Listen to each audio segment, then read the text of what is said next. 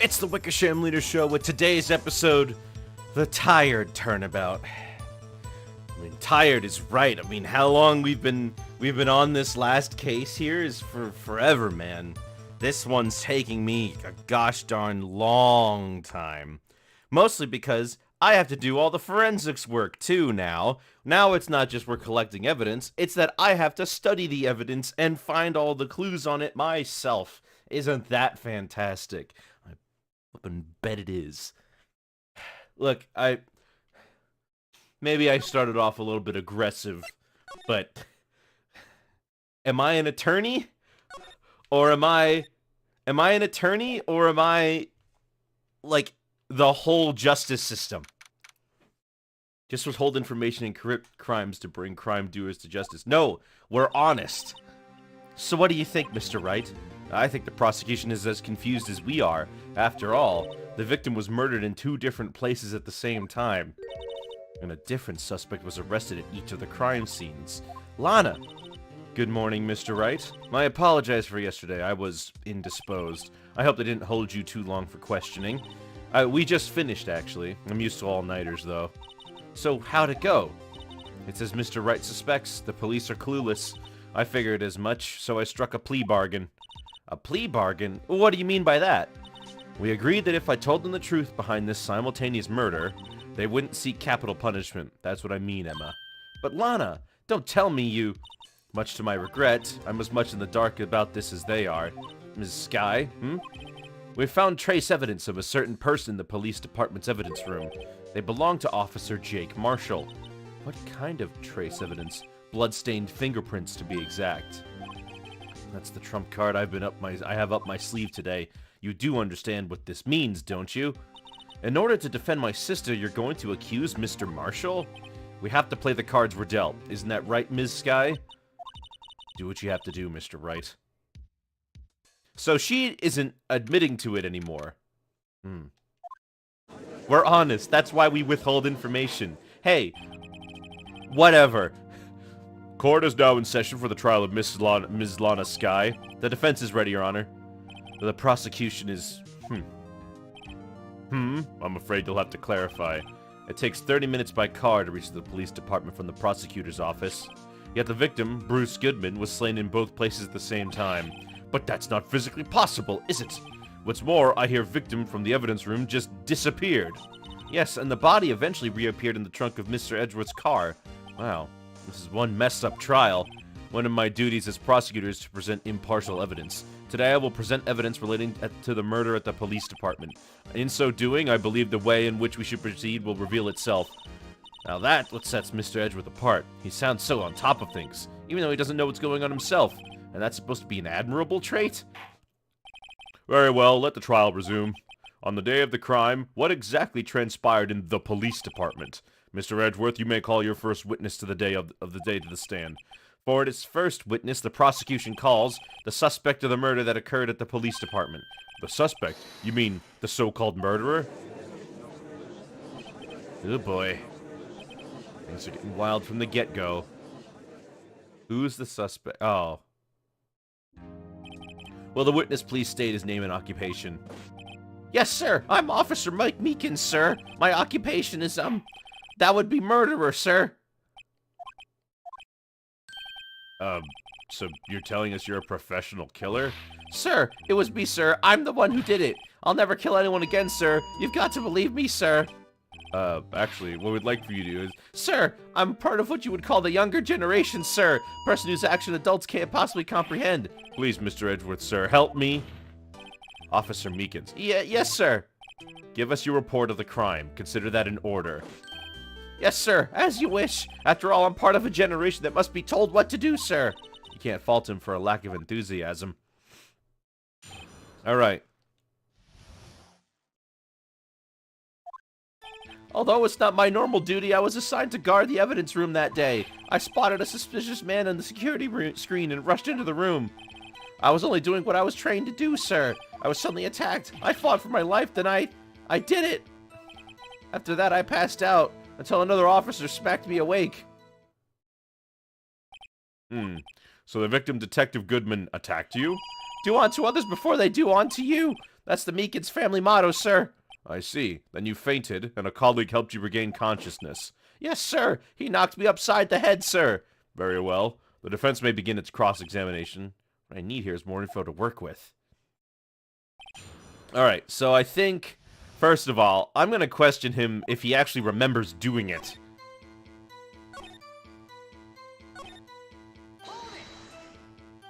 What exactly do you mean when you say you did it? I know I don't look the type, but I'm really into kung fu films, sir. The man let his guard down for such an instant, so I snatched his knife from him. You took his knife. I spun him around and performed a disarming maneuver.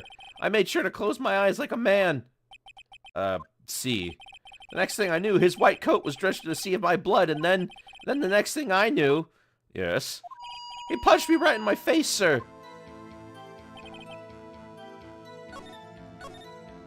How do you get punched? So you were attacked. Can you please tell us exactly what happened to you? It was a knife, sir. A knife. Detective Goodman pulled a knife on you. What happened then? Well, with me charging in on him like that, he looked as surprised as I was. You aren't exactly the kind of person someone would want to run into. That's when I reacted, sir. I swung my arms like an octopus, struggling to detain him. That's how I got this gash on my hand. Maybe if you just kept your cool, your hand wouldn't be. When I saw the blood trickling down my arm, I panicked. I grabbed the man by his head. Alright, yeah, there we go. Hold on, let's go one at a time. Mr. Meekins, you work in the General Affairs Department, do you not? Yes, sir. I'm in charge of hiring new recruits, sir. Yeah, now there's a scary thought.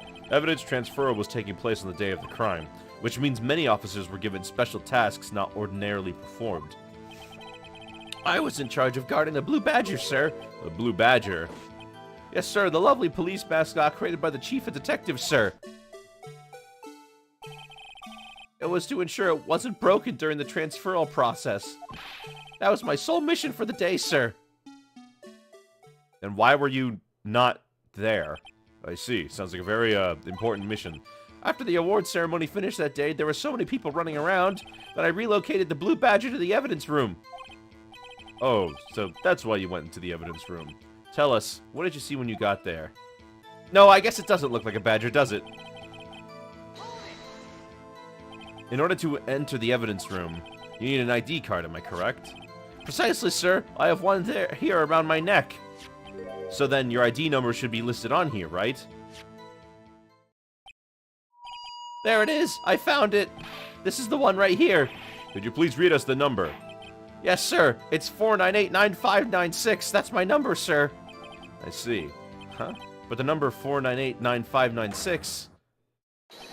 It's shown as being used twice. Please explain, witness. It's no real mystery, sir. The first time was when I relocated the Blue Badger to the evidence room. And the second time is when I went to go get him after everything settled down. I see. So it was during that second time when... Yes, sir! That's when I spotted the man on the security screen. Okay, good. What do you mean, what's happening? We're questioning this man. So you were attacked. Can you please... Oh, hold on. We already had this one. Excuse me. What is this person? He's an officer. About what time did you regain consciousness? No offense, sir, but how am I supposed to know that? I was unconscious. Oh, right. According to the report from the officer that woke up the witness, it was about 5:30. He hit me right in the head, too. I woke up crying, tears of pain. That's nice. I mean, it's nice that you recovered, that is. When I came around, though, I made sure to finish my mission, sir. Your mission? Yes, sir. The Blue Badger, sir. I returned him to the entrance before things got out of hand. Well, we can all rest easy now. I believe we now have a fairly accurate picture of what happened. Yes, Your Honor. Only one thing remains unclear. What is the was the man this officer murdered really the victim? He's got a point. Yes, Officer Meekins. With regard to that, sir, take a look at this. It was sent to my jail cell. Chief Gant delivered it to me just this morning, sir. The chief delivered it? What is that? A videotape? Yes, sir. That's absolutely right, sir. A videotape, sir. Wait, why are they using videotapes in the year, like, 2016? It contains footage from the security camera in the evidence room. What? But I specifically asked if there was such a tape, and was told it had been mistakenly erased. That's quite a mistake. I just do what I'm told, sir. It's the only thing I'm really good at. Looks like communication with the police department is good as ever. Well then, let's have a look. Show us the video of you murdering the victim. Oh, please stop using that word murder, sir. It scares me. A video of a real murder? Just what are we getting ourselves into? Maya did have a flip phone.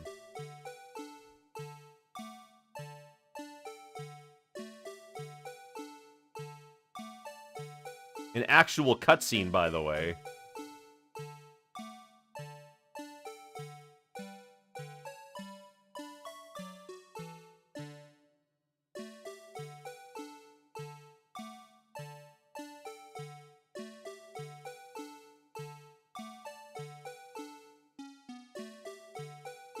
FNAF? No, no.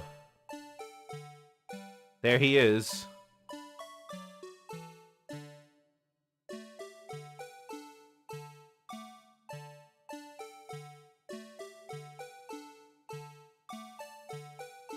Wait, it looks like he was stabbed.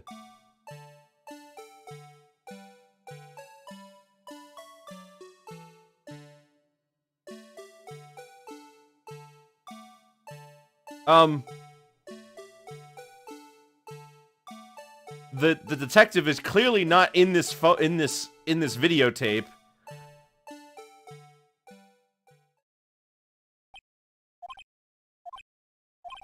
Well, I believe we're all thinking the same thing. How can we deal with these unsettling feelings stirred within us?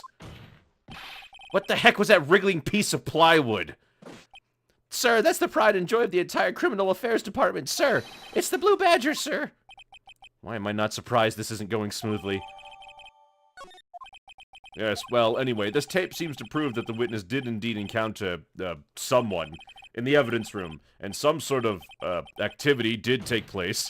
Your Honor, instead of relying on clearly incomplete footage, the witness's testimony will suffice. Is that alright with you, Officer Meekins? Yes, sir. As you wish, sir.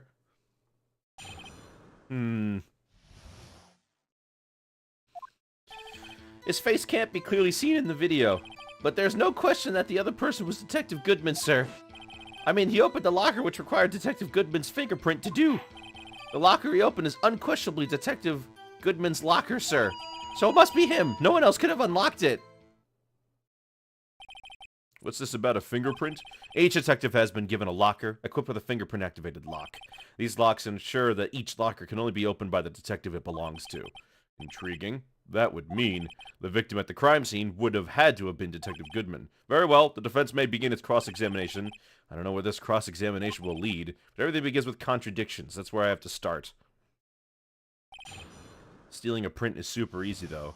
Yeah, you're right.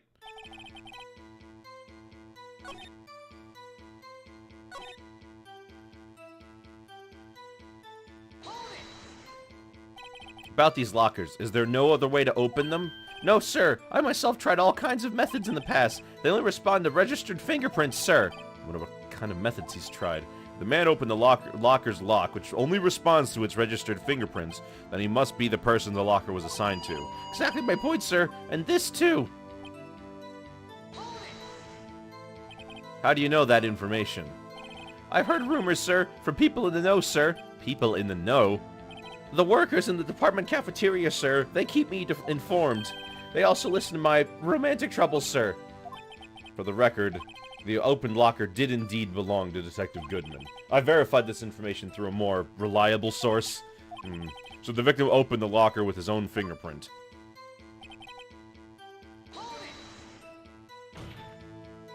However, the most detail not shown in the video is the man's face. Sir, if I may say something, sir. Please do. After all, you are the one being examined. I don't understand why the man's face is so important in this case, sir. I mean, it was his hand that opened the fingerprint lock, and it was his hand that tried to thrust his knife into my body, sir. My unsettled state can testify enough to this, sir.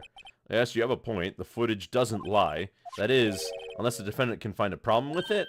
Mr. Wright, let's check the court record again. There's a problem with the security video? Regarding the video contained on this tape, there is one thing in particular that seems rather strange. Strange? This contradiction leads to the possibility that the man may not have been Detective Goodman. What? This video contains such a contradiction? Interesting. Your Honor, I have a proposal. Yes, Mr. Edgeworth? I propose we have the defense point out to us this alleged contradiction in the video. You would want me to point it out. Well, you can't just make a claim like that and not point it out. Very well, proposal accepted. Let's us further inspect this piece of evidence. I will now play the security tape. Mr. Wright, please show us this contradiction you speak of. To point out a problem in the video. This is the first time I've ever had to do that. You could do it, Mr. Wright. It's set up so you can fast forward, rewind, or pause the video. Just take a good look and be sure to point out the right thing. Please don't play it too many times. I can't stand watching this video. How did this guy ever become a police officer? Now then, Mr. Wright, please enlighten us. Where's the contradiction?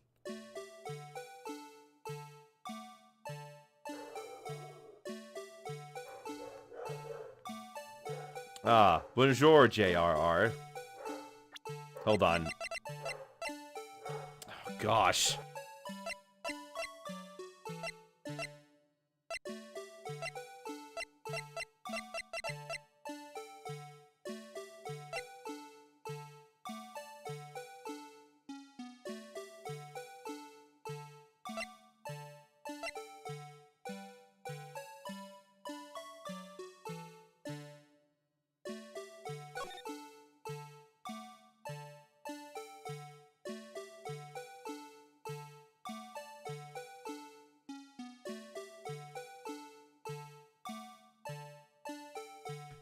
Where was this jar? I didn't see the jar break.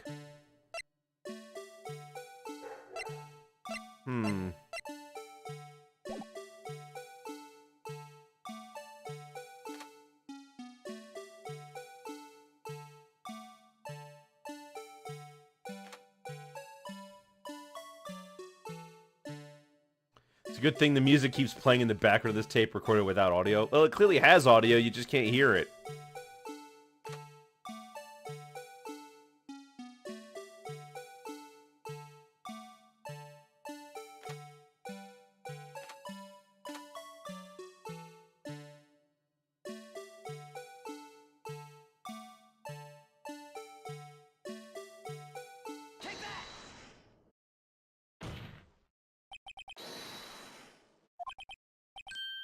Certainly sort of seems unnatural about that. What could it mean?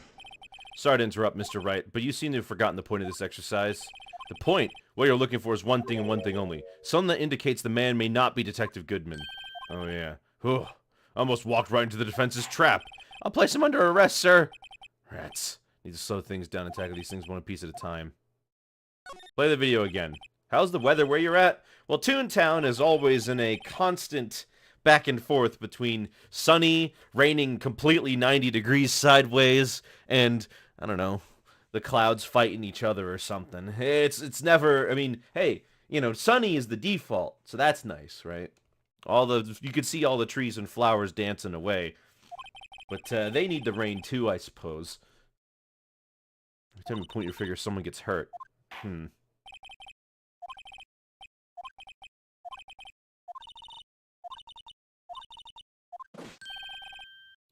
Alright, hold on. Let's watch this again.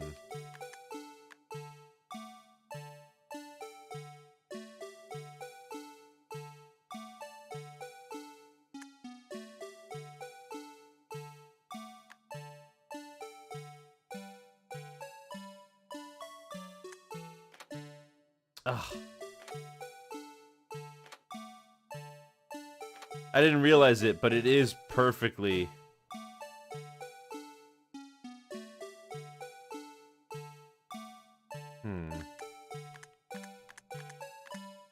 It is perfectly blocking his face. What a coincidence.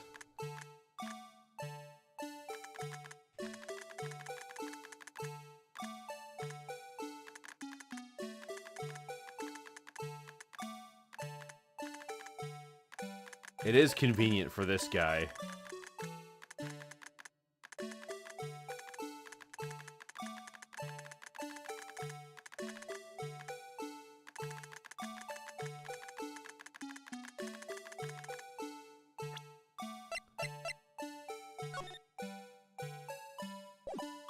Do we know anything about this guy's height or anything?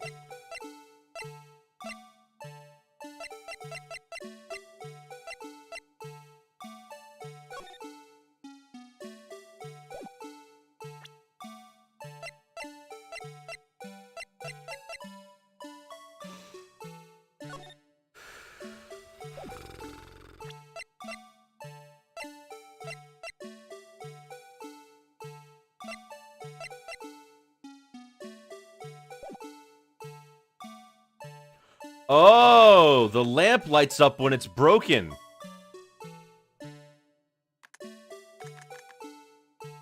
Hold on, we gotta go back.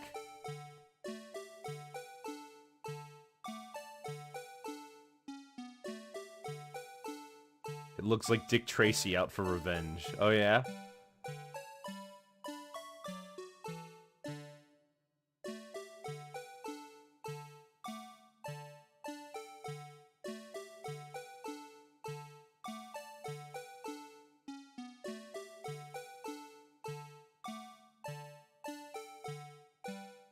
Yep, it's on. The thing that's strange about the video's got to be this. Officer Meekins. Sir, do you mean me, sir? As I understand, the locker apparatus works like this. Oh, the music keeps playing. When you grab a handle, the sensor reads your fingerprint if it's a match. The light turns on and the lock is released. According to my very limited experience, that's the way I understand it, sir. If so, then something is seriously wrong with this picture.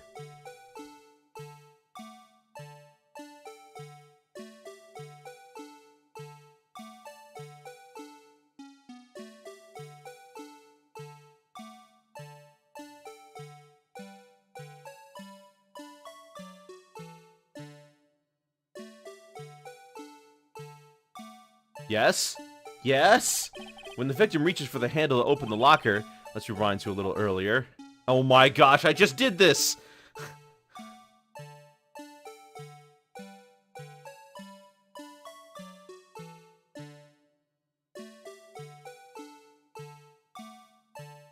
Here, notice the light?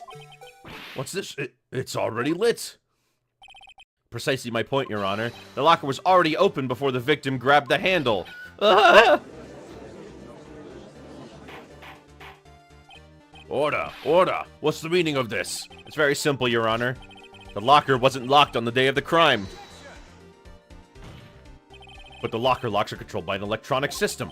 When a door is shut, a sensor is triggered, and the locker is automatically locked.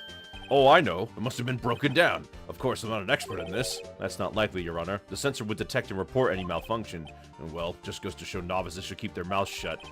So then, Mr. Wright, do you have an explanation? Me, Your Honor? Yes. Why wasn't the locker locked? Me, Your Honor. Yes, well, you see, this isn't exactly my field. What do you think, Miss Scientific Investigator?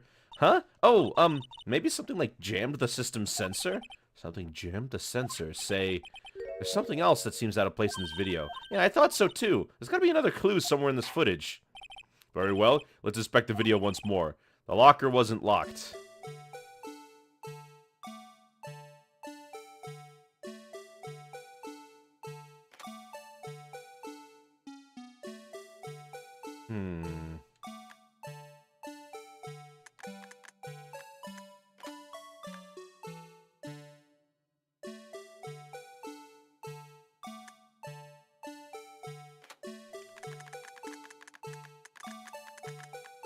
This glove.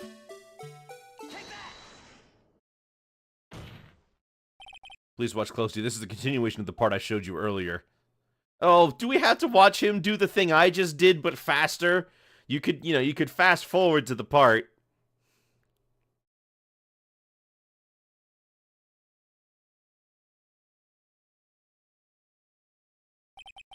What's this? Something white fell out of the locker.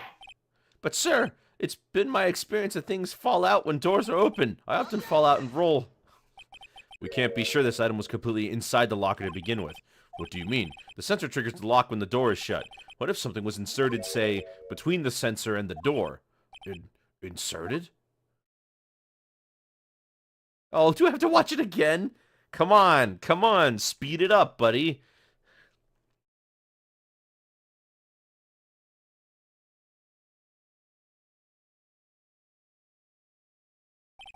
This white thing wasn't inside the locker. It was stuck between the door and the sensor. Oh, I understand now, sir. It's just like my tie. 2 out of 3 times it gets stuck in the door when I get out of my patrol vehicle, sir. Instead of the door closing, it closes on me. But the object would have to be extremely thin to fit in the door. Not only that, we also have to block electrical currents. We need to be an insulator. Yes, an insulator, but at the crime scene, there just might have been something that fits the description. But sir, insulator, you mean... I think I finally got this figured out. Very well. Will the defense please present the relevant... Can you guys not see that it's a glove? Like, am I stupid or something? Can't you see that it was a glove? I found this near the locker. A thin rubber glove. But we can't be sure that was in the victim's locker. It has a tag that says SL9 incident. The video seems to depict the victim opening the locker. But that isn't the case. The lit lamp attests to this. On the day of the crime, even I could have opened that locker. Is this not so, Officer Meekins? Sir, it would appear so, sir. Order, order. So what you believe then, that the victim, whom this witness stabbed in the evidence room, was not Detective Goodman? Do not be misled, Your Honor. What do you mean, Mr. Edgeworth? The defense has merely demonstrated the possibility and nothing more. The victim in the video was indeed Bruce Goodman. The prosecution will offer one more testimony to prove this. What? Officer Meekins, please testify about this. Sir! Me, sir? I'm not sure what you're referring to, sir. Oh, you mean that, sir? Of course, sir. Is this a joke? Very well, begin your testimony.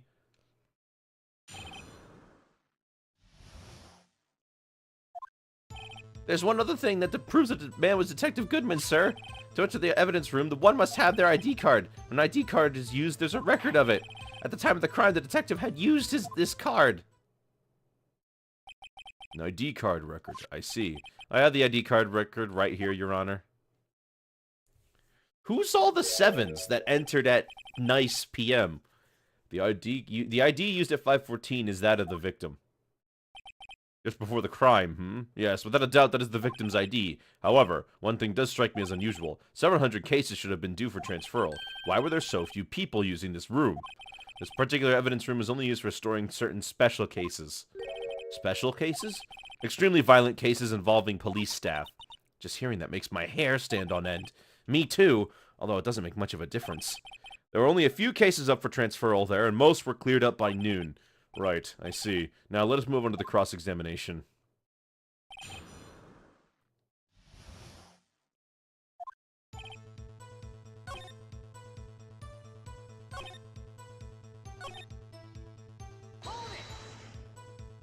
Earlier, I believe you testified when you asked the man to show his ID card. He pulled a knife on you. Yes, sir. He didn't show me any ID card, sir. Don't you think that's odd? I mean, if he had his ID card, all he had to do was show it to you. There wouldn't be any reason to draw a knife. Maybe he just panicked? Everything stems from contradictions. Let's point them out. It's not like... Okay, so the ID card testimony... I mean, it's entirely possible that somebody else had it. Is that card hanging from your neck one of these ID cards? Yes, sir. This card right next to my cuffs, sir. I keep it here so I won't ever forget it. What if someone were to steal it from you, keeping it out in the open like that? Maybe I shouldn't wear it around my neck. Remember when I said 2 out of 3 times my tie gets stuck when I get out of my car? Well, the remaining time, it's my ID card that gets stuck. Instead of the door closing on it, it just closes on me. At any rate, each police officer only has one. Both the police department and the prosecutor's office can attest to this. Please proceed with your testimony.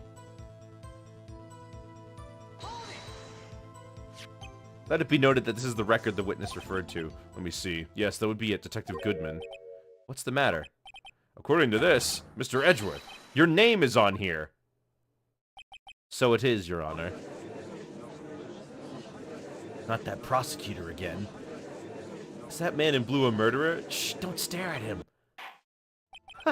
It would seem the inquiry committee will want to speak with you again today.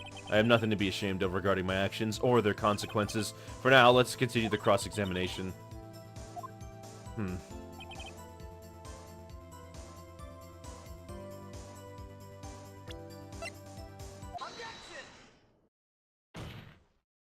Wait one moment, Officer Meekins. I'm not good at waiting, sir.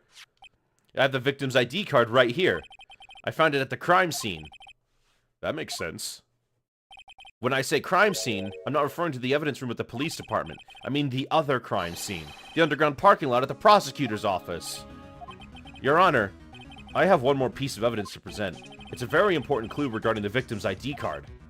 Lost item report? It's only half completed, but it shows that Detective Goodman had lost something on the day of the crime. Something important enough to fill out this report. Let me guess. You believe that something to be his ID card, right? I can't say for sure, but there's a high probability. On the day of the crime, Detective Goodman was not carrying his card. Order, order. So now, what does this all mean? That can only mean one thing. It doesn't even require much thought. The man of Officer Meekins encountered in the evidence room was not Detective Goodman, but rather the man who stole his ID card. Order. Does the prosecution have a response?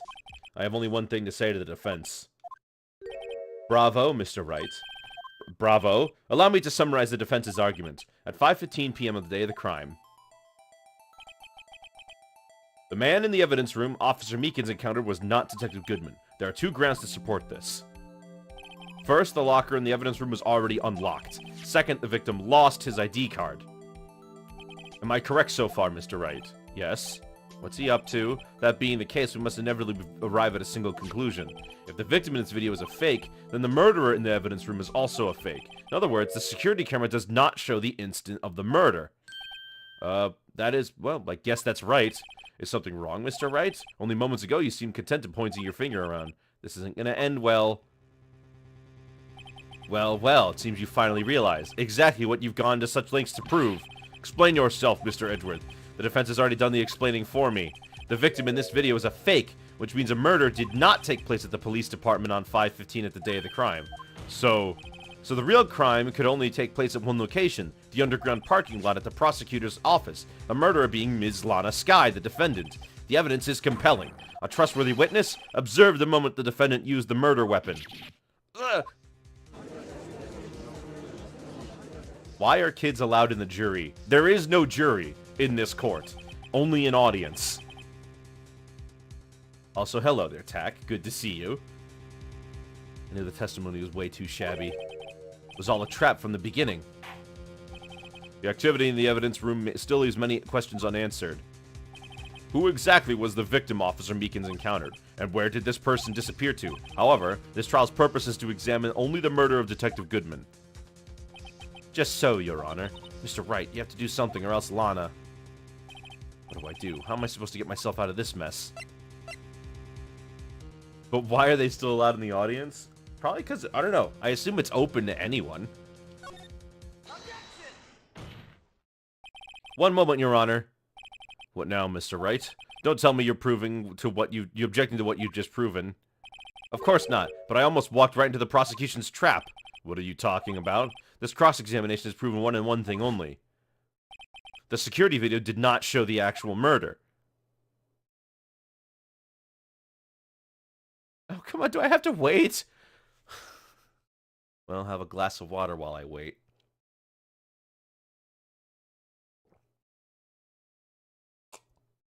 Ah, delicious, delicious murder-watching water.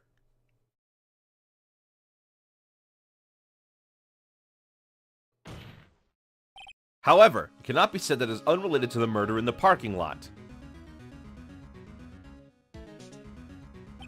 Specifically, large amounts of blood traces were found in the evidence room. The defense demands further examination into the truth of the matter. Mr. Edgeworth? Yes, Your Honor. If this court were to examine this further, other witnesses would need to testify. Is the prosecution prepared? I'm sorry, Your Honor. The prosecution considered the incident at the police department to be unrelated. We have not prepared any other witnesses for this incident. This just might be my chance. Time to call a certain Texas Ranger to the stand. Mr. Wright, do you mean... Your Honor, the defense would like to request a specific witness. Oh? Whom do you have in mind? Someone we have reason to believe knows the truth. The truth behind the activities that took place in the evidence room. The prosecution requests to hear this person's name before deciding whether or not to comply. Very well, then. Mr. Wright, the person whom you would like to have testify, what is his or her name? Officer Jake Marshall. Why him?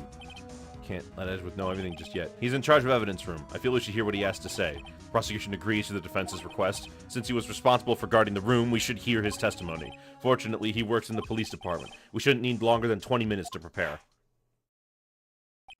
Very well. The court will take a 30-minute recess while the witness is subpoenaed. Will the prosecution please prepare the witness during this time? We will, Your Honor. Court is now in recess. It feels weird watching these people fluently move. Maybe we'll see more of that later on. There's no stopping you, is there, Mr. Wright? Huh? What do you mean? You called for Jake Marshall. It seems you figured everything out. I haven't figured anything out. Lana, you're the one who knows everything. Emma, you always know everything, so why don't you just tell us? Mr. Wright is trying his hardest to protect you. I don't recall ever asking for his protection. How can you be so cold? Don't you trust us? Don't you trust me? Hope I'm not interrupting anything, pals.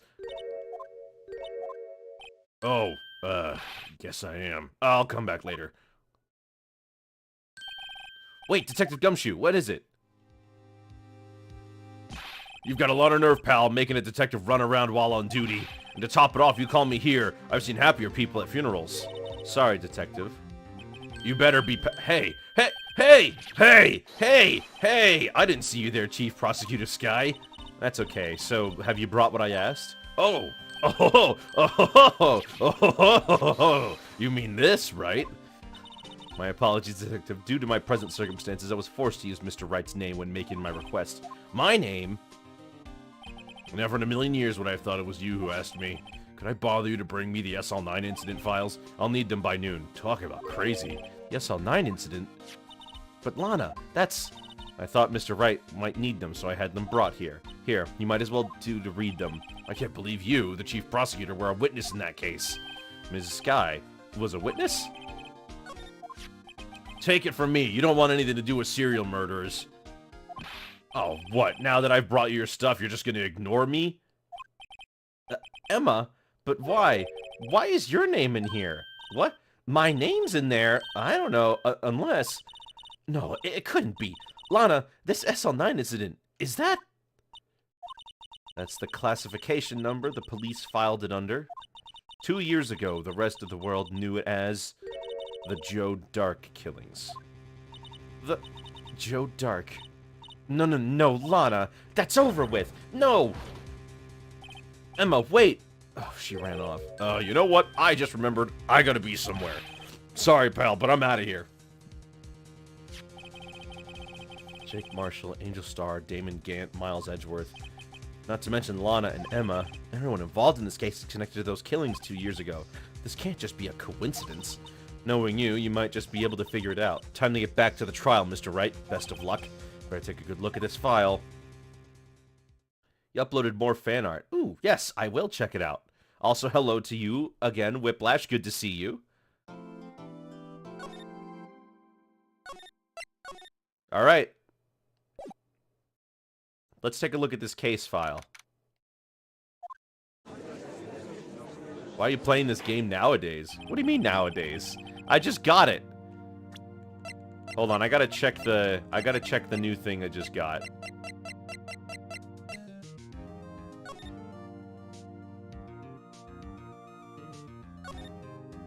Edward Jones, Edith Kirby, Jeb Bates, Jason Knight, Rachel Moss, Near Marshall, Head Prosecutor Miles Edgeworth, Witnesses Lana Skye, Emma Skye, Damon Gant, Lana Skye, Head Investigator Bruce Goodman, Jake Marshall, Angel Starr.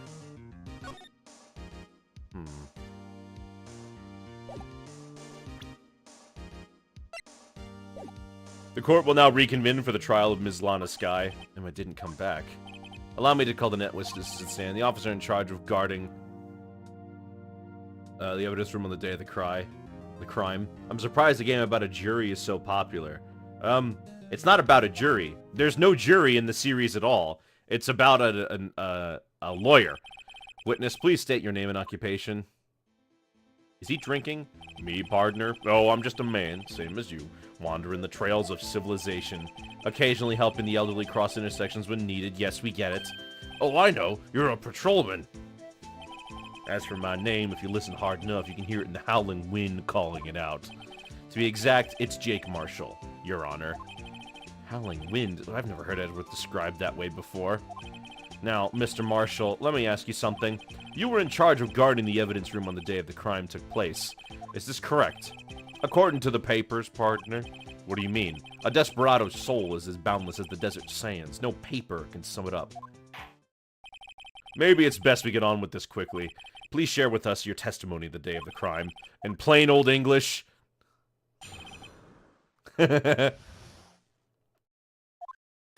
My job was to keep a wary eye on that bone orchard. They said I was supposed to make rounds 3 times a day, but that ain't my style. Besides, the room's protected by 2 security systems anyway. If I remember right, I was at a street-side saloon at the time it went down. I was just an innocent traveling man, so if you're out of ammo... So if you're out of the time I hit the trail. Bone Orchard's a pretty good name. I can't particularly care for your attitude. I can't say I care for your beard, but you don't see me complaining. Wait a minute. What do you mean by 2 security systems? I mean the security systems, cameras, and the ID card reader. I reckon even a cowpoke like you knows about those. Yes, well, what about the fingerprint-activated locks in the evidence lockers? Fingerprint-activated locks? What kind of newfangled doohickeys are those? He's not being very helpful. He's not that good with machines, or with following orders. Everyone's got their weaknesses, now don't they, Mr. Prosecutor? This one seems like trouble. Okay, Mr. Wright, he's all yours.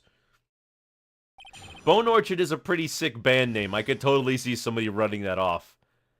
As for people finding this boring, see, it's a brain tickler. You use your mind, you think about things. You get into the nitty-gritty and you find out what makes a man commit murder. Actually, why are these only about murder? Why is he never in a case where somebody commits Grand Theft Auto or something? My job was to keep a wary eye on that Bone Orchard. Alright.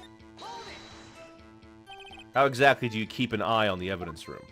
I just made sure nothing moved in the security camera monitor. That room's so still, even the time dies in there. I was just a caretaker who interred the recordings. You interred them? Videos of nothing aren't that useful. When the time would come, I'd erase the tape. Nothing unusual was recorded. Tapes are to be erased every 6 hours. Each time I'd erase a tape, it felt like I was erasing a part of my life. This guy's a flair for the dramatic, but it isn't going to do him any good. So in actuality, you don't physically enter the evidence room. But you made your rounds on the day of the crime, right? Ain't you heard a word I said, partner? I told you that ain't my style. I'm afraid I don't understand. No desperado I know lets rules get in his way. No desperados I know join the police force. So, Officer Marshall, on the day of the crime, just between you and me, I didn't set foot in the evidence room that day. There was a rubber glove stuck in the evidence victim's locker. Do you know anything about that? Sorry, partner, can't say I do. I haven't been in that crypt in weeks. How does this guy avoid being fired?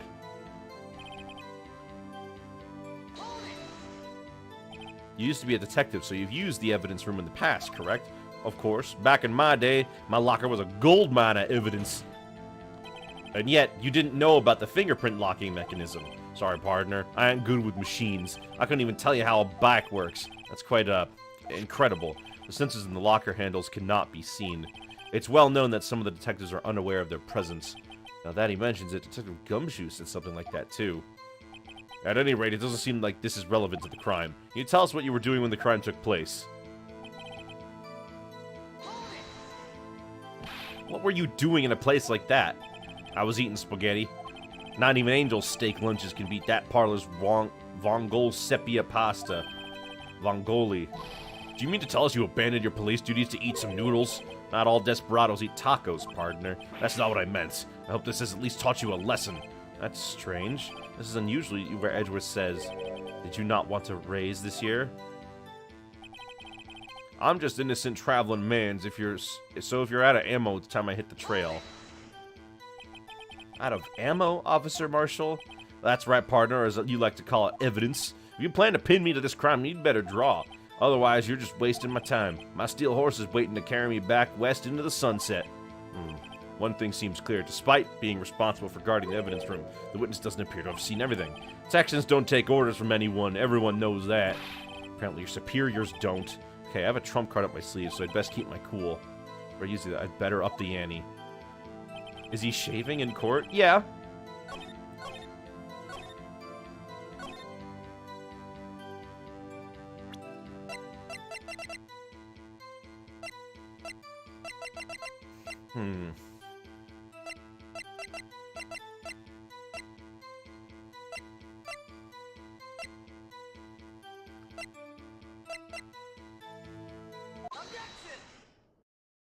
Officer Marshall, doesn't it strike you as odd, that is, you being called in to testify like this? After all, you weren't in the security room at the time of the crime, and yet you dragged me down here. Explain yourself, partner. It's quite simple. You left a very large trail behind at the scene, or to be exact, a handprint. Listen real good, partner. Like I said, I make my rounds about once a month. It's only natural my fingerprints would be in there. I only wish it were, officer. But you see, your fingerprints were covered in blood. Witness, what's the meaning of this? Your blood-stained fingerprints were at the crime scene? The blood was wiped away. However, a luminol test clearly revealed this. Well, Officer Marshall? It seems to me there ain't a person in this room with a head on his shoulders. I take it you have an explanation then, Officer Marshall? About the blood-stained fingerprints? Very well. You may begin your testimony about your fingerprints found at the scene of the crime. Bank fraud, identity theft, shoplifting, some white-collar crime that nobody cares about. Yeah, why isn't he defending any of those? As to answer Whiplash's question, my favorite non-Nintendo game? Jak and Daxter, the Precursor Legacy. 100%. Hello there, Flowerheart. Good to see you. Like I said, it's only natural for my fingerprints to be in that evidence room. One of them just happened to be at the same place as the blood-stained handprint. The murderer touched the locker where my fingerprint was by chance. The blood stain and the fingerprint are completely unrelated. Or didn't you know the murderer was wearing gloves? See, I had nothing to do with it. The witness's explanation appears valid, though there's room for doubt. Life wouldn't be fun without any doubt, partner. The defense may now cross-examine the witness. This guy's hiding something. Now's my chance to prove it. Hold on. He said it wiped off, but when the murder occurred, we don't see it in the video.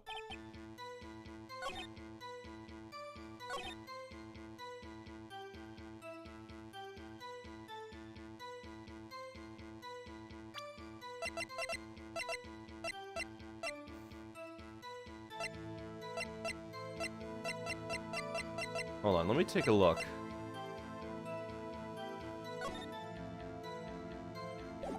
But where was it in the room?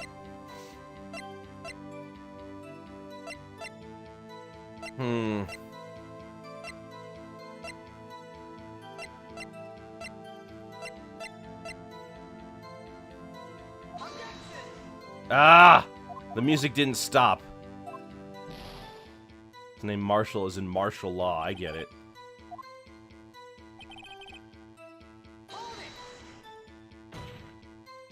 The chances of that happening are 1,000,000 to 1. On the contrary, one could argue just the opposite. The chances of that not happening are 1,000,000 to 1. Get one thing straight, partner. You ain't gonna get no reward from me with a mere fingerprint. You wanna know why? Unrelated? They're as different as night and day. Kinda like cereal and cereal. One's got to do with a breakfast while the other's a type of murder.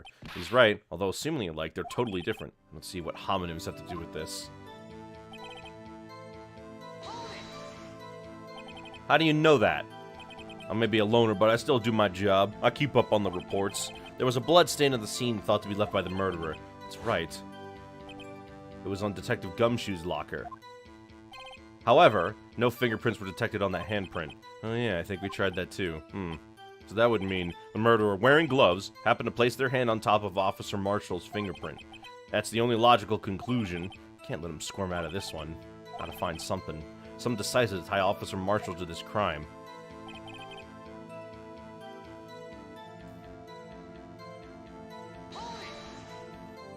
That's because, how did you put it, pay your respects once a month? Yeah, that's right. That and one more thing. That locker happens to be mine. What? What do you mean? I mean what I said. That's the locker I used when I was a detective. The locker I still use. All that's in there now, though, is a heap of broken dreams. I see. It'd be strange if my prints weren't all over that locker. Apparently his fingerprint data was never removed from that locker's programming. We must have been using the fingerprint lock all this time without ever knowing it. Are you starting to get the picture, partner? The picture? This seal of blood in the desert is just food for the buzzards. There's only one reality, and that's this. Security tape. So long as my trail isn't in there, you can't say otherwise. This isn't getting us anywhere, Mr. Wright. Please consider carefully where you're going with this cross-examination. Yes, Your Honor. Now then, continue your testimony. What do you mean by that? You want me to tie this crime, isn't that right, partner? If so, that video is the only direct evidence you have. But that video's next to useless. It's full of blind spots. Blind spots? Places you can't see. The camera's panning back and forth. The floor isn't shown. If someone was familiar with the camera's position, they could leave the room without being caught on tape. We don't have time for your speculations, Mr. Wright. Well, Mr. Wright, if you can show us evidence in this video that indicates Officer Marshall was present, please do so now. Very well. Allow me to point out your mistake, Officer Marshall. Tread carefully, Mr. Wright, or you might wind up being the one making the mistake. Now then, let's have another look at the video. Show us this incriminating evidence of the witness. Ah, yeah, the music's back.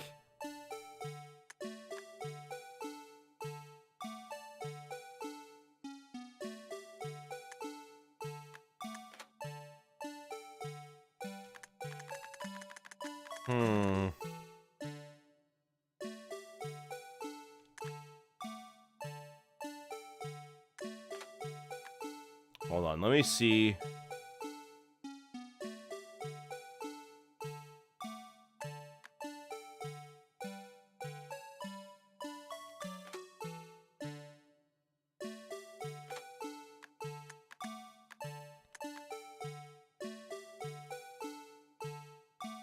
There should be a character named Red Herring. Maybe, like, on the first case.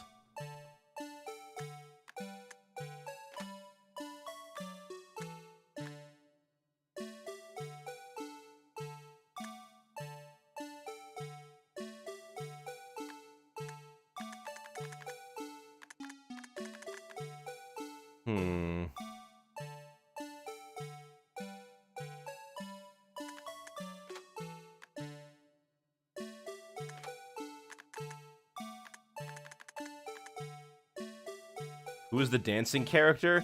That's the mascot for the police department, the Blue Badger.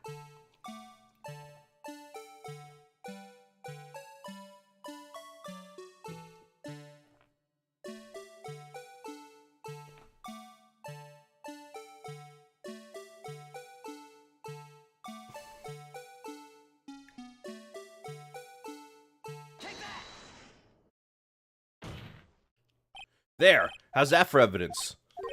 Please allow me to apologize for my colleague, Your Honor. He gets carried away sometimes. Ugh.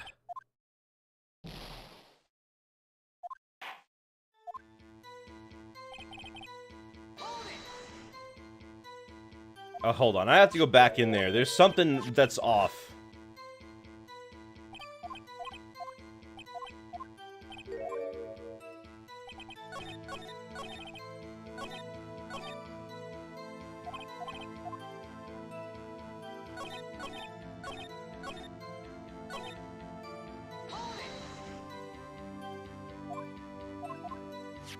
Alright, let's look at the video again.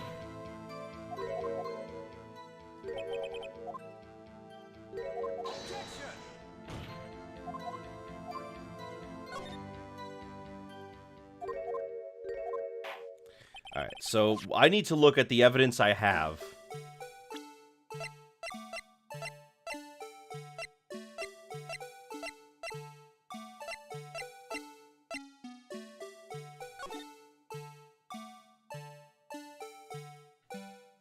There's a character named Red Herring Trope. They're smart with their pun names. Oh yeah, guess so, huh?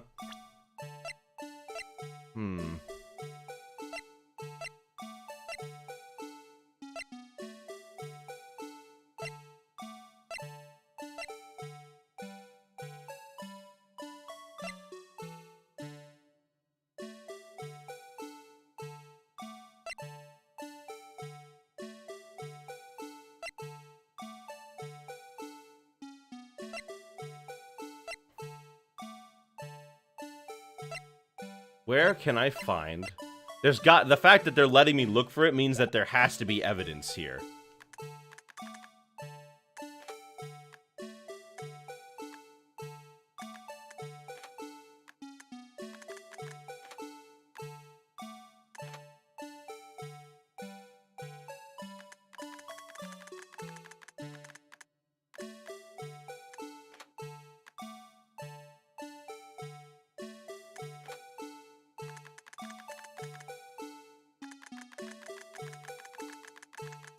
I can't tell if he's wearing gloves in this or not.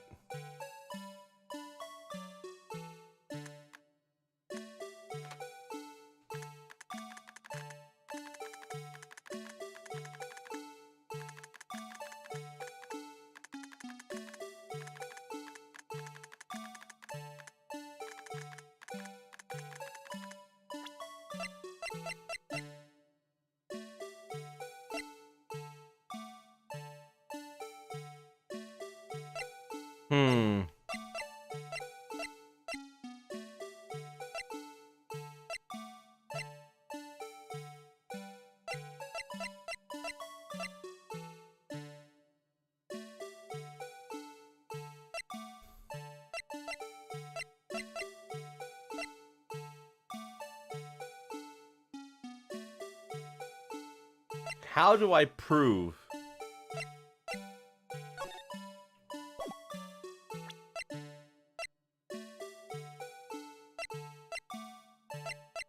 How do I prove that it's him? I can't... There's something I'm missing.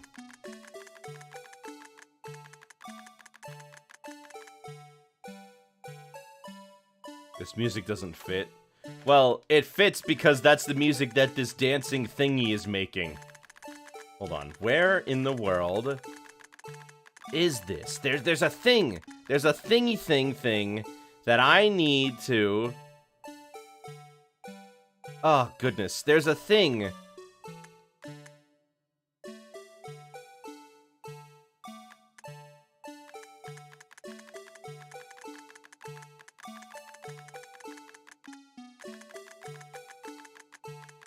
Wait a minute.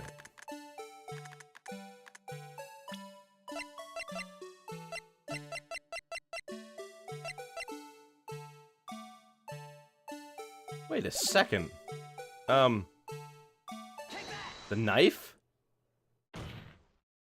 There. How's that for evidence? Oh, come on! It's the knife!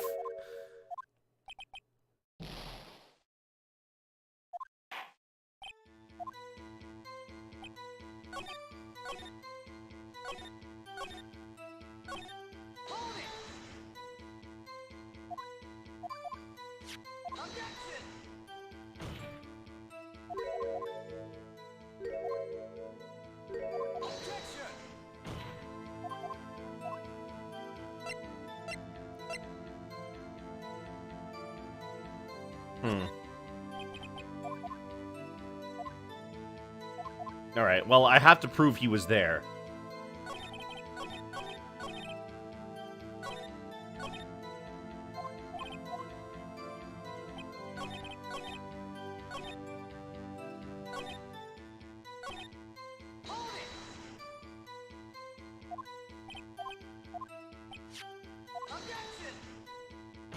How do I prove he was in that room? I can't...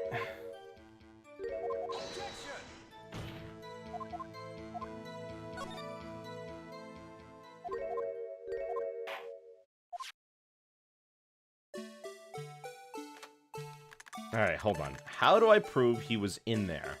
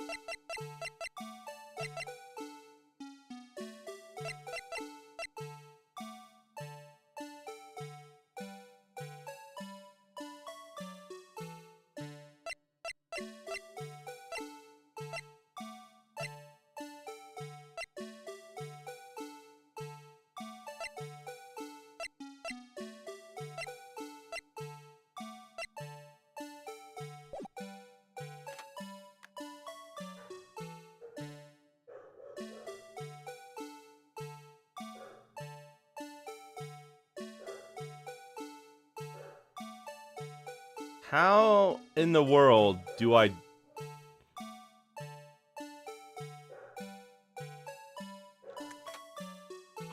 There it is! There. Oh, come on! No! You must be joking! The thing was clearly opened! It was clearly opened! Ah, you gotta be kidding me. It was clearly opened. You serious?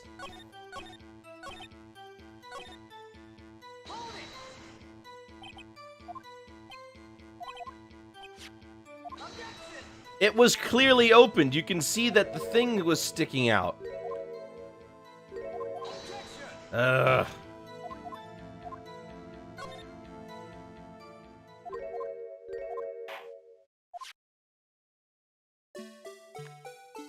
Look. When it pans over to his... It's closed, right? And then open it up, right? We go, and this guy shows up.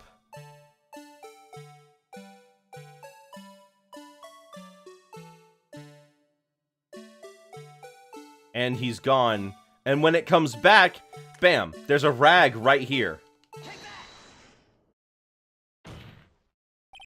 Bring your attention back to the security camera. Is a mistake I'm afraid you'll soon not forget, Officer Marshall. The days are short in Texas, and so are our tempers. Could you sum up what you have to say in 8 words or less? Very well. You can clearly be seen in this video. Exactly 8 words. Not bad, partner. The key lies in a certain locker shown in the video. There we go. Jeez Louise. That locker with the white cloth sticking out. Well, that was the witnesses, I believe. Now then, let's rewind the video a bit.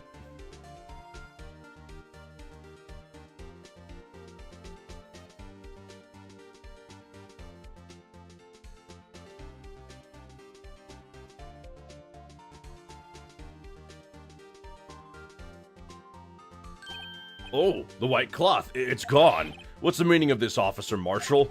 When the crime took place, the white cloth wasn't there. Then it suddenly appeared. There's only one explanation. Officer Marshall, you were in the evidence room at the time of the crime. What's more, you opened your locker when the camera was turned away. Order. It would seem that that's... Hold your horses. Sorry, partner, but you got the wrong man. So what if my locker was open? That doesn't mean I'm the one who opened it. The murderer need to hide something, so he opened a locker and stuck it in. It's not my fault he happened to choose mine. Why is everyone staring at me like I'm a wanted man? This guy isn't just playing dumb. He really doesn't know. Hate to rain on your parade, but you're the only person who can open that particular locker. Oh yeah? I call your bluff. You say I opened that locker, now prove it.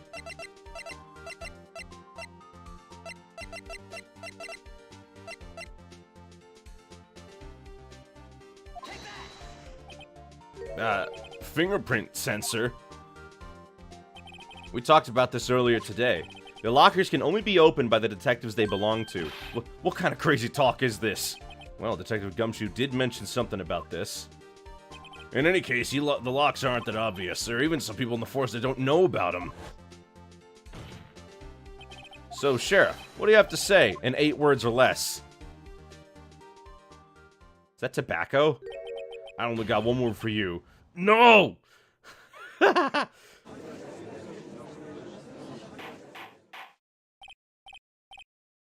Order! Witness, explain yourself! If this is a joke, it's the worst I've ever heard. I assure you it's no joke, Officer Marshall. Now then, please tell us what you were doing in the evidence room at the time of the crime. Olay! Please answer the question. What is he now, a bullfighter? That's alright, Officer Marshall. I believe we can figure the rest out from here. We can? Have a look at these floor plans. There is no place for someone to hide in the evidence room, yet Officer Meekins didn't see Officer Marshall. If that's so, then where was the witness? Seems Mr. Wright has an answer. That's right, the only possible conclusion. Well then, let's hear it.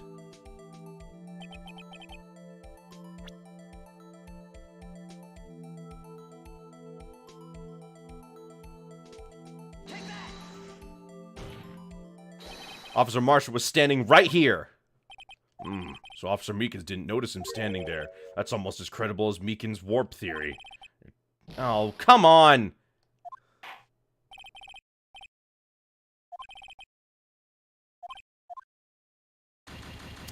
You must be joking. This is ridiculous.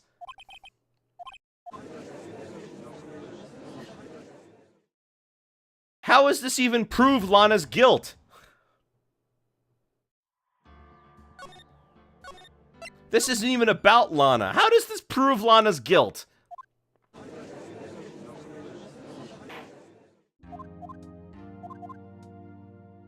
Ugh. Well, at least we're right here. Yes, yes, yes. Get to the testimony already.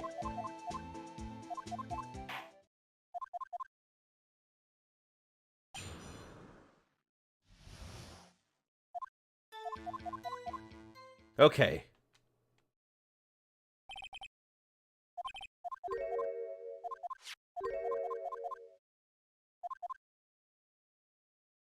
All right, let's do this again. From the top. Yeah? Yeah.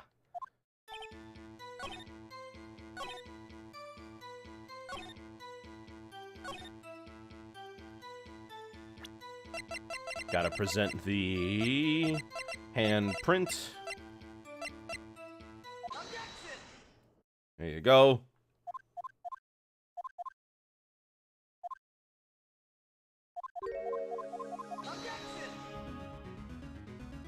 There's your handprint. Let's get on with it. This guy's making me hungry for some Tex-Mex. Okay. Bloodstained fingerprints.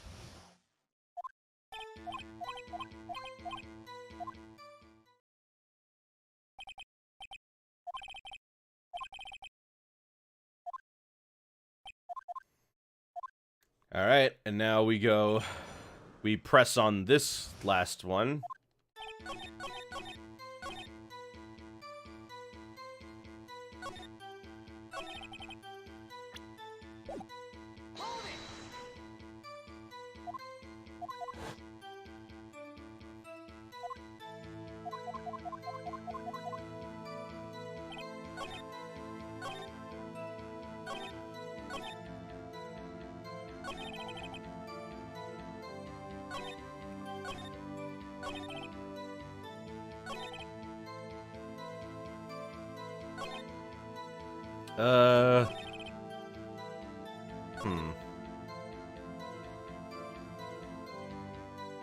Murderer touched the locker. I don't remember what I did here. What did I do here? I completely forgotten.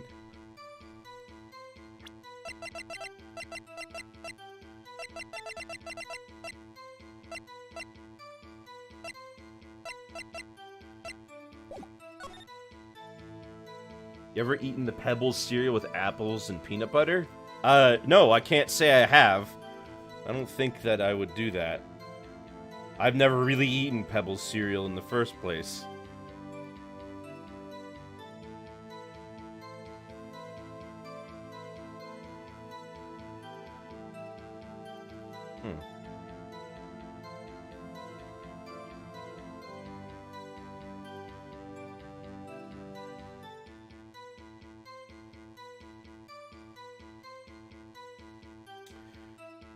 What did I do here? I can't even remember.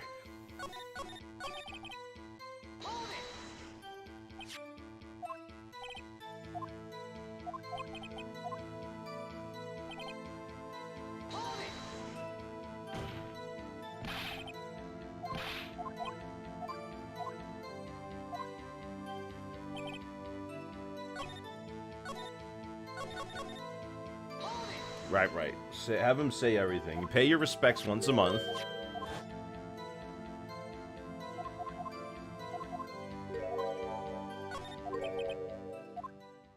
There we go.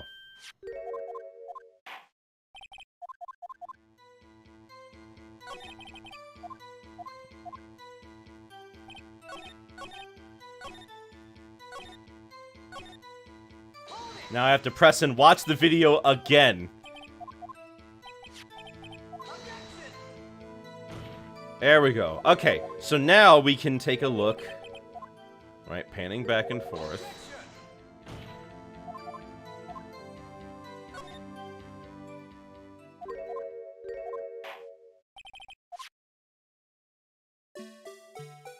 Fast forward, blah, blah, blah. We gotta fast forward through the whole thing.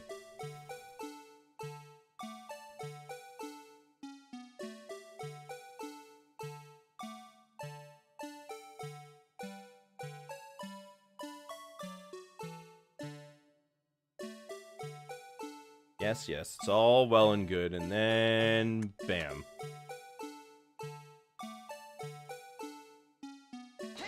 Gotta watch this. We gotta watch this again. Alright, so now we're back where we were.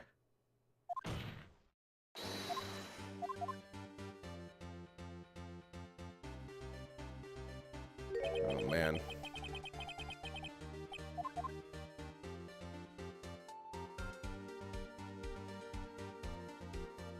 Yeah?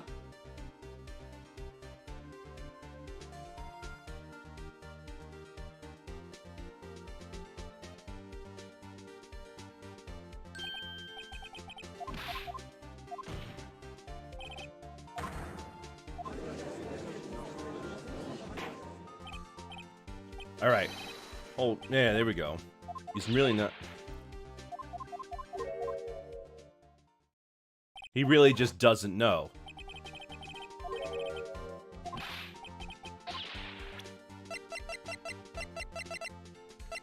We gotta go all the way over.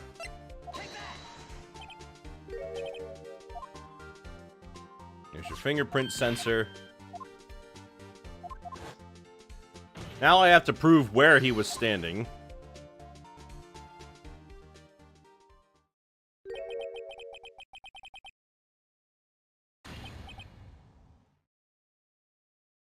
Really? That's what you got? Just no? Okay. Now.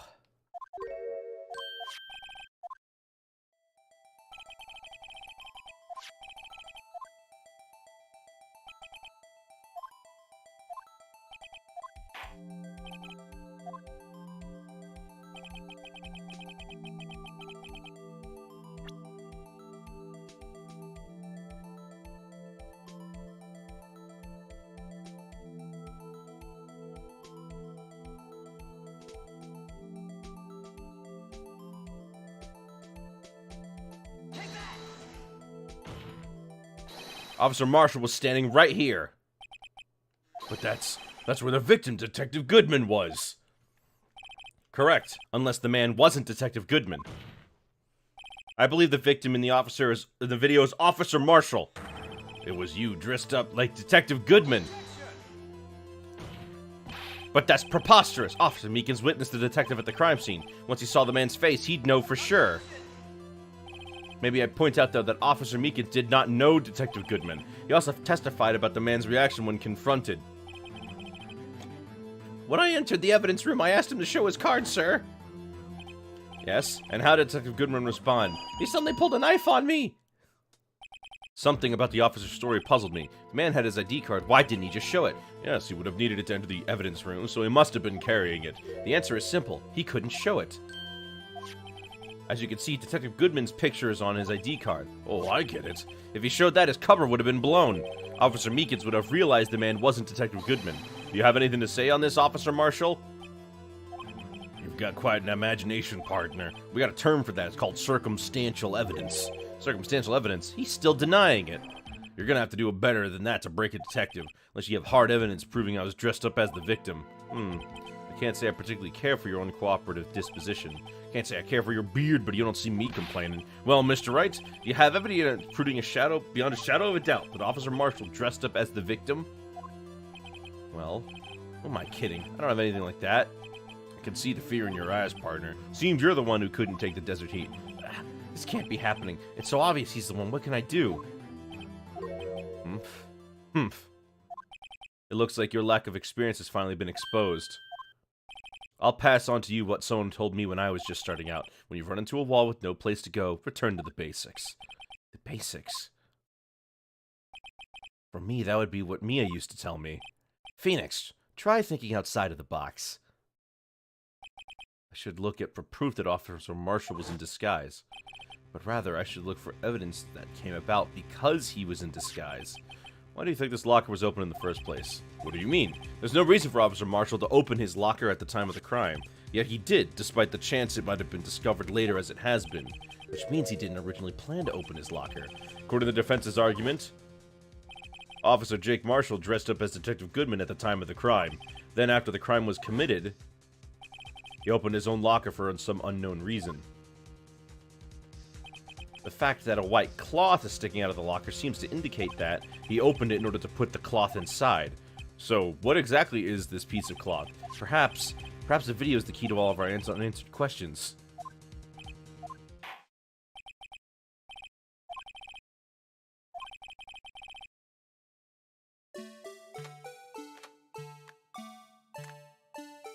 Well, it would be...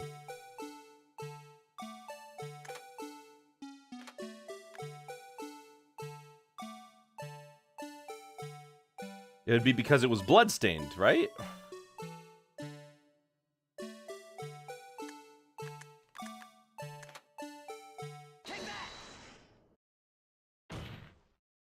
For some reason, you disguised yourself as Detective Goodman and entered the evidence room, though I didn't know to what end yet. However, something unexpected happened. Officer Meekins barked in on you. When I asked to show your ID card, you pulled a knife on him. However, Officer Meekins panicked, and the white coat you were wearing was soiled with blood. A bloody white coat. You couldn't just walk out like that, so you hid the coat in your locker. Not bad, partner.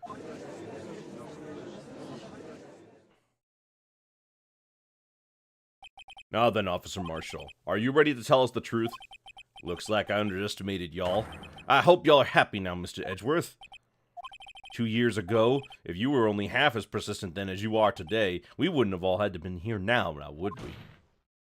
Officer Marshall, tell the court what you did. All of it. Alright, it seems the time has come.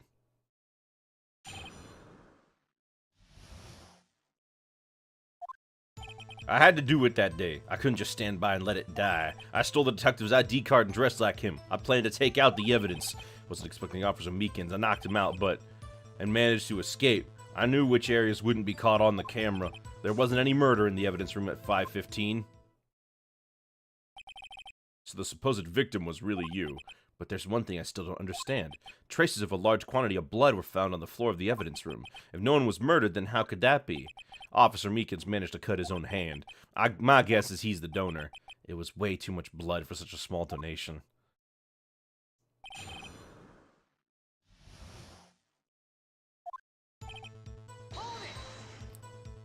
When you say it, you mean... Do you even have to ask, partner? The SL9 incident. 2 years have passed since that case was closed. It was going to completely end with the transferal that day. Not if I have anything to do with it. That incident's not over. What did you hope to accomplish by sneaking into the evidence room? When a case is closed, only that case's lead detective can look through the evidence. I wanted to have a look at it myself one more time, no matter what the cost. I don't care what anyone says, partner. That case is mine. But Officer Marshall wasn't in charge of that investigation. Why does he care so much about it? That day was my last chance. That's why I stole the detective's ID and dressed like him and planned to take out the evidence. Why'd you disguise yourself as Detective Goodman? If I didn't make it look like Goodman was carrying out the evidence transferal, I'd be arrested for stealing evidence, which wouldn't get me anywhere. So you did it to fool the security camera. And the detective's ID card? I stole that the morning of the incident. So that really was why Goodman started filling out that lost item report. I returned his ID card. I left it on the floor in the prosecutor's office parking lot. The ID card I found was left there by Officer Marshall. So essentially, you managed to succeed despite your lack of foresight. What do you mean, partner? I mean the fingerprint activated lock, of course. No matter how well you disguise yourself, you can't change your fingerprints. Under normal circumstances, you wouldn't have been able to open that locker yourself. But he could, because a rubber glove just happened to get stuck in the door. That means Detective Goodman must have opened that locker before Marshall. You pulled a knife on Officer Meekins and tried to drive him off? Let's just say I was a little surprised. I only planned on being in the evidence for no more than 5 minutes. I didn't think anyone would actually come in during that short time.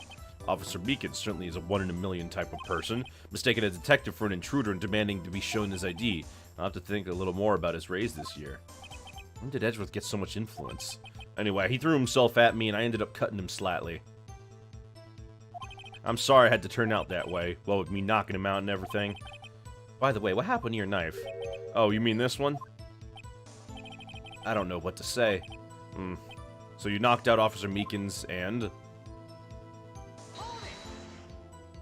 So you did your research beforehand. Those who got into the desert unprepared don't live long, partner. I didn't think it would make a difference, though. The security tape was erased every 6 hours. If all had gone as planned, no footage would have been left. However, you bloodied your coat in your struggle with Officer Meekins. If someone was in the security room when I came out, the jig would have been up. I opened my locker and stashed it in there. What was Officer Meekins doing during that time? What else? He was sleeping like a baby. So what you're saying is on that day...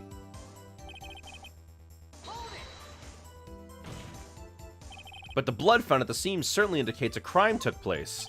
What are you, blind? The victim shown on that tape was me, and I'm not dead yet, partner, so you stole the evidence from the locker. Actually, no, I didn't. Why not? When I opened the locker, the evidence was already gone. What? Mr. Edgeworth, where is that evidence? It's still missing, Your Honor. Detective Goodman's locker was already empty. Someone else stole the evidence. Officer Marshall, may I ask you one thing? Fire away, partner. It's a free country. Just remember, I'm also free to decide whether or not to answer. Why did you do this? Stealing a detective's ID, injuring a police officer? This is no small offense. Moreover, you're an officer yourself. This will have serious consequences. It can't just be forgiven with a simple cut in salary. Not that salary cuts are ever a valid solution. Like I said, this isn't your case. This one is mine. And I'll do anything it takes to get an answer I'm satisfied with. The witness has an unusual amount of zeal. Let's hear more. Can't just forget the SL9 incident. You know why? But that case was solved 2 years ago, wasn't it? That's the reason the evidence was stored in the evidence room. Joe Dark was convicted for his crimes. One thing I cannot say for sure is he deserved his sentence. I remember the Joe Dark case. It involved serial murders, didn't it? I don't intend to complain about how it turned out, but there's something that still bothers me. Something went down on that trial. Something no one will talk about. What happened? I don't know. That's what I'm trying to find out. Why is he so concerned with that incident? Maybe I should present him with what I think his real reason is. Feeling we wind up here sooner or later. Anyone involved here is related some way to that case. We're taking another look at the files. You know what? You know why Phoenix Wright is the hero? Because you play as him? About as reason as any. I'll decide if I want to answer or not. Sir, this is a courtroom. Unless you want to plead the Fifth, you gotta talk. Well, they can't plead the Fifth because this isn't America. They don't have the Fifth Amendment.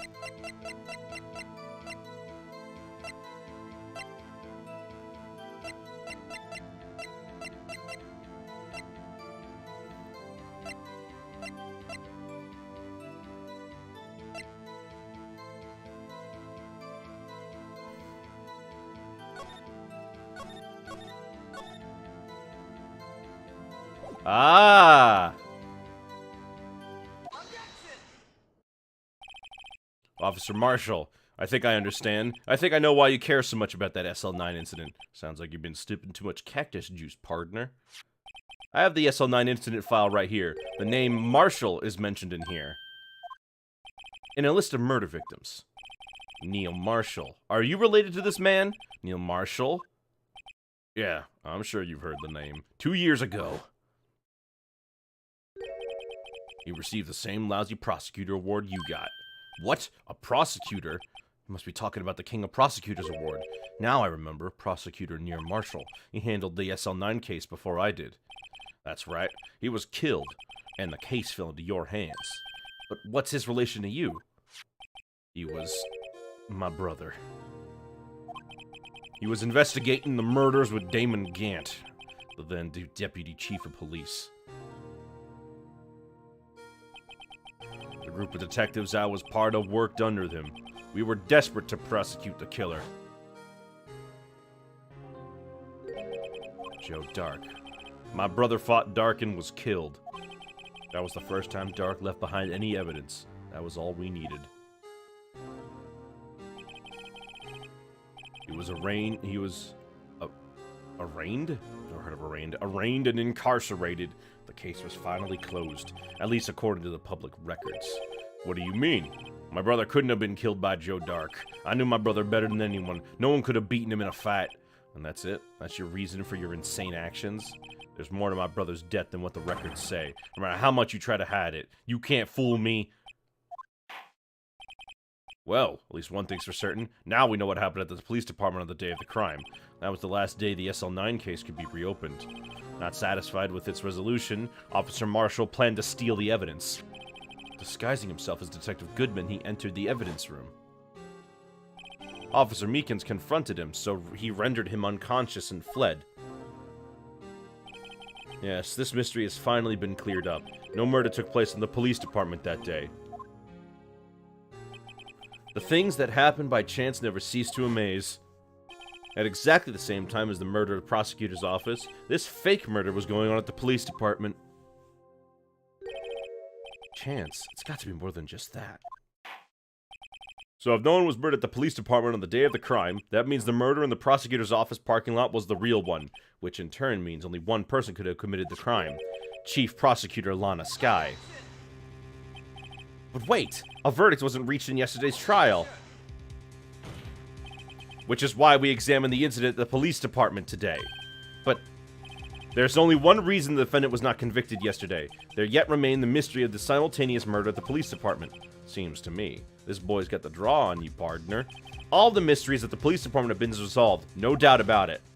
Our sole murder took place at the prosecutor's office. The only suspect is Lana Skye, and the testimony of one Miss Angel Star is completely incontestable.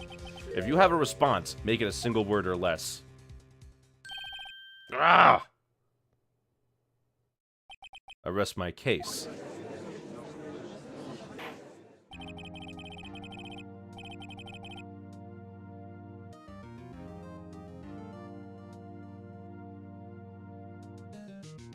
Seems this trial's reached its conclusion. There's no room for doubt. Well done, Mr. Wright. Thanks to you, I didn't need to waste my time. Just proving the alleged murder at the police department. There's no doubt what I proved today is true.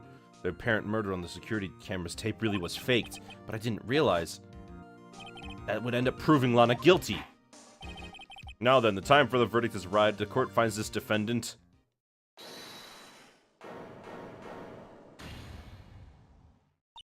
Your Honor, wait! Emma, the defense has an objection, a scientific objection, right? What do you mean, right? Mr. Wright, are you this girl's guardian, Your Honor? Oh, in a sense. Please, Your Honor, all I'm asking is for a minute of your time. Please hear me out. Mr. Edgeworth, please. I don't want to leave any loose ends. You want a minute? I'll give you 3. I was kind of in shock. I mean, finding out the SL9 incident and referred to the Joe Dark killings. Now that she mentions it, the names of both Skye sisters were in that file. But that's when I figured it out. I mean, what Officer Marshall was trying to do that day. So I knew his fingerprint had nothing to do with the crime. That left only one thing, the other handprint.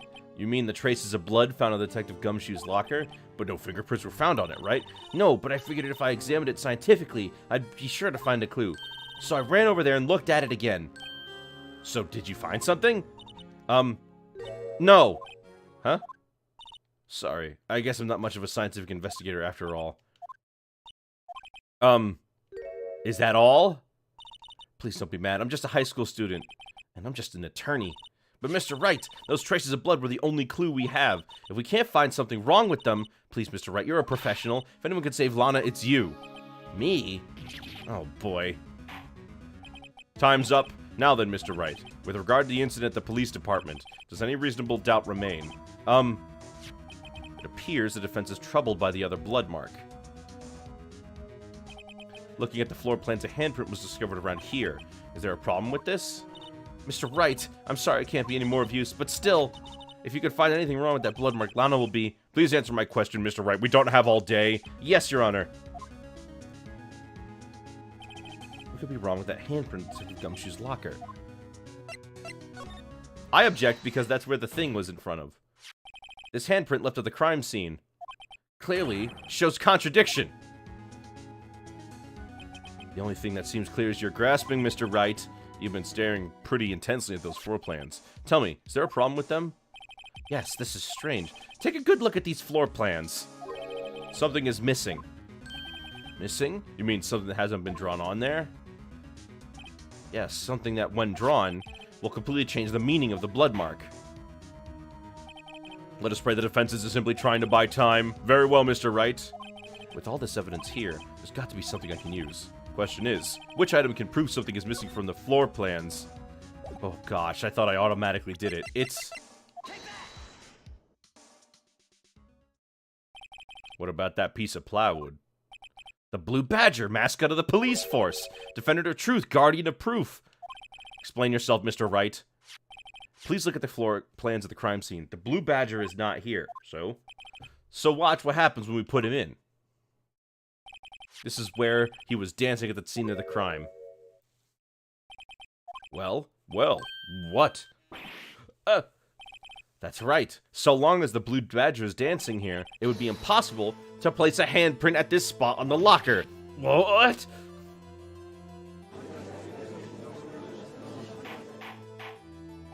So that means, just what exactly does that mean? That means it can't be done. What are you saying? Blood traces were undeniably found on that locker. Don't look at me. I didn't put him there. Mr. Wright, think it through scientifically. Emma, on that afternoon, Officer Meekins was the one who brought the Blue Badger to the evidence room, right? After he put it down, it would be impossible to leave a handprint on that locker. So that must mean the blood mark was left there before the Blue Badger was brought in. Just one moment. I will not allow such far-fetched balderdash in my courtroom. It may sound far-fetched, Your Honor, but it's the only possible explanation. On February 21st, in the police department's evidence room, blood was spilled not once, but twice. But how? One time was captured on this tape, taken by the security camera. Officer Meekins cut his hand, from which a trivial amount of blood fell. The problem is the other time. Lawyers are the only people who get voice clips? Really? Not even the defense? Huh. Not even the witnesses. Didn't even think about that. Someone bled prior to the struggle shown on this tape. It had to have been Detective Goodman when he was really murdered. That's ridiculous. I refuse to accept this absurd claim. The murder portrayed in the security tape has been proven to be fake. However, that does not explain the blood mark found on the locker. So then, assuming this murder you purport really happened, when did it take place? I demand you show evidence that proves when it occurred. When did the first incident occur? To summarize, the defense claims that prior to Officer Meekins being cut by Jake Marshall, who was posing as Detective Goodman, another incident took place in that evidence room. That's right, the blood mark on this locker proves this. Very well, then tell us, when did this first incident occur? Proof that the shows when the murder took place. There's only one piece of evidence that can show that. It's gotta be the sign-in sheets. If the crime took place inside the evidence room, then the killer would have had to enter it. In order to do so, an ID card would have been required. An ID card? Whoa! The ID card record! Officer Meekins brought the Blue Badger panel into the evidence room at, let's see here, 4:50. If the crime took place before that time, then it would have to be 4:4...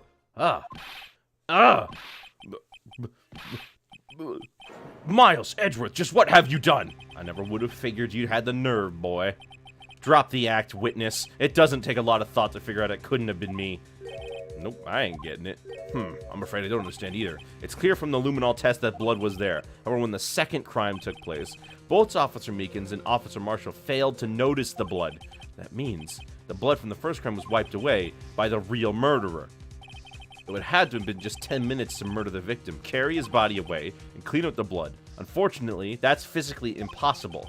That would mean the crime must have taken place before Mr. Edgeworth entered the evidence room. Let's look at the chart again. There's only one other card number remaining. 7777777. Talk about a lucky number. But wait, that doesn't make sense. How could Detective Goodman have entered the evidence room? Since there's no record of his card being used beforehand, he must have entered along with the real murderer. That's the only plausible explanation. He went in with 7777777. Mr. Edgeworth, please look into this ASAP. Find out whose ID number is 777777777. That's 17 too many, Your Honor. Unfortunately, I'm unable to look up the owner of the ID card. At least, at present. What? Explain yourself, son. The ID number 7777777 belongs to someone with the rank of captain or higher. Someone who is a so-called executive officer. We don't have the authority to inquire into such a person's identity. But that's ridiculous. Just how? I'm not finished talking, Mr. Wright. There is one situation in which we can be granted such authority. If an official charge filed against an executive is accepted. An official charge? You're all alack, aren't you? With your cover-ups and your forgeries. That's how the prosecutor's office operates. I take pride in my work, Officer Marshall. I would appreciate if you would keep your slander to yourself. Slander, is it? Okay. Let me ask a question. Yes? No, not to you. To her, the defendant sitting over there. Your own little executive. Lana? Don't be stupid. She's been charged with murder. Of course, we've looked her ID number, and it's not Seven's. Don't play me for a fool, partner. That's not what I want to ask. All I want to know is one thing about that incident. The SL9 incident. Answer me this, Chief Prosecutor. In that trial 2 years ago, did you really use only legitimate evidence? I'm sorry, are we changing? This is completely different. Do you need the witness to repeat his question, Chief Prosecutor? I heard him fine, Mr. Edgeworth. 2 years ago, I was in charge of the prosecution for that trial. At the time, occasionally, we felt the powerlessness of the law. At least, I did. Lana, I became a prosecutor in order to suppress crime with the law. But before I realized it, we were the ones being suppressed by the law. Defendant, just what are you saying? I'll ask you again, Chief Prosecutor. During that trial 2 years ago, did you really present all the evidence in court? Can you look me, an investigator in that crime, in the eye and say that you did? Chief Prosecutor, you didn't. I don't have to, Officer Marshall. Why won't you answer him? Drastic crimes require drastic measures. That's just the way it is. We did what we had to, in order for him to get the verdict he deserved. But Lana, even if it involved forging evidence.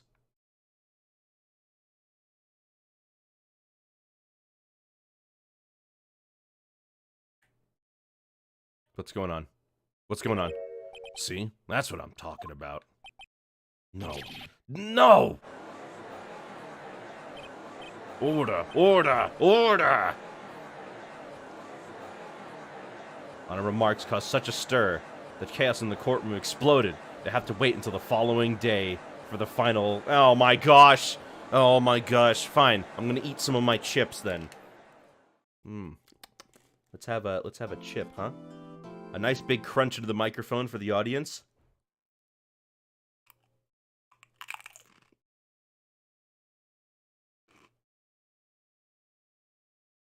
Day 4. No, this is day 2. So we're going on to day 3.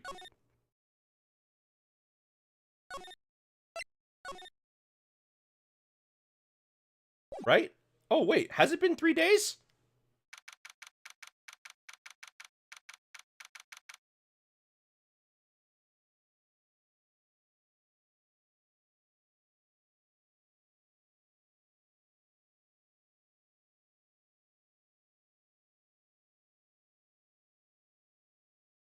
The file did say day 3. I could have sworn it was 2 days, but alright. I'm so sorry, Mr. Wright. I'm sorry for what my sister said. Drastic crimes require drastic measures. That's just the way it is. We did what we had to, in order for the victim to get the verdict he deserved. For the victim. For him. I didn't know. I never knew the SL9 incident name was just another name for the Joe Dark killings. Sounds like everyone's heard about these killings but me. Lana wanted Dark convicted so badly. That's why she used me. That's why she used what happened to me. What do you mean, what happened to you? It's all there in the file. Joe Dark's last victim was Prosecutor Neil Marshall. When he murdered Officer Marshall's brother, he left behind an incriminating piece of evidence. But what did you have to do with those killings, Emma? On the night Prosecutor Neil Marshall was murdered, Joe Dark tried to kill me. What? He tried to kill you? Officer Marshall's brother, Neil, was only trying to save me. So that means you... Yes. I was a witness in the Joe Dark trial. I didn't see that one coming. It happened 2 years ago. It was right about this time of the year, too. There was a terrible thunderstorm that day, unusual for the season. I was alone in my sister's office. We were planning to eat dinner together once she finished her work. Then suddenly, this terrifying man came bursting into the office. Joe Dark. It seemed like he was running from someone. He pulled out a knife and screamed at me. I didn't know what was going on. Just then, Prosecutor Marshall showed up. Jake Marshall's brother. Joe Dark tried to take me hostage, but before he could, Mr. Marshall tackled him. Then, what happened? I'll never forget it. Lightning struck and the lights went out. Suddenly, a bolt of lightning flashed outside the window, lighting up the office for an instant. What I saw then burned a permanent picture in my mind. I can still see it now. A permanent picture? I don't remember the moment when Dark stabbed Mr. Marshall, so you weren't able to testify about that. No, I was only asked about it when I was attacked. That must be why she made up the crime.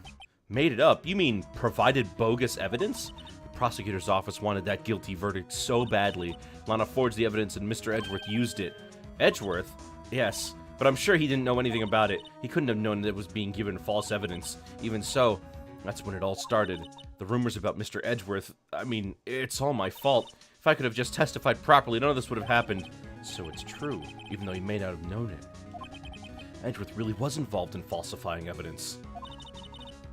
After the case ended, Lana was never the same. She became cold like she is today. How is her sister appointed prosecutor if you were almost killed by him? That's almost as biased as a prosecutor could possibly be. Was it not during that case?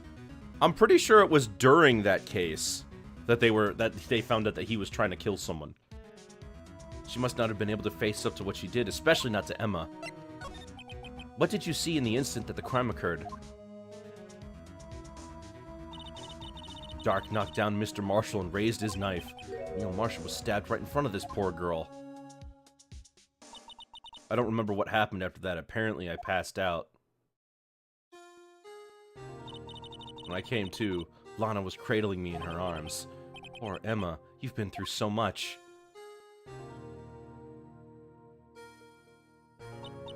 I couldn't bring myself to testify about that instant.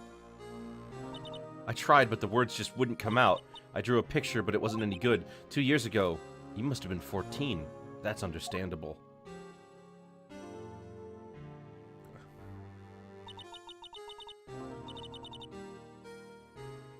Once it was all over, I made up my mind. I decided that when I grew up, I'd become a scientific investigator. I want to be able to fight crime with my testimonies. And fight the evidence to make an airtight case. That way, Lana would never have to forge any. I see. I think I'm finally starting to understand what makes Emma tick. But there's still something that bothers me about that crime. There's something that's puzzling me, Emma. What is it? You said you were in Lana's office at that time, right? That's right. Why then would a serial killer come running in there? Not only that, but he was being chased by a prosecutor? Oh, there's no mystery there. Joe Dark had been taken in for questioning that day. Taken in for questioning? You mean by the police? Of course. This happened at the police department. He tried to run away halfway through the interview and fled into my sister's office. But why did he run all the way over to your sister's office? Because the detective offices in the questioning room are right across from the elevator. Across from the elevator? But Lana was the chief prosecutor, wasn't she? No, silly. Didn't I tell you? 2 years ago, Lana was a detective. She was the best in the entire force. What? That's news to me. After the Joe Dark case, she was transferred to the prosecutor's office and made chief prosecutor. Lana used to be a detective. Better have another talk with her.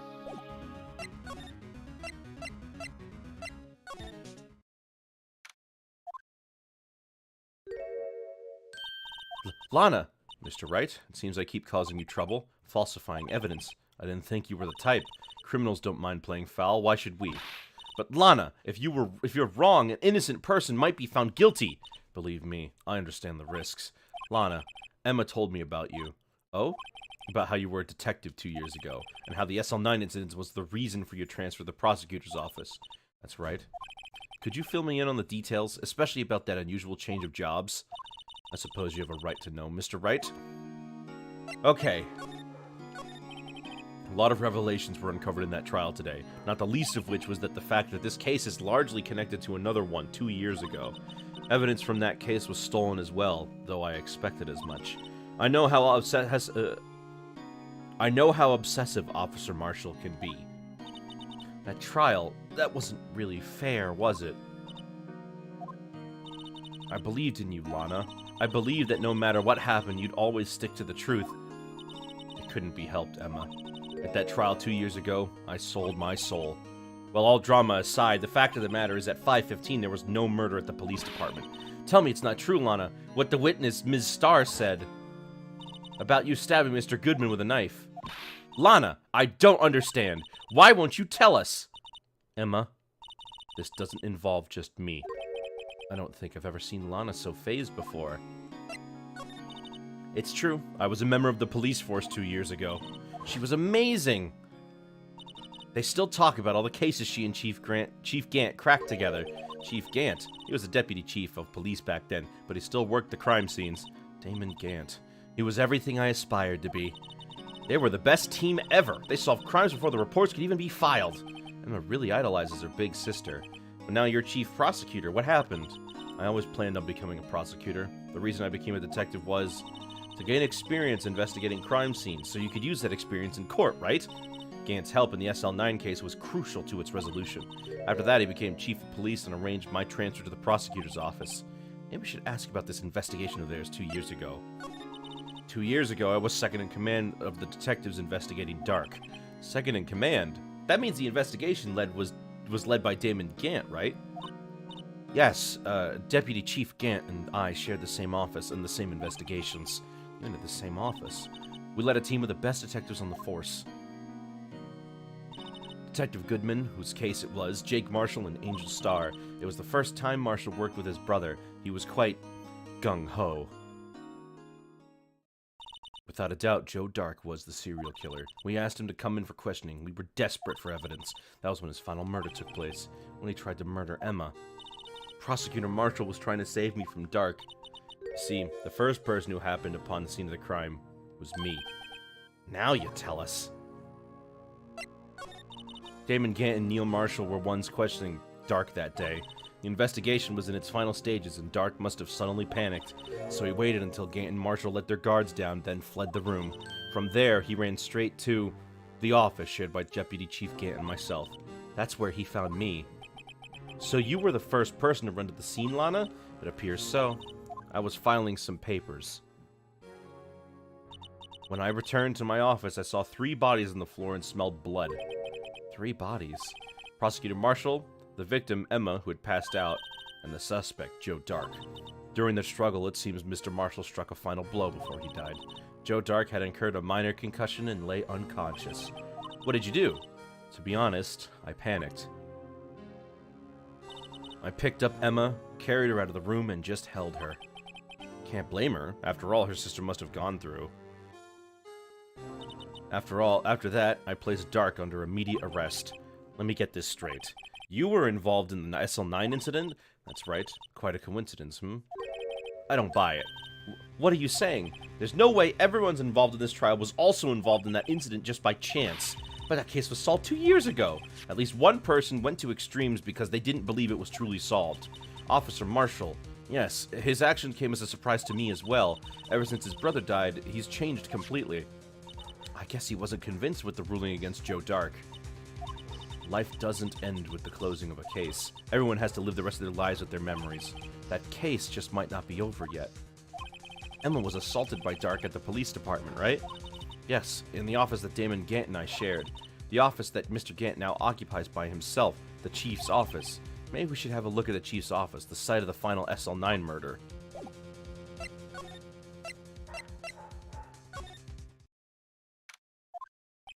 No one's here today, not even Starr. Everyone's probably busy looking into what exactly went down in that evidence room. That must be where the detectives are. But we proved in court today that on the day of the crime, no one was murdered in the evidence room at 5:15. Yeah, I thought we were finally making some headway in our case, but instead it looks like we just ended up making Lana even look more guilty. Hang in there, Lana. I've got to find all the answers by tomorrow.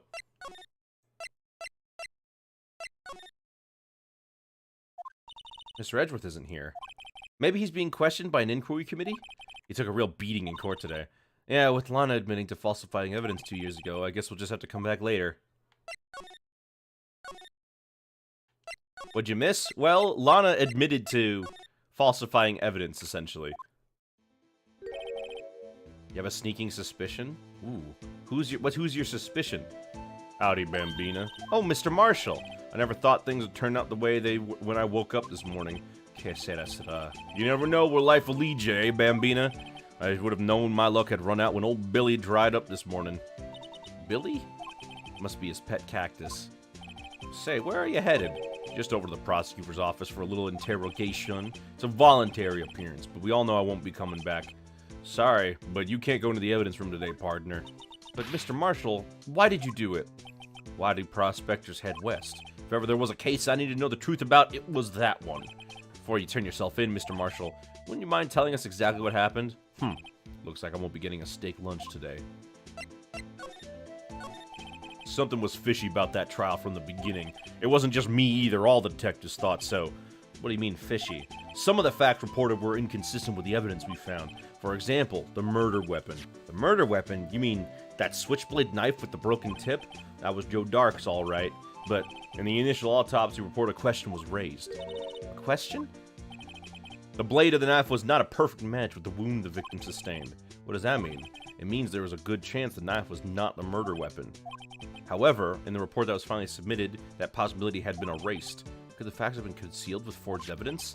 That case left behind scars on all of us. The scars that the SL9 incident left behind. You were absent for half of this case, but given what we've been told in court by Lana, I get the feeling Joe didn't actually kill him. But that's not what we're trying to figure out. I got the looks, but he got the brains. He was one of the best prosecutors around. I just had made detective when it went down. It was our first case together. How old was he? Your brother? He was 27 at the time. He was awarded the highest honor that very day. The highest honor? You mean the King of Prosecutors. I knew it. What are you looking at me like that for? That's an honor for a prosecutor. Mr. Marshall must have really been close with his brother. The day the SL9 incident took place, that wasn't the same day as... That's right, it was the day of the evidence transferal. Interesting. It was drizzling that morning, and by nightfall there was thunder. Can't believe 2 years have gone by already. I tried to steal the evidence so the case wouldn't die. Apparently someone tried to stop you.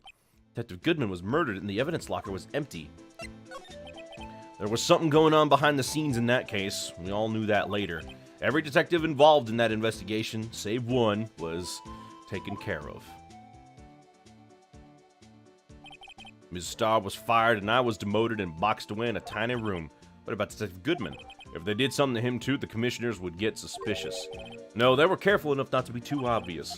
They? Who are you talking about? Don't get upset, Bambina. I mean Damon Gant and Lana Skye. The investigation lead, Damon Gant, and his second-in-command, Lana Skye. There wasn't a person on the force who hadn't heard of that duo. That case was the biggest step in both of their careers. After the case ended, Lana transferred to the prosecutor's office, right? Yeah, Damon Gant, the new chief of police, arranged for that to happen. She's never been the same since she left. Everyone who knew her said so. Chief Prosecutor Skye was totally different when she was a detective. Now that he mentions it, Emma said something like that too. Tell me, what happened to my sister? Sorry, Bambina, but her secret is too well guarded. I never found out. Not a secret, it all started 2 years ago. So there you have it. That's my story. You would enjoy it? It was certainly enlightening. There's one thing for sure I found out in court today. That boy Edgeworth isn't my enemy. He was the one who used falsified evidence to get a guilty verdict, but someone else was the one who gave him that evidence and planned everything. That someone is Damon Gant. Don't believe me? Well, I don't blame you. I won't even be a patrolman after today. Too bad I won't be around to work with you when you become a real scientific investigator. Adios, Bambina.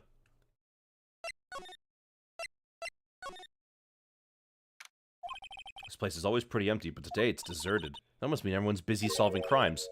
Oh, if you're looking for the others, they're all in the conference room. Thanks. Wow, he actually talked to us. With the chief prosecutor saying what she did and the decision about what to do about Mr. Edgeworth, not to mention our statement to the media in tomorrow's trial. There's more chaos going on than Thanksgiving and Christmas put together. They wouldn't celebrate Thanksgiving, would they?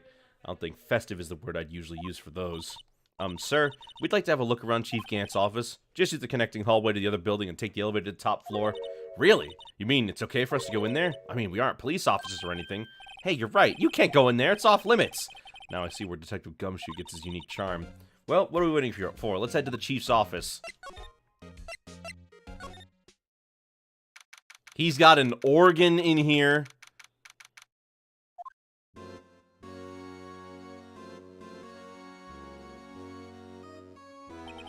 Whoa, where am I? In the chief's office, silly. At least that's what it said on the door. Check out that pipe organ. That's real, isn't it? Hey, I used to take organ lessons in kindergarten. They used to call me Little Miss Bach. That was a genius before. Never could remember where C was. Huh? Oh, it's you two. Chief Gant. He put that paper he was reading in his desk. So, Raito, have you been swimming lately? No, I haven't. I've been kind of busy lately. I can appreciate that. I've had my hands full too with Ms. Marshall's misconduct and Lana's provocative statement. Provocative statement? Oh, you mean about the forged evidence? 2 years ago.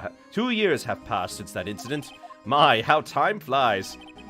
See that big picture on the wall over there? That's a picture of Lana, Neil, and me. So this is Mr. Marshall's brother, Prosecutor Neil Marshall. We took it to commemorate our work together. Something's not right with this picture. I can't quite seem to put my finger on it, though. What's with the award? It's got an extra bob on it. Why does he keep doing this? Anyway, I'd like to reminisce all day, but there are matters that need my attention. I'm going to lock up here, so let's go out together. Oh, but this office, it was a crime scene 2 years ago, wasn't it? That case has long since been over. There's no need to investigate it anymore. All the same, we'd still like to have a look around. Perhaps you didn't hear me. I said there's no need to investigate it anymore. Now hurry up and get out. I have a meeting to attend. Looks like we aren't welcome. Seems that case isn't over with yet after all. What do you mean? Chief Gant denied our request to search the crime scene. That means there must be a reason he doesn't want us looking around in there. You mean like a clue? It's gotta be waiting to get inside the chief's office. Hey, pal. Detective Gumshoe, aren't you supposed to be in a meeting? Just taking a breather. My feet hurt. From sitting so long? Actually, from serving everyone coffee. Sounds like Detective Gumshoe's still out of the loop. Say, have either of you seen Mr. Edgeworth? Edgeworth? No. Why do you ask? He's under fire from both the police department and the prosecutor's office. It's almost like the battles between you two in court. That sounds serious. Is it because of what my sister said? Well, that's basically what it all boils down to. That falsified evidence 2 years ago, now Mr. Edgeworth has the whole world after his blood. Yikes. Well, let's talk to him. But why would Edgeworth be blamed? It's not like he knew the evidence was forged. Lana Skye's the guilty party here, isn't she?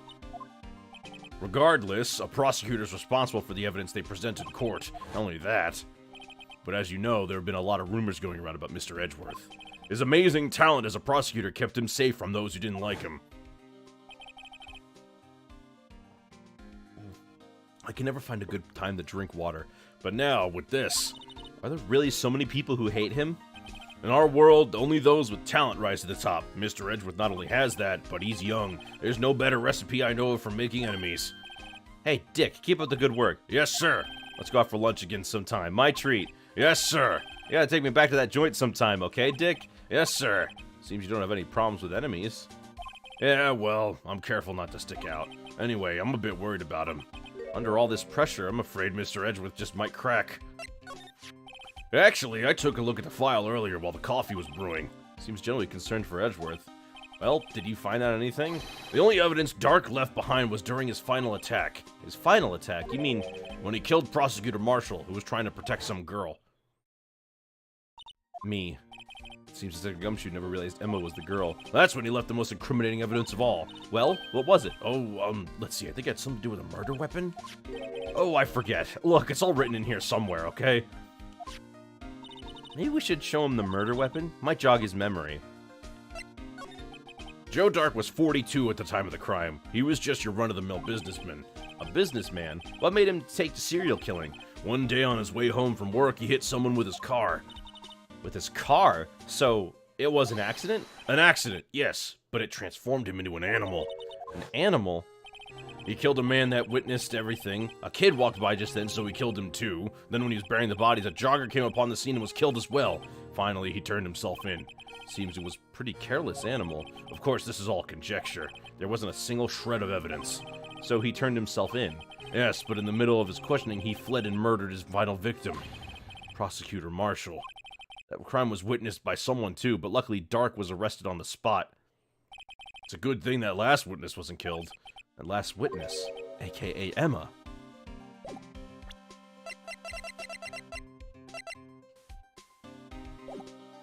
Here, take a look at this.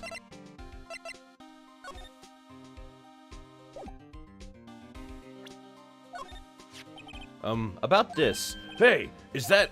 It has a tag attached to it with the label SL9 incident on it. I believe this would be the broken murder weapon you were speaking of.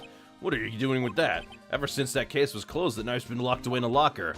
On the day Detective Goodman was murdered, this suddenly disappeared from the locker and was found in Mr. Edgeworth's car muffler. That's it! Now I remember what that incriminating piece of evidence was. When you showed me that knife, it all came back to me. Well, what is it, Detective? Quick, before you forget again.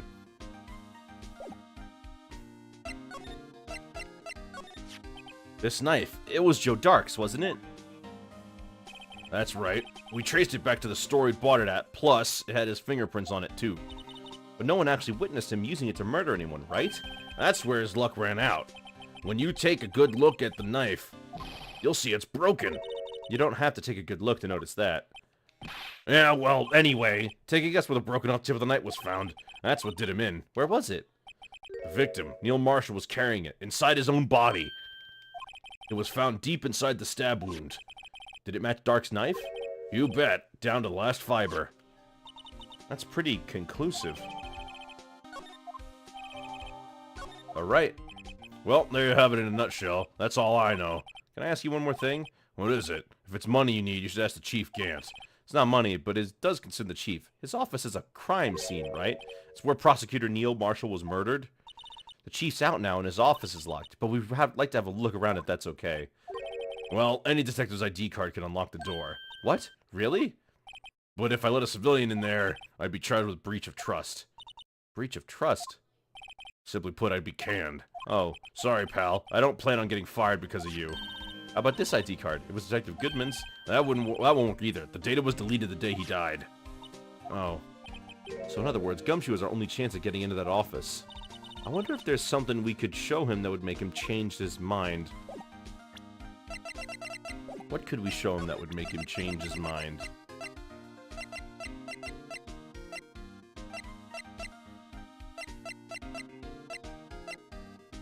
Let me check this. Neil Marshall, 27. Between 7 and 7:30. Single stab wound piercing the heart. Died from blood less than under 10 minutes. Weapon found in wound was missing tip. Okay.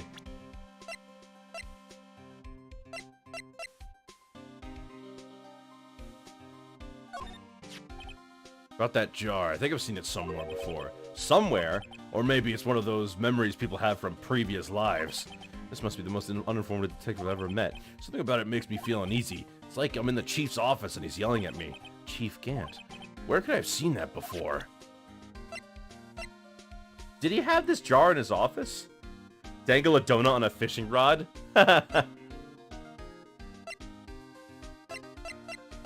Flip phones are popular in Japan, to be fair. Did I talk about flip phones? I don't remember saying anything about flip phones recently.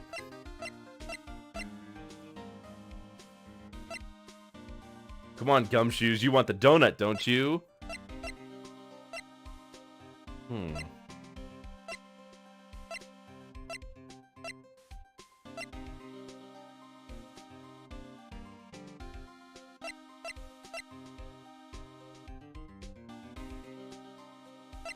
Why is there one camera again? What? Are we... What? One camera where? Are you... You must be really delayed. There's the vase! Let me share a little advice with you as a detective. You don't have a clue, keep your trap shut. The vase! It's in this picture!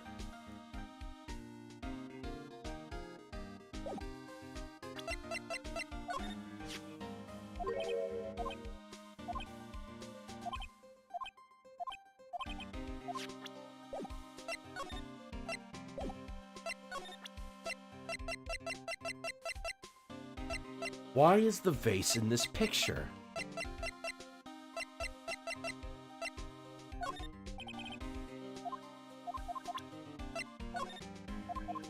Hold on, there's something I need to present to him. But it's... Oh, shoot. Hold on. I've been studying up on those files. There's nothing wrong with Mr. Edgeworth's presentation. To think people are accusing him of injustice. I, for one, ain't buying it, pal. You're looking into the case for Mr. Edgeworth? Yeah, it was a pretty big deal while it was going on, you know. After all, a serial killer was on the loose. But Lana was pretty clear in her confession. She forged evidence in order to prove Joe Jark guilty.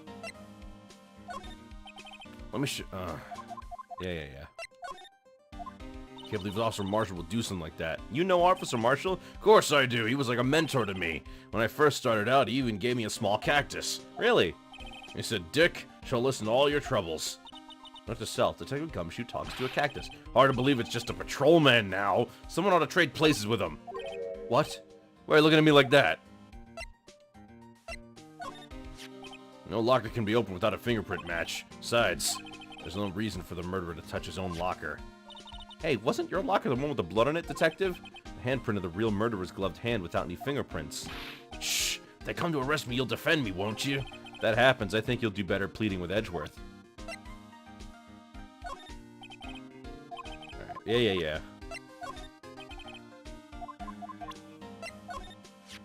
Oh, a lost item report, huh? Very impressive, Detective. You knew what it was right off the bat. Well, I'm a master of misplacement, you know. Master? That has such a cool ring to it. The way I see it, if things are meant to be lost, then they're meant to be lost. There's a higher power at work here. Wow, a higher power. Maybe I shouldn't let Emma hold any evidence.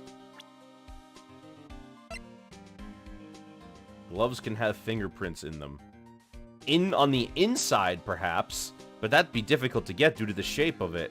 Not to mention things like sweat might wipe it away.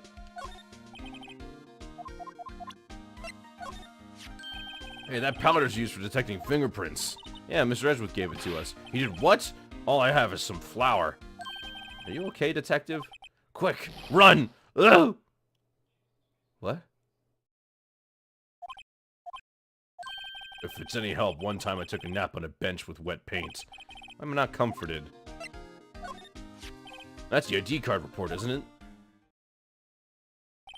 Yes. There's only one number left to investigate. At 4:20 p.m., the victim, Detective Goodman, must have entered the evidence room along with someone else. Someone with an executive officer number.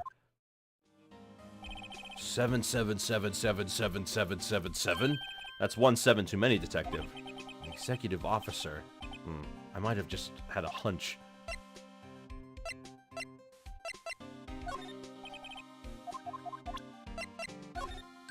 Hey, I just bought some of that stuff. Now I can go around detecting blood traces too. Wow, is that a new type? I've never seen that bottle before. Add 3 inches to your base height. Base height? Hey, let me see that. Looming tall. New and improved growth formula. You mean this can't detect any blood traces? Well, it's not quite the same thing as luminol. So that's why the lady at the counter had that smirk on her face. Why is the video colorless? Because it's a, because it... I gotta talk to this guy who's an hour in the past. The video is colorless because it was a, because it's a security camera. Usually those aren't in color.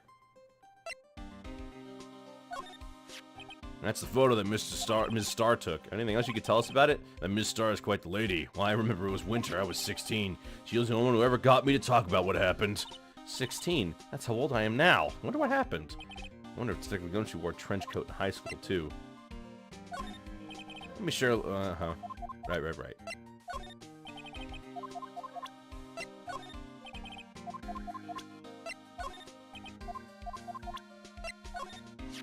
This guy almost made us lose the case today. What are you talking about? He was guarding the bloodstain of that evidence locker with his life. That's more than you can say about most officers nowadays. It would have to save us a lot of trouble if he hadn't guarded it so well.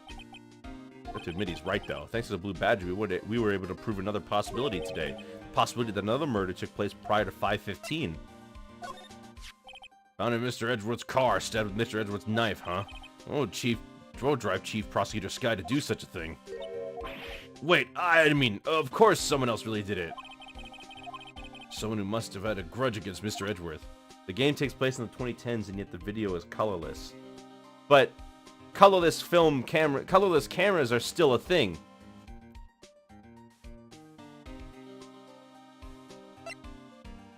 Thank you, Celeste, for getting that for me. Hey, that's it. That's the King of Prosecutors Award that Mr. Edgeworth got the other day. Were you at the awards ceremony, Detective Gumshoe? Of course, pal. I got an award for diligence myself. Oh, we had this conversation already. I was wondering, what's on the shield and why is it broken? Well, there's a reason. I'll tell you what it is later.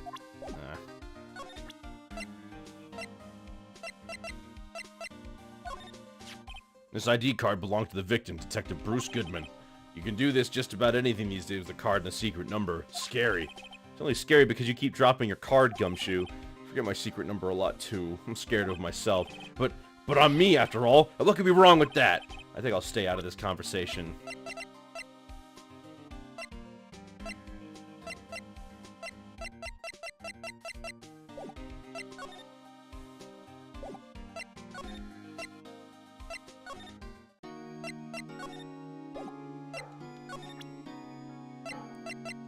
Let's see.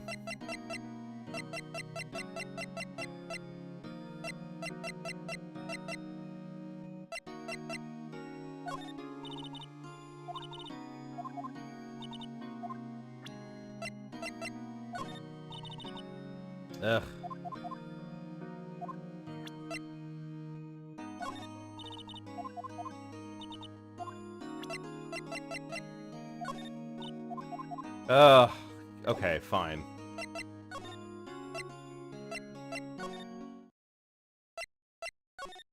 Time travel in real time. Wowee.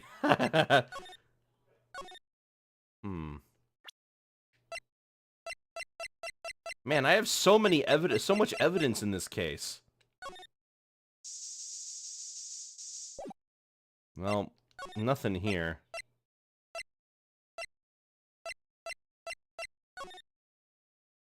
Ah, I wonder if Edgeworth is back yet. There he is. Looks like he's writing something. Oh, what are you doing here? You were also behind by like 20 seconds. Well, that's a little bit better. You sure was quick to throw that paper on the floor. Tough day in court, huh? I've had to live the past 2 years with rumors flying around. What's another allegation to me? Cheer up, Mr. Edgeworth. I'm rooting for you. That's Edgeworth for you. Always trying to hide his real feelings. So, what do you want? Unlike some people I don't have all day. There's no excuse for what I've done. 2 years ago, I used false evidence to obtain a guilty verdict. That's what it all breaks down to, and nothing I can do can erase that. But you didn't know that, did you? I mean, the evidence that was falsified. The police department and the prosecutor's office share a bond of trust.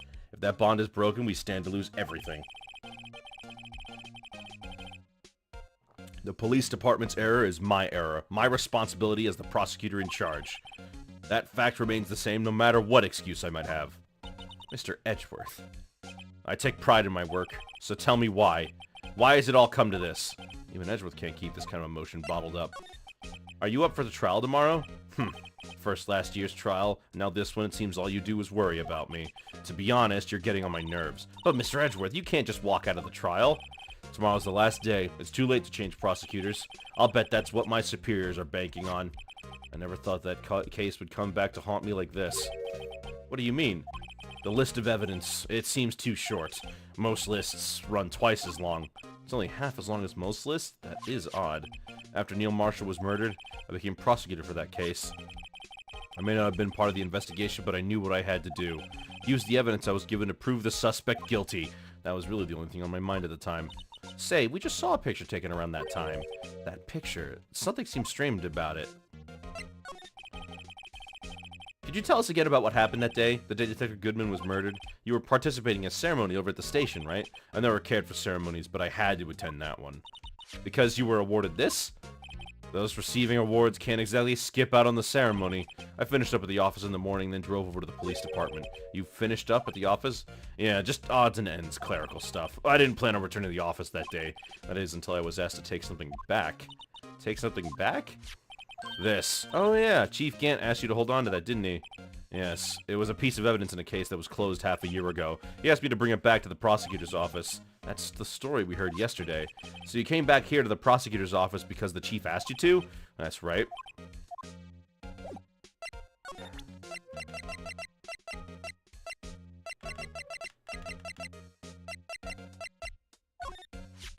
This picture was hanging on the wall in Chief Gant's office.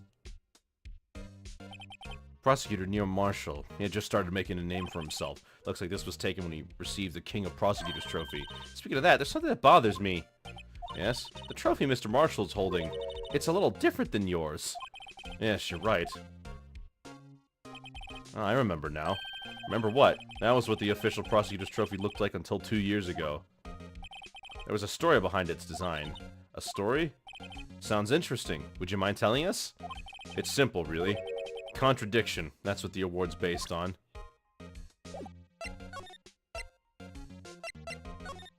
This award originates from an ancient Chinese tale. In Chinese, the word contradiction is written with 2 characters. The first means halberd, and the second means shield. Have you heard the story? Me? Oh, sure, everyone knows that. Why don't you tell it, though, for Emma's sake? Very well. Oh, this is intense music! Long ago, in the kingdom of Chu, there was an arms merchant. One day, he presented the king with 2 items. The first was a halberd he claimed could slice through any shield or armor. The second was a shield he claimed could withstand any weapon. Wait a minute. Those claims contradict each other! Very perceptive. But then again, you've heard this story before, right?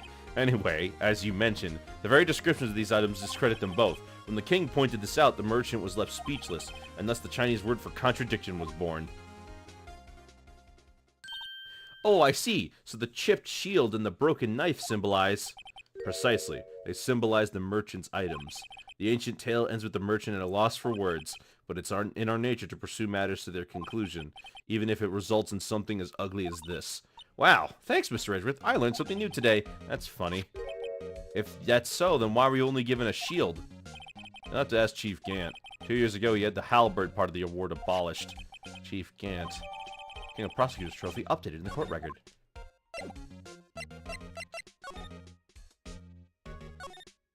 I wonder what he was writing before. Come on, Mr. Wright, let's take a look. Are you crazy? Edgeworth is sitting right there. Just distract him. I'll check him out. Hey, Edgeworth. Did that take a gumshoe out the window there? I don't know. He's falling to the ground. Hold on. First, let me see what this girl's doing crawling over my feet. Didn't even look. What? Letter of If you're having trouble reading, I'll read it for you. It says, Letter of Resignation. Resignation? Edgeworth, you don't mean... I'm tired, right? I feel as if something inside me has died. But Mr. Edgeworth, none of it is your fault. I know the path I've walked. You don't need to tell me. And the path I've walked hasn't been a just one. I can't forgive myself for what I've done. And no one else should forgive me either. Uh-oh. I think he's serious. Mr. Wright, please, you have to do something. This letter of resignation. I wonder if I can use it for anything. Alright, let's show this to Gumshoe. Excuse me. Oh, you're back. Would either of you care for a quarter-pound of roast beef? Ms. Starr. I guess she's out of lunches. You certainly are the curious sort, aren't you? Kind of like the first person who sucked on a cow's nipple to discover milk. Still, I never thought you'd go digging up that case from 2 years ago. Everyone in this trial was involved in the SL9 incident. Not only that, but the murder occurred on the very day the evidence from the case was due for transferal. This can't at all be attributed to mere coincidence. Aren't you forgetting something? You know that little scene I happened to witness? The instant Lana stabbed Detective Goodman with a knife. No matter how much of the past you dig up, it won't change what I saw. Roast beef is meant to be savored when eaten. Miss Starr's hatred towards Lana. It all dates back to 2 years ago. Joe Dark. That's a name I'll not soon forget. We trailed him for half a year. Oh, the pressure. Still, I don't think I was ever more alive than I was then. Those days were steamier than a bowl of hot gravy. Poor old Jake Marshall, though he must have been going through hell. You mean because of his brother's death? They were close, those two. After Neil died, something took over Jake. He became obsessed. Seeing Jake like that made her all the more desperate. Her? Lana Skye, my sister. The best of the best were put on that SL9 case. Of course, they were led by that legendary duo. Lana and Chief Gant. Halberd and Shield story is not made up, or at least it's really a Chinese saying. No, actually, I am familiar with that story. But my question is, what happens when the halberd hits the shield? I don't want to know that.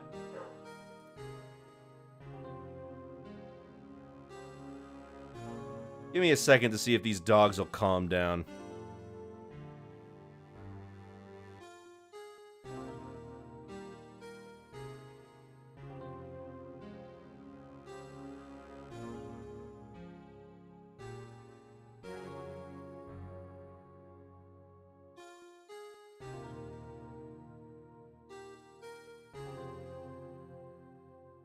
Alright, looks like it's mostly gone.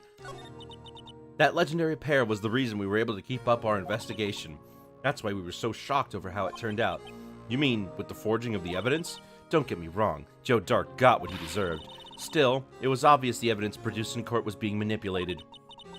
See, items our team never found would suddenly appear, while other items were kept secret. But you don't have proof anything illegal was done. I'm proof enough of what happened. After that, all of us save Goodman were relieved of our duties. Most without even so much as an explanation. Then Lana Skye transferred to the prosecutor's office and became chief prosecutor. Lana always wanted to be a prosecutor. Nothing's quite as simple as it appears. Huh? Lana Skye was merely being used as a pawn. That's my take on the matter. She was being used? Damon Gant and Lana Skye. Gant lead the investigation with Lana second in command. They led the investigation. Gosh, I'm messing that up. Gant led the investigation with Lana second in command. They were the best. They solved all kinds of cases together, didn't they? Damon Gant's magnetism in particular was almost unreal. His magnetism? By that I mean his ability to attract evidence. He'd produced the most incredible evidence in the cases he handled. Incredible evidence? You mean... Oh yes, there were rumors about him even back then. No one dared confront him, though. I take it she's talking about forged evidence. Back then, everyone looked up to Lana. All the detectives wanted to be like her. Really? Oh yes, myself included. I was a fool, really. She hated anything crooked, and always watched out for the other detectives. That's why she was so Excuse me, jeez. That's why she was so concerned for Jake. Mr. Marshall. When Jake's brother was murdered, she felt as if she had lost her own brother. If it wasn't for her, I don't think Jake would ever have recovered from his shock. That's what makes it all the more infuriating. Ms. Starr. That's why I'll never be able to forgive her. Why does she have to turn so cold after that? Lana transferred to the prosecutor's office 2 years ago, didn't she? Yes, thanks to Chief Gant's powerful influence. Chief? That's right. Having solved the SL9 case, his position as chief was secured. There was only one thing left for him to control, and then no one could stand in his way. The prosecutor's office. What? You mean that's why Lana was transferred? If he could control the chief prosecutor, he could control the prosecutor's office. That must have been his goal all along. But how could he control Lana? I don't know, but one thing's for sure. Ever since that case ended, he's never been the same. It's only logical to conclude there must have been a reason for her change. At last, I'm finally getting close to the bottom of this ugly mess. Thank you, Ms. Starr. You listen to me, Rookie. It takes more than just ingredients to create fine cuisine. I hope you'll turn out to be a better chef than I've been.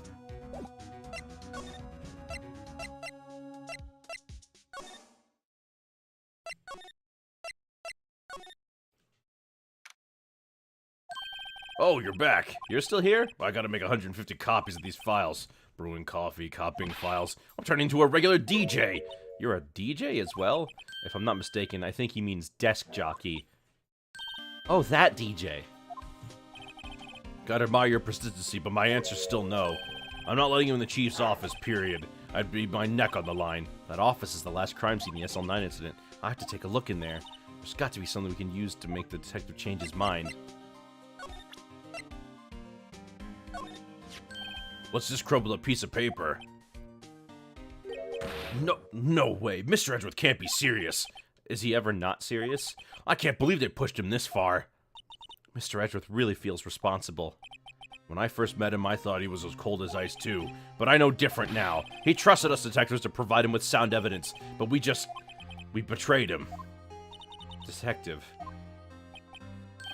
That's it. I've made up my mind. But... Here, take my ID card. We can't do that. If someone found out, they wouldn't let you off the hook with another lost item report. Look at me. It's no secret I'm already out of the loop. After all, I'm friends with Mr. Edgeworth. Depending on how this case turns out, I may already be as good as terminated. What? So at least let me do this, for Mr. Edgeworth's sake. Alright, detective. Thank you. Alright. Away we go.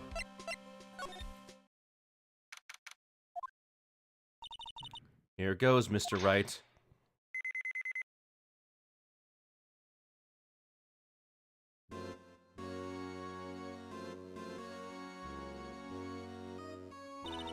We're in. If anyone finds us now, Detective Gumshoe's a goner. If that happens, I'm counting on you two to bail me out.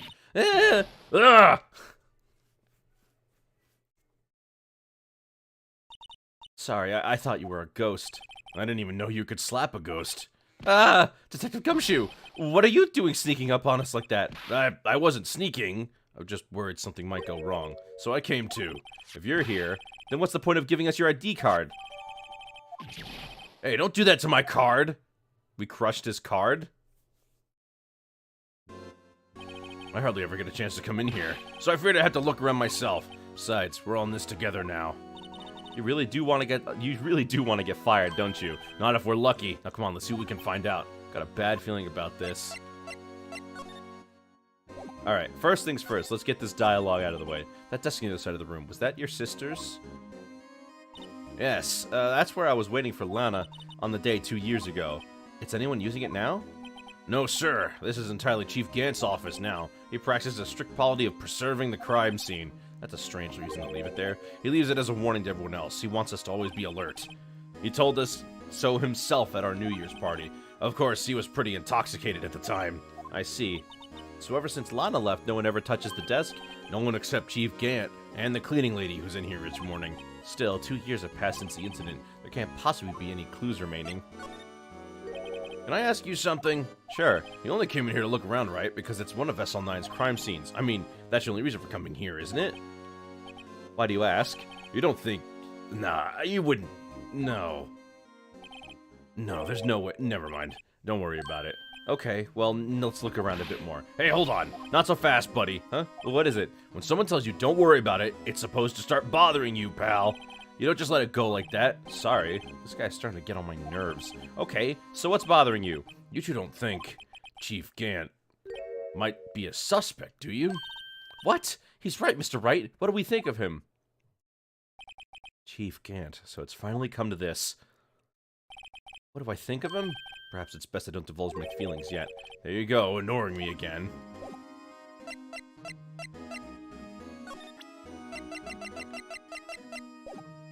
Alright, I need to use the spray.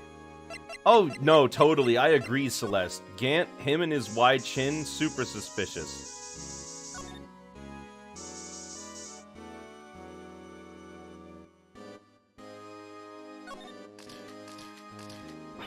Whoa, this area must have been covered in blood.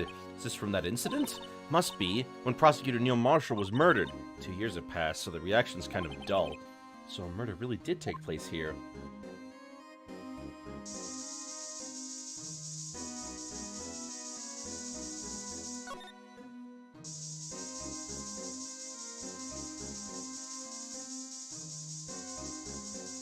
No other blood in this room?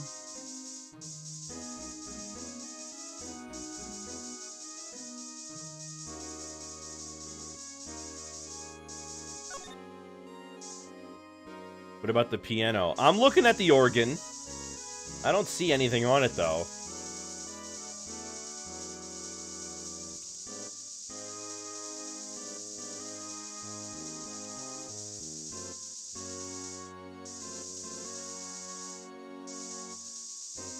Oh well, let's take a look around then.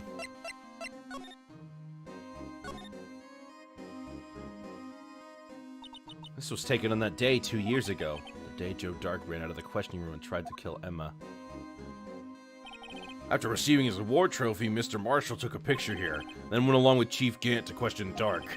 I bet he never knew he'd be dead just a few hours later. Gee, you think? This was Lana's desk. It sure is tidy. Lana's always been a meticulous cleaner. There's not even any dust on it. Looks like someone's still keeping it clean. Does Lana ever come back here? No, Chief Gant must still keep it clean in memory of her partnership. They were the stuff legends are made of. Does he keep it in memory of her, or in memory of the crime? These shelves are mostly empty. Lana must have cleaned them out when she transferred over to the prosecutor's office. There's a small picture frame on the left shelf. Hey, this is when Lana and I went to that theme park.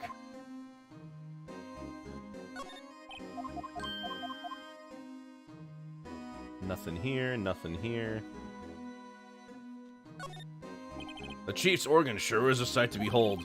Occasionally we hear him playing it from the Criminal Affairs Department. That's on the 2nd floor, and this is the 15th floor of an entirely different building. When the detective screws up, the Chief calls him to his office and makes him listen to organ for hours. What's so bad about that? Music soothes the soul. After that, the detective can't hear anything for days except for the ringing in their ears. So it's an instrument of punishment, literally. But aren't the chief's ears affected? He never listens to anyone anyway. That's besides the point. This is the real deal, isn't it? This armor and these weapons? Sure is, pal. The chief doesn't care for imitations. First the pipe organ, now this armor. Do you know how many taxpayer dollars must have gone into this room? What? You mean we're paying for this? That's it. I'm not paying 1 cent of my taxes. You don't have any taxes to pay. Shh! Be careful what you say. Who knows, the chief may be hiding in this armor as we speak. I don't think he'd fit in there. Even if he did, he'd never be able to get back out. Cut it out. You guys don't know how scary that guy can be. This is a safe, isn't it? Safe. That word is ripe with intrigue. Okay, if you say so. Looks like a code needs to be entered in this panel to open it. 7-digit number. I think I might just know what it is. Do you know what this is? I have a hunch. Oh, I know. You want to try my birth date? It's... I have a better idea. Here goes nothing. I've got it. I know exactly what I need to put in.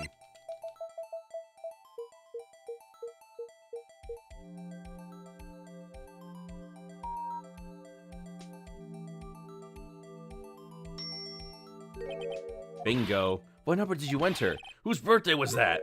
77777777. The final ID card number in that record. What? The number of the mysterious executive officer who entered the room that day. You mean 77777777? That ID number? I think you're 1 7 shy this time. This can only mean one thing. That Chief Gant's ID number. Say, anyone care to look inside? Is there any money in there? How much does he have stashed away? Look, it's a shard from a broken cup. This somehow looks familiar. Where have I seen this before? There's something else in here, too. What's this? It looks like a piece of leather cloth. This is a handprint, isn't it? Hey, I saw someone wearing a shirt like that once. You think the chief made up the design? I don't think so. Oh, well, it was just a thought. Is that it? Is that all that was in the safe? Apparently so. It's empty now. A piece of cloth with a handprint on it and a broken shard from a cup. They look like pieces of evidence. Yeah, but unless you can prove they have something to do with this case, afraid I can't just let you take him. After all, it's my neck on the line here. Great. Now I have to prove their relevancy to get them. How are these two items related to the SL9 incident? Come on, there's got to be something we can show the detective. Where's the vase?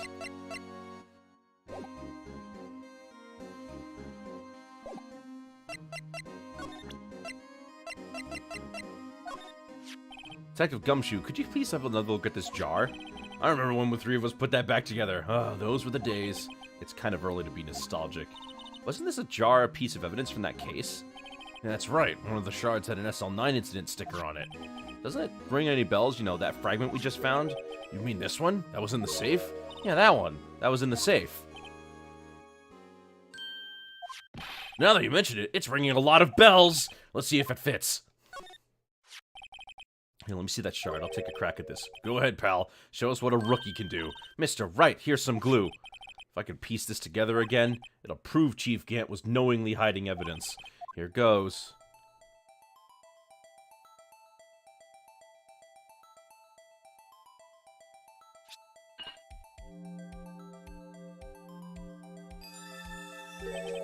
There.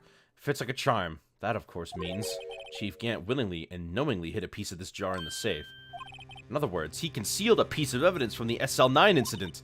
But, hey guys, get a load of this. What is it? This piece is just attached. It's different from the others.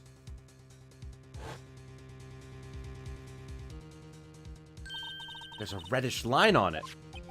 A reddish line? That's blood. I don't get it. Why would Chief Gant hide this inside his safe?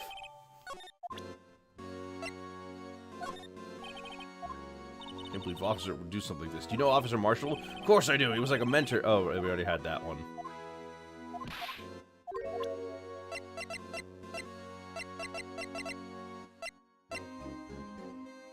What would the leather thing mean?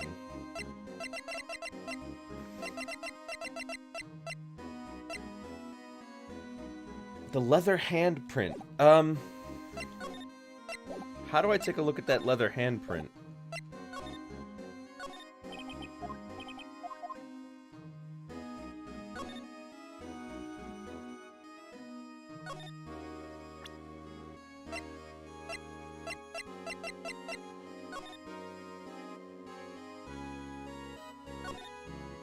So much things in the court record. I know. Huh? This thing doesn't have a bottom. That's weird. Wonder which side is up. Better yet, what's the purpose of a bottomless jar? At least it doesn't collect dust inside, right?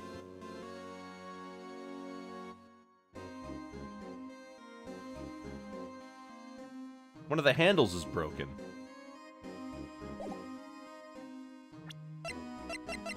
I mean, we know which side is up. Just look at this picture. That tells you which one it is. And that this jar used to be right here.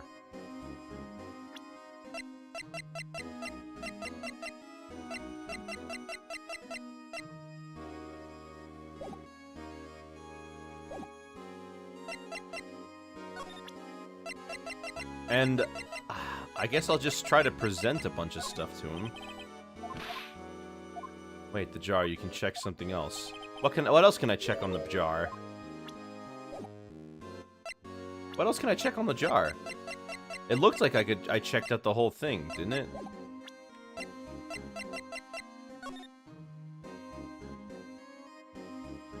Oh, the blood. Right. Hey, look here. It's hard to make out, but there's a dark red stain here. Looks like blood. This piece the chief has is different, though. The blood stains on the other pieces are just spots, but this one's a line. That is odd.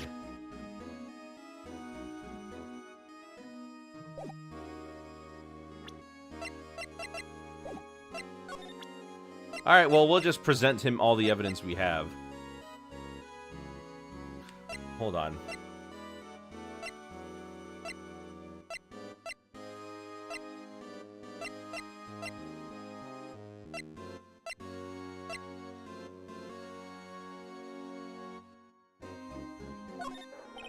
Dr. Gumshoe, I'd like you to have a look at this. Hey, I know what that is. You want to take some fingerprints? That's a great idea. Alright, go to town. Sheesh.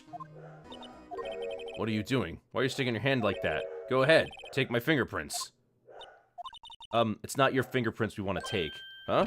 Come on. This isn't the time for jokes. We're talking about the cloth you found in the safe. Oh! I knew that. The one with the handprint on it, right? Sheesh, where's your sense of humor? Okay, Mr. Wright. Let's check for prints. Sprinkle the powder on the cloth, and once they've been absorbed with the prints, blow the rest of the way. What are you, my mom? I don't have to be told a million times. Alright, let's get this over with.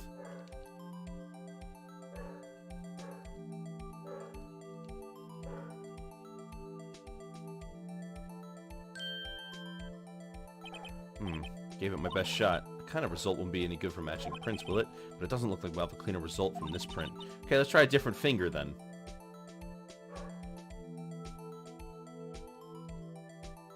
Man, I'm doing all the forensics myself.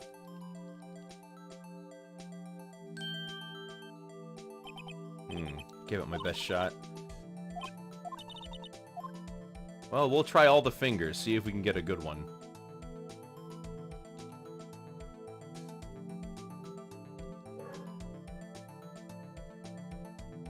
Oh, that's a lot better.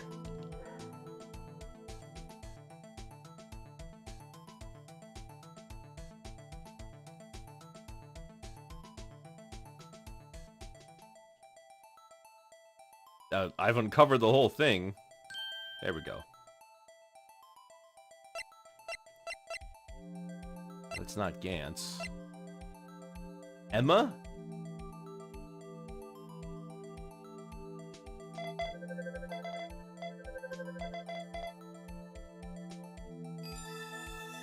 Emma, this is yours. No. How can this be? What are Emma's fingerprints doing here? Hey, you found a match? Whose fingerprints were they? Huh? Oh, it seems the prints are too old. They aren't clear enough to get a match. Oh, that's too bad. I thought they'd be Dark's prints. Psst. Hey, you over there. What's going on? What are those kids' prints doing in the chief's safe? Don't ask me. Let's just keep this information from Emma for now. Here, maybe you should hold on to this.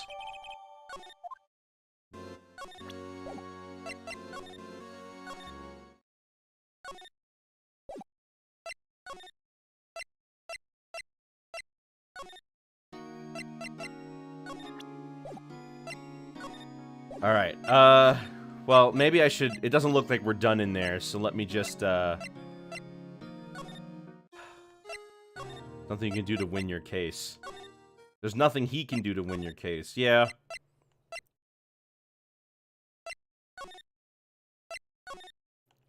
Looks like we're not done in there yet.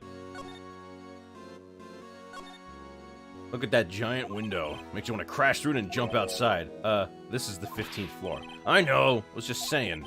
Ever since being a detective, I've always dreamed about doing something like that. Note to self, Detective Gumshoe has a lot of dreams. As long as he doesn't go crashing through that window when he gets fired. Don't say that!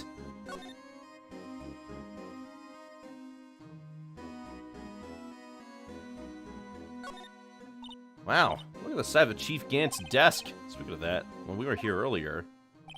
Oh, it's you two! Chief Gant. He put that paper he was reading in his desk. I wonder what he was reading. This looks like a list of evidence. List of evidence? In most cases, the list runs twice as long as this, though. Hey, look at the case name. Huh? SL9 incident. Wonder what that's doing here. Hold on, detective. What did you just say? I said, I wonder what... No, about evidence list. Normally they're twice as long? That's right. I guess there wasn't a lot of evidence. A half-size list of evidence. List of evidence. It seems too short. Most lists run twice as long. What would the other half of the list be doing here? I knew it! The chief must be hiding something about that case. It would appear so. Well, was I any help? Of course. Thanks to your ID card, we were able to get in some hard evidence. Now, that's not very kind, is it? In other words, if it wasn't for his ID card, he would have been useless. Isn't that right, you in the coat? Chief Gant! I knew he was gonna find us. We didn't think he'd be back so soon. Fortunately, I'm a man who believes in signs. As I was walking to my meeting, I happened to look out a window and saw a stray dog running right into a pole. Just then I thought of a certain detective. You mean me, sir? Now then, I'm afraid I'm going to have to ask you all to leave. Yes, sir. Sorry. Oh, you in the coat? Me, sir? Drop off your ID on the way out. You won't be needing it anymore. But, sir... Now get out! Yes, sir! And Gumshoe got fired. We'll be on our way too, then. Wait, you. The one without the spiky hair. Don't go yet. Me, sir? I'd like a word with you. But, sir, I'm not a licensed scientific investigator. You with the spiky hair, you're free to go. Mr. Wright. Look, pal. If I've told you once, I've told you 1,000 times. The chief's office is off limits. But no, you just had to go sneaking in there like that, didn't you? I thought you said you didn't care anymore if you were fired. Yeah, but if I knew it'd be like this, I never would have said it. Now that I've seen the evidence Chief Gant was hiding in office, I think I'm finally starting to get the picture. But why has she kept eerily silent about this all this time? Anyway, you listen to me. I'm gonna try to smooth things over with the chief again. Later, pal. After that, I heard from Emma. She said the police wanted to ask her some questions. She'll be busy for the rest of the day. I see. So the chief asked Emma to come in for questioning. It's no use thinking about it. Tomorrow's the final day in court. I'm committed to doing everything I can to defend you, which is why I'm here. But I've already told you all I can. What you've told me over these past couple of days is absolutely nothing. Not a single useful thing. Really? I believe I did mention something quite important. Something I told you right at the beginning. I said that I was the one who stabbed Detective Goodman. You know, I think I finally figured it out. I know who it is that's lurking behind your words. Mia did a good job mentoring you. I'm rather jealous. It seems Edgeworth was right. Edgeworth? Once you're convinced you know something, no one can persuade you otherwise. Thick-headed is the term he used, I believe. Now's my chance to get her to tell me the rest of the story. I have to admit I was more than a little perplexed at first. You insisted you did it, yet there was no incriminating evidence. That's when it hit me. It's not that you're unwilling to tell the truth, it's that you're incapable of doing so because of a certain individual. What an intriguing notion. A certain individual, you say? So you think I'm protecting this person? Protecting? No, I think afraid of is more like it. If I'm not mistaken, the person in question may have persuaded you to silence. For argument's sake, Mr. Wright, who, may I ask, is this person you're speaking of? The one I am supposedly so frightened of? What is this person's name? Well, Ms. Skye? Mr. Wright, you are addressing the chief prosecutor. Do not forget your place. I take it she's still not ready to spill the beans. My apologies. Could you please tell me a bit more about what you think you know? We were partners until 2 years ago. I respected him as a detective. Assuming he is respectable, then tell me something. Why would he try to hide his crimes? His crimes? Both you and Edgeworth will be brought before a board of inquiry for what you did, specifically hiding and forging evidence. Of course, these are serious offenses. Why is it, though, that Chief Gant's name was never mentioned? Chief Gant. Edgeworth didn't know the truth behind the forgery. The only party who could have possibly tampered with the evidence was me. I had access because I was second in command of that investigation. Yes, you, but also one other, Damon Gant. If you intend to accuse Chief Gant, you'll need more than just words. Show me proof that Chief Gant falsified evidence in that case. You want proof of the Chief's wrongdoings? Here it is. That evidence proves someone is doing something wrong, all right, but it's not the Chief. Who would that be? Why, you, of course. Me? Yes. You seriously believe what you're saying, don't you? Now that's scary. You seem to have the makings of a criminal with these fallacious accusations. You just spent the night in the cell next to mine? Yes, me, you're the scary one. I guess that's the wrong one. I meant this one. I just found this in a safe in the Chief's office. This jar piece, and this piece of cloth. Do you know what these are? They're pieces of evidence from the SL9 incident. The person concealing evidence was none other than Gant himself. Now tell me, why are you taking all the blame for him? Touché, Mr. Wright. It's as you surmised, I cannot disobey the Chief's orders, even if it means being found guilty for murder. Why not? Come now, Mr. Wright. You can't possibly expect me to be able to tell you that. 3 days ago, I had no choice but to cooperate. In the murder of Detective Goodman. Or perhaps I should say, follow orders. Yes, that's more accurate than cooperate. Although I can't tell you the details. I can say I was given an order that day. I need you to dispose of Bruce Goodman's body. You'll find it inside the trunk of Miles Edgeworth's car. Just as I suspected. Despite what everyone believes, you were not the one who murdered Detective Goodman. Correct. I was trying to take the body out of Edgeworth's car. The trunk's lock was broken, and I discovered that murder weapon while inspecting the body. The murder weapon? You mean Edgeworth's knife? No. When I found the body, this was the knife stuck in it. The knife from the SL9 incident. The serial killer Joe Dark's knife. I couldn't just leave that knife in him, so I took it out and stabbed him with another knife. That would be Edgeworth's knife? That's right. Even though he was already dead, my hands were shaking at the thought of stabbing him. That's why I ended up cutting my hand. And that's the reason for the bandage on your right hand? Yes. Seems I got blood on the victim's shoes as well. And then she saw me just as I plunged the knife in. Ms. Starr, huh? Why did you need to hide Dark's knife so badly? It took a lot of work to finally close that Dark case 2 years ago. It was over with. I didn't ever want it to be opened again. My intent was to prevent that by whatever means possible. So, you hid Dark's knife. The weapon used to stab the detective was evidence in the Joe Dark case. If word got out, which it would, the reporters would have a field day with that. So you wrapped the knife in your scarf and hid it in Edgeworth's exhaust pipe. Right, then I called my sister. Tell her what happened, and ask her to hide the knife that was inside my muffler. You asked Emma? I didn't want anyone on the force to know about this. That would explain why Emma is so confident about Lana's innocence. Speaking of phone calls, I had a bad feeling about one of them that day. A bad feeling? The truth is, after I received those orders from Gant, the first thing I did was make a phone call. A phone call to Patrolman Jake Marshall. To Marshall? Why on earth would you call him? The lead investigator for the SL9 incident had been murdered. I wanted that fact to be kept hidden, and I needed help. He was the only other person I could trust, or at least I thought I could trust him at the time. However, it seems that after I spoke to him, he went off on an escapade of his own. Oh, you mean, not wanting the case to die, he decided to take things into his own hands. He disguised himself as Detective Goodman and tried to steal the evidence. He had already stolen the ID card, but it seems he still hadn't made up his mind to break into the evidence room. After my phone call, any remaining doubts he had must have disappeared. So your phone call caused the incident in the evidence room?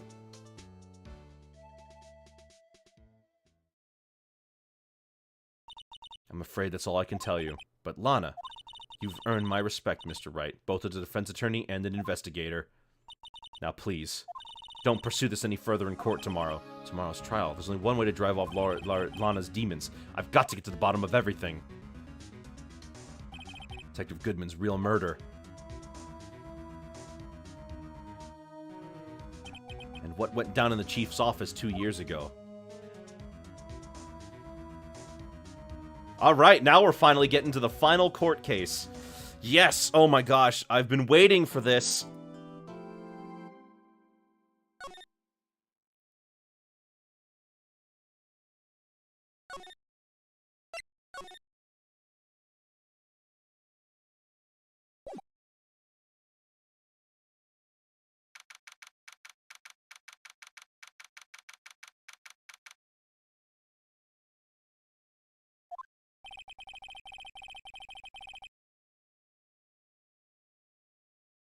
This is the defendant's lobby, all right, but there's no defendant. I've been trying to reach Lana all morning. Where could she be? And where's Emma, for that matter? It almost seems as if something's been happening behind the scenes. Edgeworth. Knowing you, you've already figured it out. Who the owner of the 777777 ID number, that is. Well, I have a pretty strong hunch. Looks like I'm not the only one who's figured it out. You know, the only reason this trial didn't reach a verdict yesterday is because there was still room for doubt regarding this ID record. If that number does belong to who you suspect, then no doubt will remain. After all, he hasn't been officially charged with anything. True, not yet. In any event, once all doubt has been removed from that list, I can call for a ruling. 5 minutes, right, and Chief Prosecutor Skye will be found guilty. But she didn't do it! I figured you'd say as much. That's why I came here to hear what you have to say. This is the first time he's ever done something like this. Lana's hiding something, and the only way we'll ever know the truth is to draw it out of her. The truth?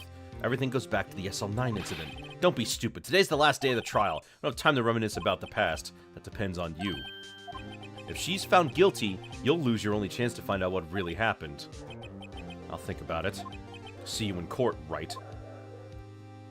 This game's final part gets long. Guess that's what happens was based on the DS bonus content. I mean, it's a whole extra mission, right? So it was meant to be, it was stuff that they developed separately. Alright, here we go. Court is now in the session for the trial of Ms. Lana Skye. The defense is ready, Your Honor. The prosecution is ready, Your Honor. Normally, this is the part where the prosecution puts forth his opening statement, but before that, the police chief has a proposal to make. Chief Gant.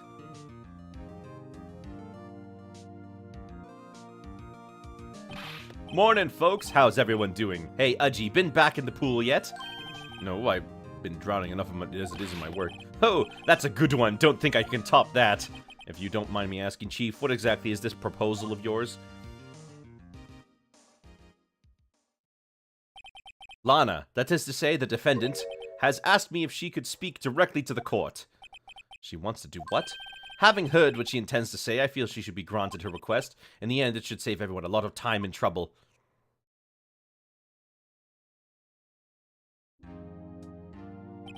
What's this all about, defendant? I'd just like to make one simple request and I'll be finished. Well then, what's your request? Your Honor, I'd like you to put immediate end to this trial. Huh? I confess to all charges against me. On February 21st of this year, I murdered Detective Bruce Goodman in the underground parking lot of the prosecutor's office.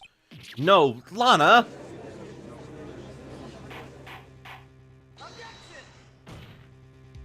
You can't! Your Honor, the defendant's claim does not change the defense's plea. In that case, Mr. Wright, I no longer require your services. But Lana, Your Honor, I hereby forfeit my right to an attorney. The prosecution may lack direct evidence against me, but it has sufficiently proven its case through testimony and circumstantial evidence. I would like to render your verdict now, if you please. Well, the defendant certainly has a right to self-representation. A request is legally valid, although this is an unprecedented situation. Indeed, it appears there's no further need to continue this trial, even if Mr. Wright may feel otherwise. This can't be happening! It appears the time for the verdict has arrived. This court finds a defendant. One moment, Your Honor. Mr. Edgeworth, the prosecution has not yet proven the defendant guilty beyond reasonable doubt. Any ruling at this stage would certainly be premature.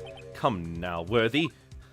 I understand this is a difficult time for you, but why don't you just be a good little boy and keep your mouth shut,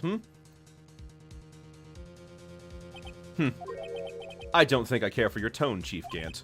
What?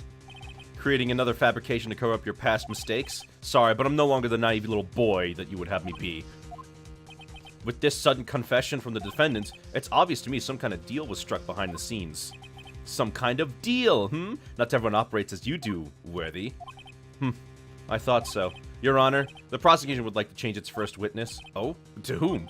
As its first witness, I would like to call Ms. Emma Skye. I request the court hear her testimony. Mr. Edgeworth, I'm exercising my right to self-representation. I don't think we need to I don't care what you think, Ms. Skye. The exposure of truth sometimes results in tragedy. However, no matter how tragic the truth may be, it would be an even greater tragedy to avert one's eyes from it. Very well, the court shall grant the prosecution's request. That's okay with you, right, Chief Gant? Worthy, you'll live to regret this. Mark my words.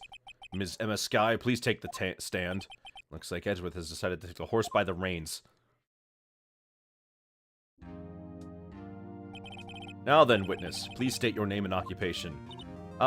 My name is Emma Skye. My occupation? I'm Lana's little sister and I want to be a scientific investigator.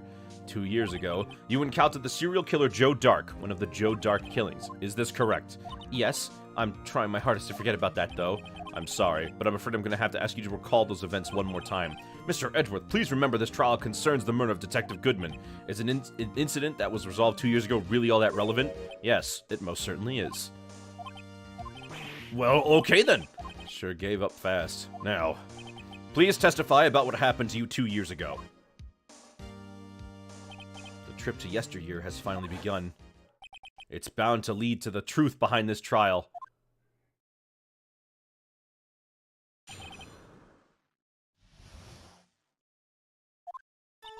I was waiting in my sister's office that day.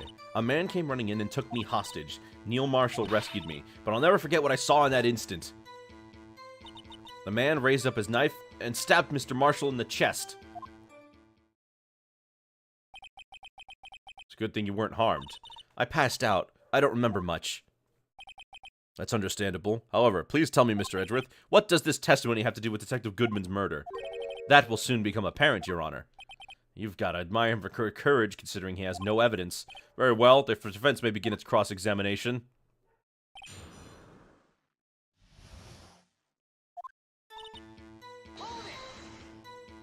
2 years ago, the defendant was a detective at the police department, correct? Yes. She was second in command under the Deputy Chief of Police Gant. My sister, she was the best detective ever. Yes, I remember. Deputy Chief Gant and Miss Skye used to be quite the pair. I believe they shared the same office. That's right. I'd always sit at my sister's desk and dream about playing that organ. I wanted to play it that day, too. The police department and the prosecutor's office held a ceremony that day. Lana promised to take me to dinner after she finished her work. A man came running in and took me hostage. A man? Yes, Joe Dark. He was a serial killer. Joe Dark was brought in for questioning on the day of the ceremony. We were desperate to get anything on him that would lead to an arrest. When he saw his chance, he fled the room, right? Upon fleeing the room, Dark proceeded to take the elevator. He must have been in a panic because the elevator was going up. Then he ran into Skye and Gant's office. There was a lot of noise coming from outside, so I opened up the door to have a look. That's when I saw him. What was the prosecutor doing there? That day, there were 2 people present during Dark's questioning. Deputy Chief Damon Gant and Prosecutor Neil Marshall. Almost forgot about Gant. Neil Marshall had just received the King of Prosecutors Award.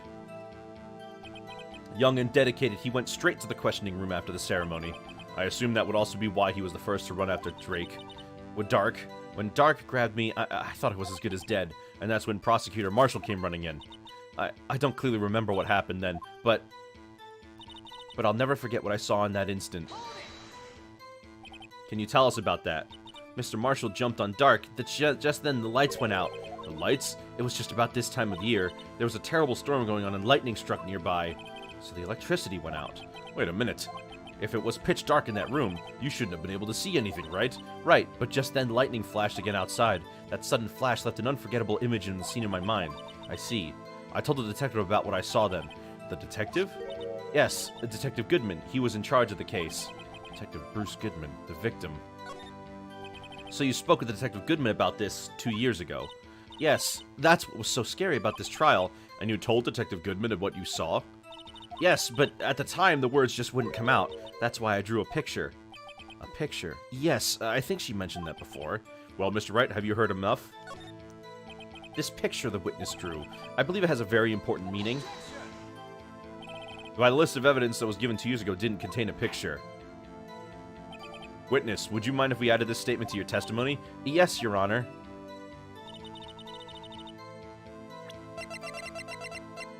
It's on the list of evidence.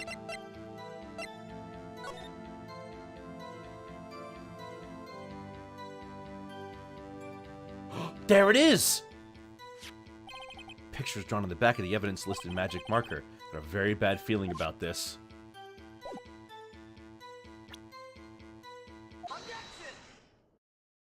Mr. Edgeworth, this little girl put all her heart into drawing that picture. And yet you would insist on denying its existence? Huh? Hey, I'm not the bad guy. All I'm saying is that the prosecutor for this case, I wasn't handed such a picture. That may well be, but that doesn't mean it doesn't exist. Behold, this is the evidence list for the SL9 incident. Please turn it over, Your Honor. Turn it over. Ugh! What's this? Yes, what is that? Hey, that's it. That's the picture I drew. Indeed. Two men appear to be wrestling here. What's the meaning of this? What are you doing with that list? Me? Only the prosecutor in charge should have access to that list. Huh? These lists, they're different from each other. What? It would appear, Mr. Edgeworth, that the evidence list you were handed 2 years ago was incomplete. These two lists fit together to form one. You can see the marks here, which they were torn apart from each other. So you see, Mr. Edgeworth, it's quite obvious what happened. 2 years ago, only half of the evidence in that case ever reached you. What? What?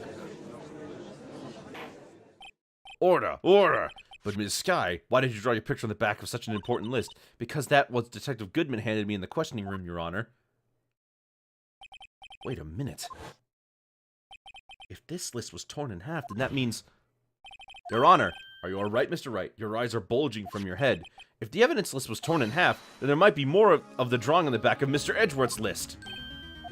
Yes, that's quite conceivable. Mr. Edgeworth, it's possible. Let's... Is something wrong? Do you even have to ask? Sorry, Your Honor. There is indeed something drawn on the back of my list. It's that thing.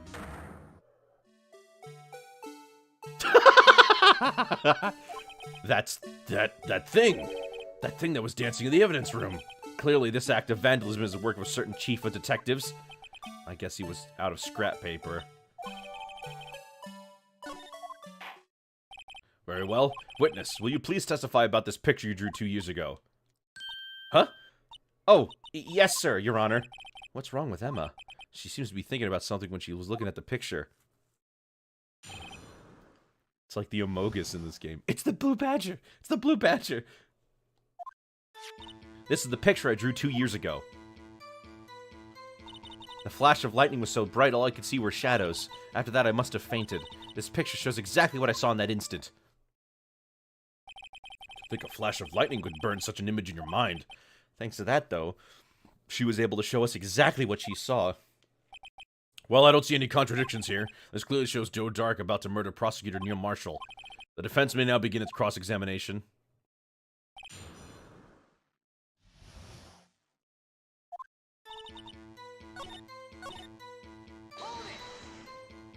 You mean you didn't see the actual murder take place? No. I'm sorry. The flash of lightning only drove off the darkness for a split second. Not only that, but the trauma of the situation understandably caused the witness to faint. Do you really need to torture this girl any further? What? Hey, I'm not the bad guy here. Anyway, this picture shows exactly what I saw in that instant. Sorry for asking so many times, but are you sure you drew exactly what you saw? Of course, this is the exact scene. Was it influenced in any way from the talks with the detectives? Are you insinuating we somehow manipulated her memory, Mr. Wright? No, of course not. I drew this picture before I heard anything from the detectives, so I don't think anyone's story would have influenced me. Mr. Wright, is there something that's bothering you about this picture? Huh? Oh, well... That's strange. She claims that this is exactly the scene that was imprinted in her mind, and yet, there's clearly a contradiction here. Did you draw this picture right after the incident? I think I drew it 2 or 3 days later. At first, I was in such a state of shock that I couldn't do anything. During that time, the investigation team was reorganized. Detective Goodman was placed in charge, under the direction of Damon Gant and Lana Skye. 2 or 3 days later, the memory should have still been fresh in her mind. Excuse me, witness. But can you please tell us why this picture is painted all black? The flash of lightning was so bright, all I could see were shadows. Yeah. So at the time, you didn't even know it was Mr. Marshall who had come to your rescue. No, I couldn't see him clearly. The lightning was so bright, and I was knocked to the floor. You were knocked to the floor? Dark had a tight grip on me, but when Mr. Marshall jumped on him, I was knocked away. I turned around, and that's when the lightning flashed. Poor Emma. I'm just glad she wasn't hurt. What happened after the lightning flashed?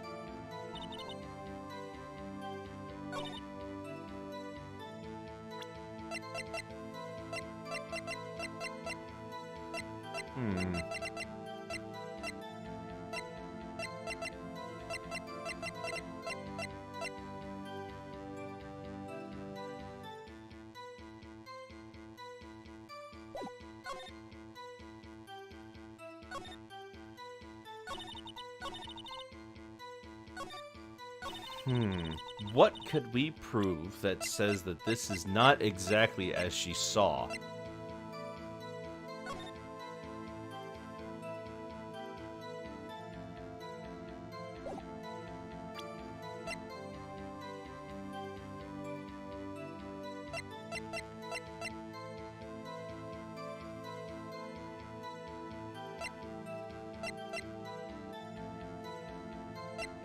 How do we...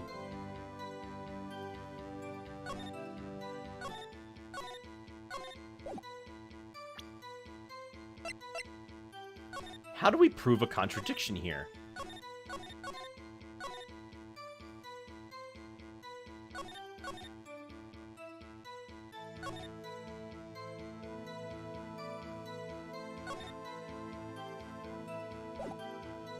How do we prove...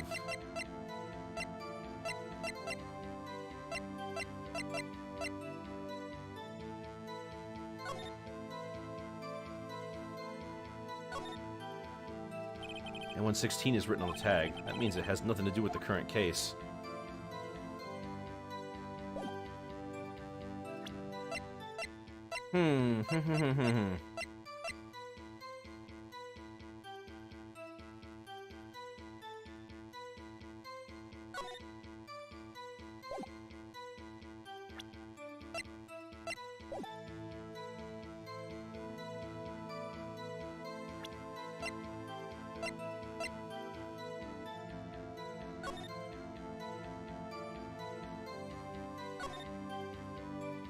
Clear handprint can be seen on the leather cloth. The print belongs to Emma.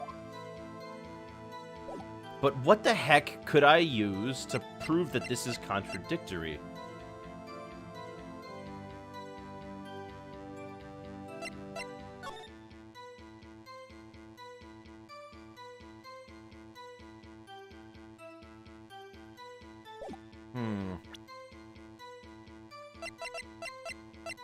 Can anyone help me out here? I can't seem to figure it out.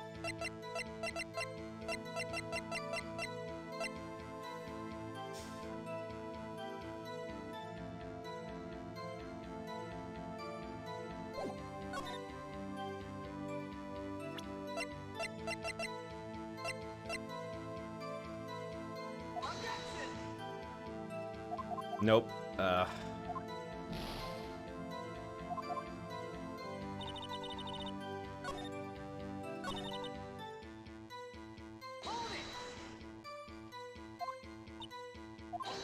Didn't see the actual murder take place.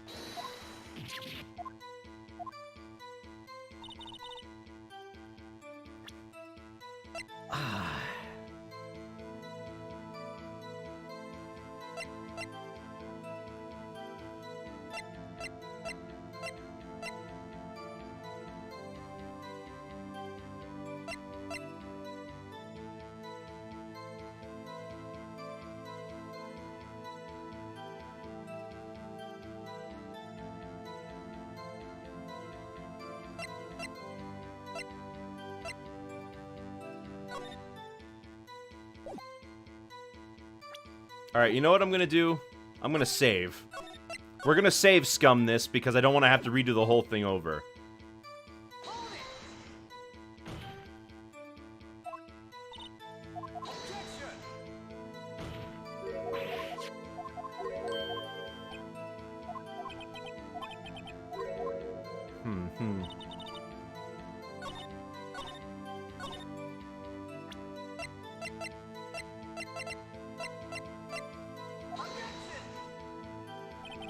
Nope.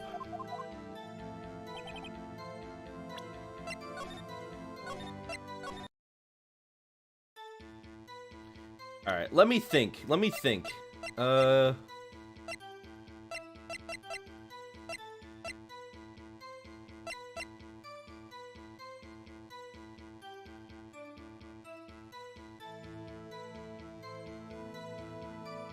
Oh gosh, what could possibly be involved here?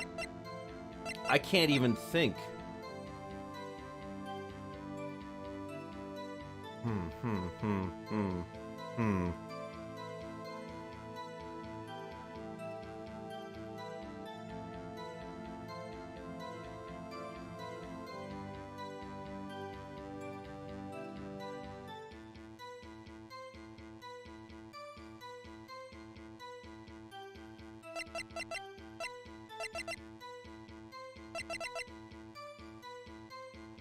I can't seem to find anything that, like, lets me know exactly what it is I need to do.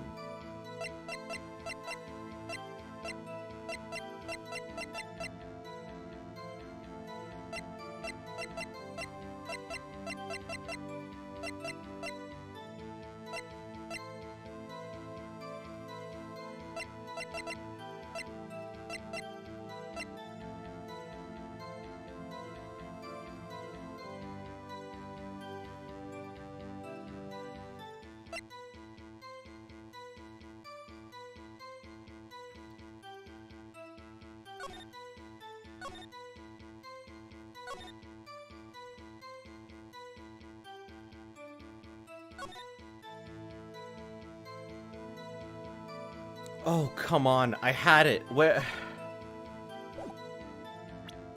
What the heck could be messed up about this?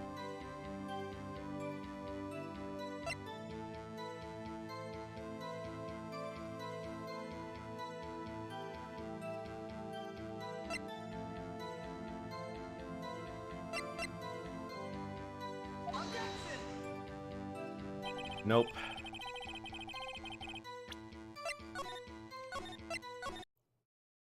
What the heck could it be? No, we had this one already.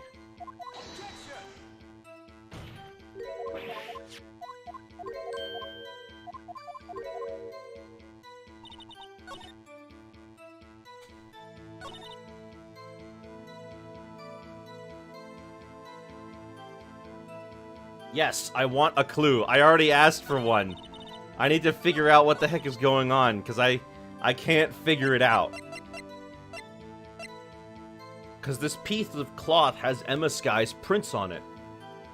But I don't know where it came from.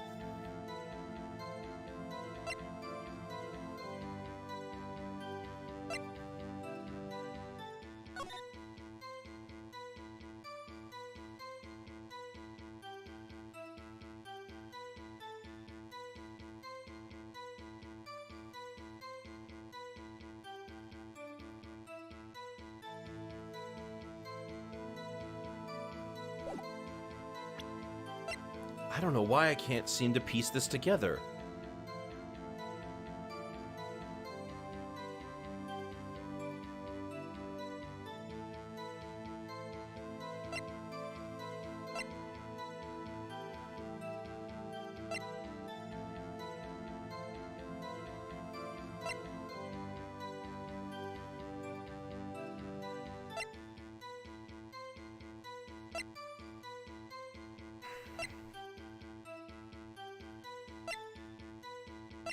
None of this stuff over here is needed. Yeah, none of this matters. Don't focus on how things look now, but how they should have looked 2 years ago.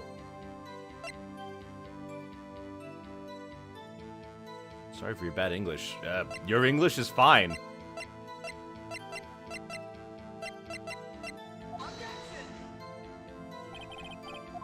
Nope, never mind.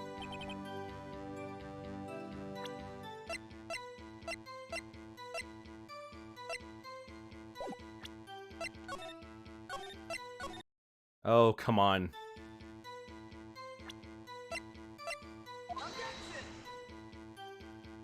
Nope, I already did that one, didn't I? I meant to do the photo. I don't want to have to go through this whole thing. I can tell this is going to be a long one. So, hold on. Then let's try...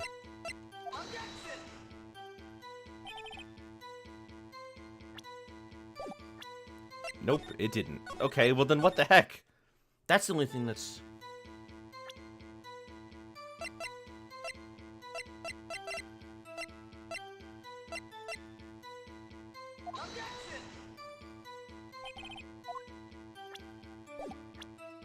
Oh, come on. Am I really gonna, like, save Scum and present every piece of evidence until something works?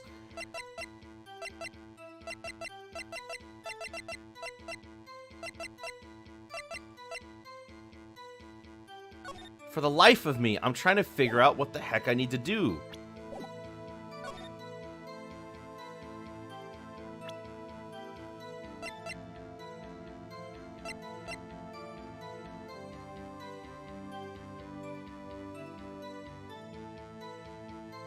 Why the knife tip looks broken if the tip was found inside Marshall's body.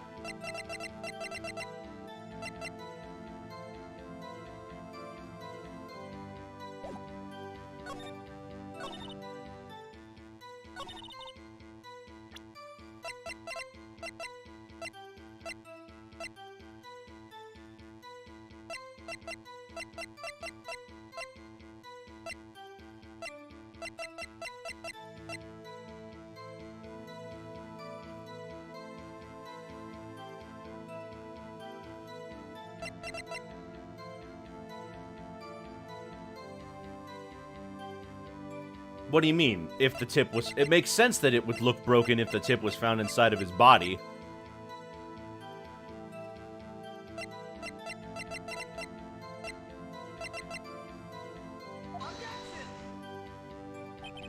Nope, never mind. Once again, I am flipping reloading this save. Why can't I figure it out? It should be obvious, right? Like, something is leading this on. Something... But the knife broke after Drake stabbed Marshall. Yeah. Yeah, that makes sense.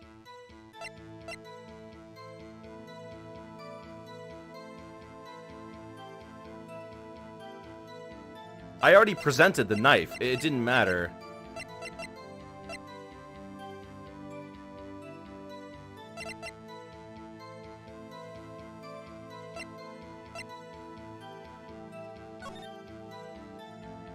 Picture shows the moment before the stabbing. Well, I already presented the knife, and that wasn't right.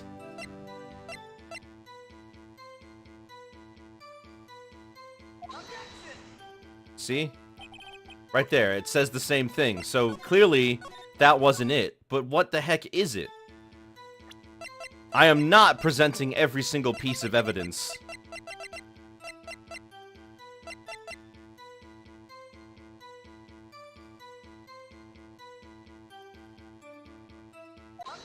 Oh, the autopsy report. I hate to be the bearer of bad news, but the picture this witness drew contains a blatant contradiction.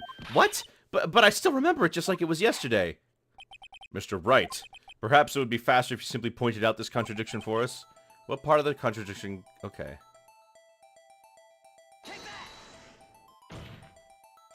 The contradiction, of course, lies here. Take a look at the knife the man is holding. If you look closely, you can see its tip is broken. Even I don't have to look closely to see that. But Mr. Wright, look at the evidence. See the murder weapon, its tip is broken too. If I recall, the tip of the knife was found broken off in the victim's body. It was the conclusive piece of evidence that proved Joe Dark was the murderer. I'm afraid it's not that simple. And where, pray tell, could you possibly see the problem? It's obvious, really. The victim suffered a single stab wound to the back. If the victim was only stabbed once, then the murderer weapon should not yet be broken. Ugh! What's the meaning of this? Perhaps the knife was broken beforehand. Sorry, but I'm afraid that's not possible. The tip of the knife was found inside the victim's body. If it was broken beforehand, it couldn't possibly wind up there. That's right, but what does that mean? The tip of the knife was undeniably covered with discovered within the victim's body. The impossible explanation is the witness's memory is mistaken. That's why I asked her so many times if she was sure she remembered correctly. I believe you were annoyed at the time, but she was sure she remembered correctly. But there's no other way to explain this inconsistency. Not so fast, Mr. Edgeworth. There is another explanation. Have you forgotten already? About a little something called falsified evidence? You're treading on thin ice, right? All I'm saying is that this broken knife tip might be the piece of evidence that was forged. You can't deny the possibility. No. Ugh! Order! Order! Are you saying that the investigation really was corrupted? Your Honor, please allow me to once again go over the events that took place the day of the murder. The police department and the prosecutor's office were holding a ceremony that day.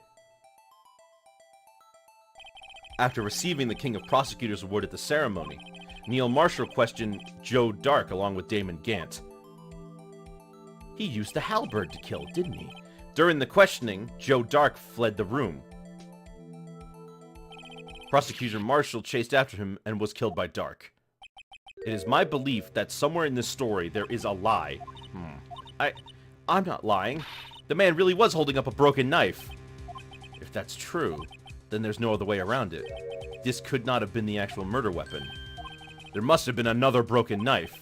What are the chances of there being two broken knives? Another broken knife besides Joe Dark's. Could there have been one? If the witness is this adamant about the accuracy of what she saw, can't just be explained away by a simple observational error. Mr. Wright. In that instant, Emma really did see a broken knife. I assume then that you have some information about this other broken knife? If so, please feel free to enlighten us. The murder weapon was already a broken part of the murder. There's only one way. Take a look at this. Here's the real murder weapon. If anything's broken here, it's you. Huh? I'm sure this must be very amusing to you, Mr. Wright. What? No! That's the actual murder weapon! The thing is... Oh, you've got to be kidding me. That's the actual murder weapon! That's missing!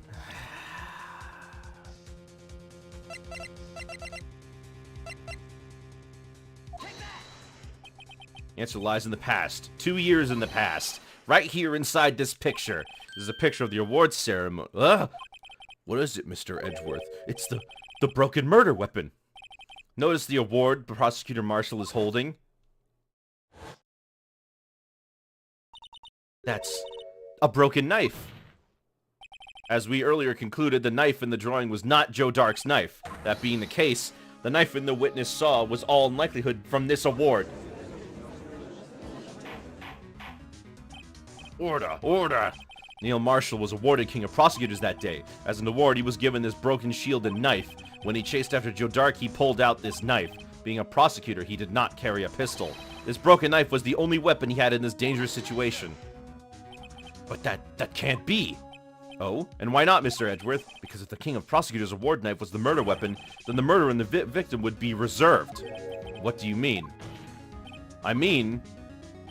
this man raising a knife would have had to have been Prosecutor Neil Marshall. Oh. Oh! But the prosecutor was the one who actually died. That's true. What's going on here? It seems Mr. Wright has been a bit too eager to jump to conclusions. Wait! I remember now! I remember everything! Witness. Mr. Edgeworth! What is it? Could you show me your evidence list again, please? His list? The one with that picture scribbled on the back?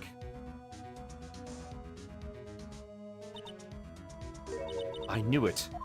This picture, I'm the one who drew it. What? You drew that? That's right. The list was torn in half at the time when I drew this picture.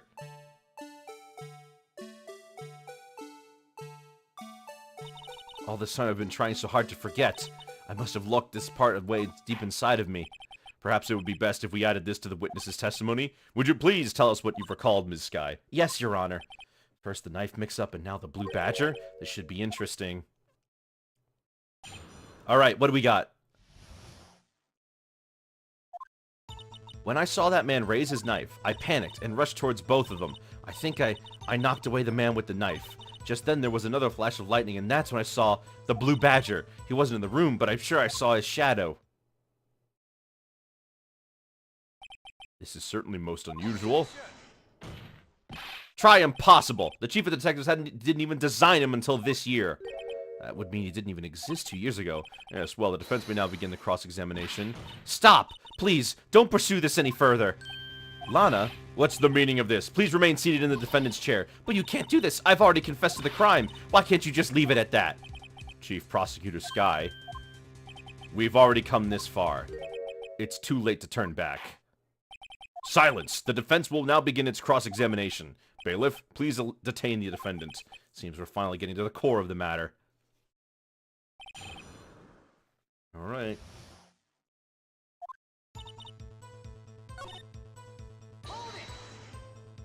Why would you do something so dangerous?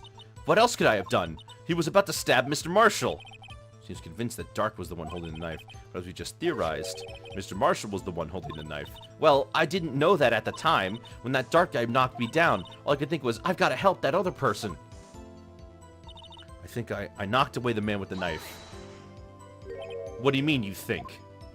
It all happened so fast, and I was in shock. I don't remember everything clearly what I did. It was all kind of a blur.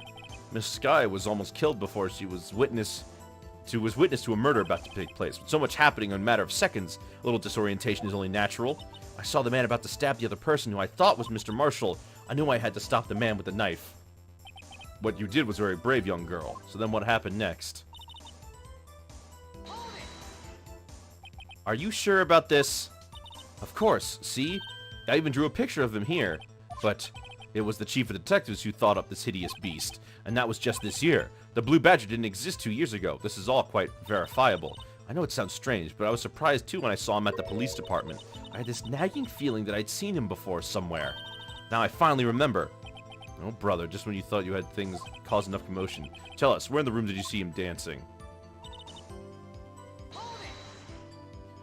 His shadow? So you mean you didn't actually see his face with its winning smile and all? That's right, but I still remember it had 3 creepy horns. This is pointless. That thing couldn't have possibly existed 2 years ago. The witness must be mistaken. That may well be. But what's important is what caused her to think she saw what she did. Oh, and I suppose you have an explanation? If so, by all means, please tell us what the shadow really was. What was it Emma saw when that lightning flashed? Who is this Blue Badger really? Well, I have to know. Blue Badger hadn't even been dreamt up yet she's certain she saw this shadow.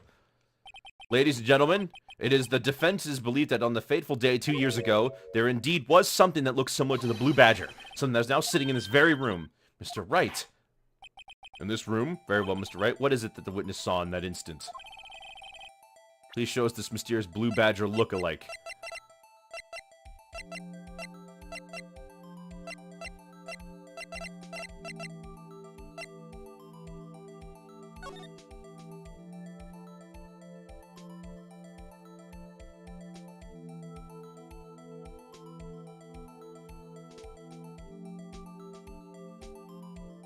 The vase.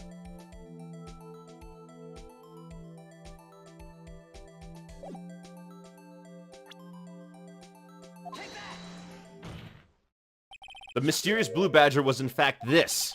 But that's... what exactly is that? I believe it's some sort of jar. But Mr. Wright, that doesn't look anything like the Blue Badger. Indeed it doesn't. Just as it stands now, it's just a plain jar. However, what if we were to change our viewpoint? Our viewpoint? I've got to show them the correct angle to look at this from.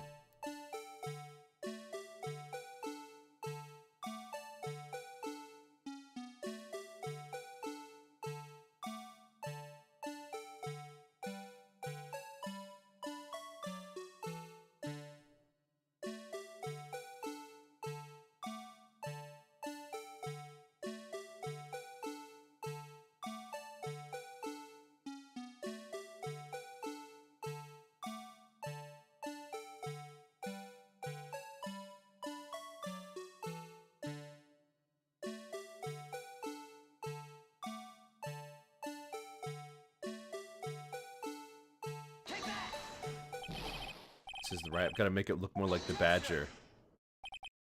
Right. Uh-oh.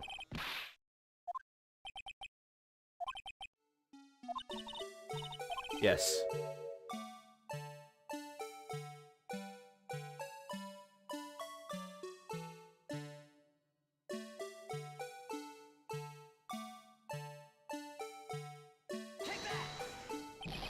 No, come on. That's right, isn't it?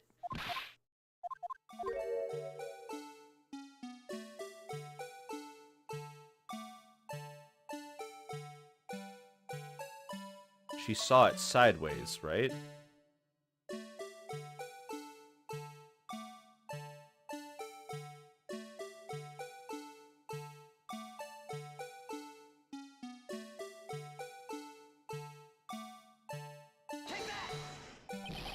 Oh, that's totally right.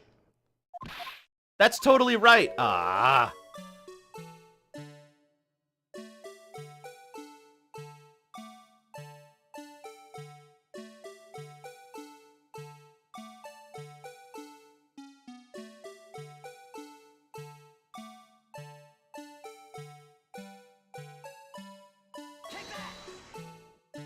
There it is. Well, is it a miracle or what? No one can possibly deny this jar's resemblance to the Blue Badger. No. It can't be! Order! Order! The defendant has proven its claim. The mysterious Blue Badger witnessed on the day of the crime was actually this. At least you did not lose life points? Oh my gosh, yeah, you're right. Although we all enjoyed Mr. Wright's dramatic performance, one question remains. What's your point? What do you mean? So the Badger thing was actually just a jar. That doesn't change anything.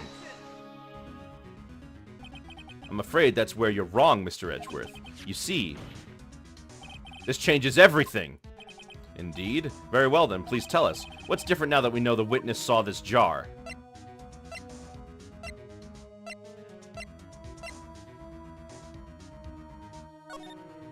Allow me to take these in turn. At the moment of the murder, the witness saw this jar. At a very specific angle, I might add, Mr. Wright. Yes, well, knowing this, where could she have seen the jar? Where? The location of the jar is shown in a picture taken on the day of the crime. It's on a shelf in the office of Damon Gant. But the body was found lying near Lana Skye's desk. The witness testified so herself.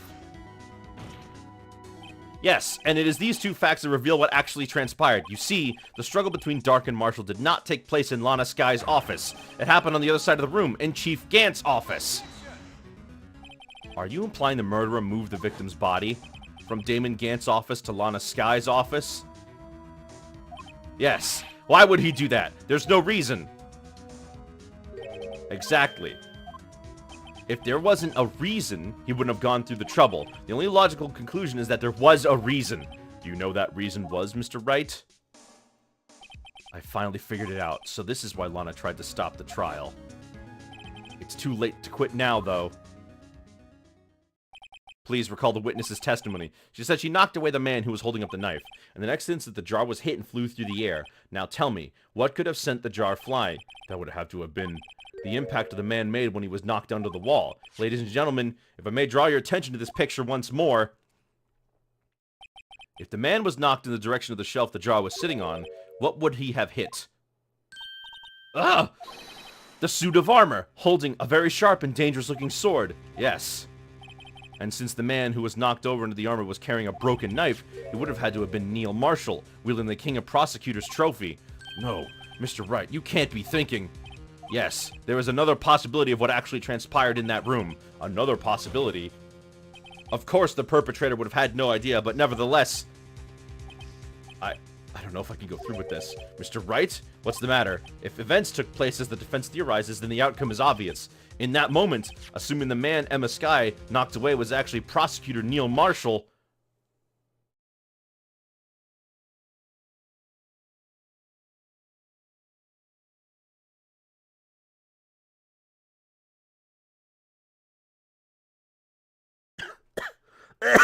Excuse me. You mean Mr. Marshall died because of me? No!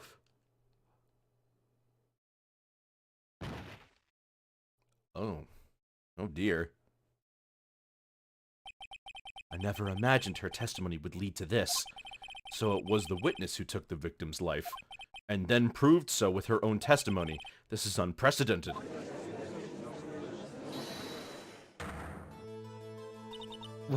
What are you saying? I'm sorry, Ms. Skye, but given the circumstances, Joe Dark murdered Prosecutor Marshall. How can you think it was Emma? How dare you try to pin the crime on her? Imagine that coming from you. If you recall, it was you who admitted to forging evidence 2 years ago. The reason you moved Prosecutor Marshall's body was to keep anyone else from finding out about what Emma did, wasn't it? I assure you, Mr. Edgeworth, I have no idea what you're talking about. If you hope to have anyone believe in your insane allegations, then I'm afraid you're gonna have to have proof. Tell me, do you have any conclusive evidence that proves my sister killed Neil Marshall? Evidence? I'm willing to bet you don't. Yes, it certainly would be difficult to prove with this evidence. If we don't have evidence, then we'll have to rely on testimony. I'm afraid that won't work in this case. Both parties involved in the incident are dead. We certainly can't get dead people to testify. It's always been a wild goose chase from the beginning. No, we could get dead people to testify if Maya was here.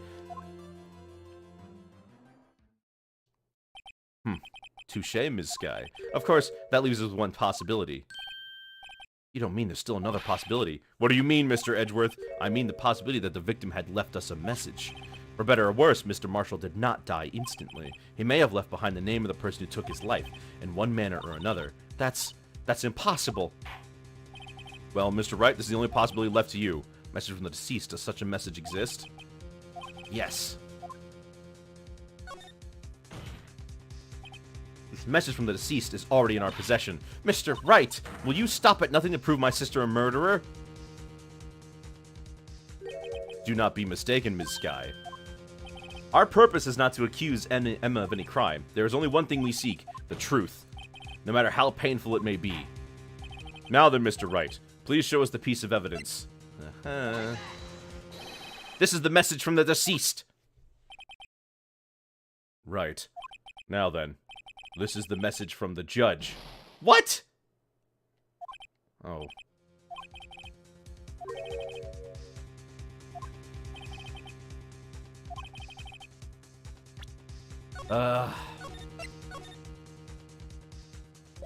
It's her fingerprint. She was... Whatever.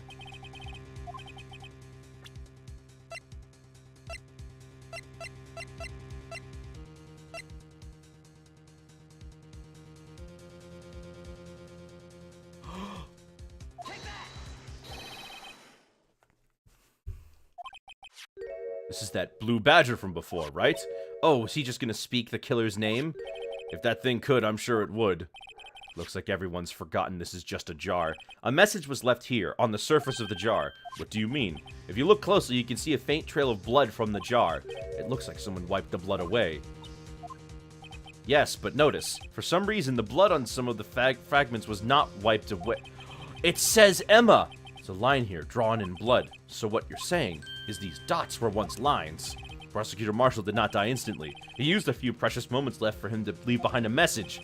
One that someone apparently wiped away. But blood must have seeped onto the jar, but the lines changed directions. Precisely so. All we need to do is connect these points, and the victim's message will become apparent. No. Mr. Wright, what kind of message did the victim leave for us? Your Honor, I believe these bloodstains will reveal for us the answer.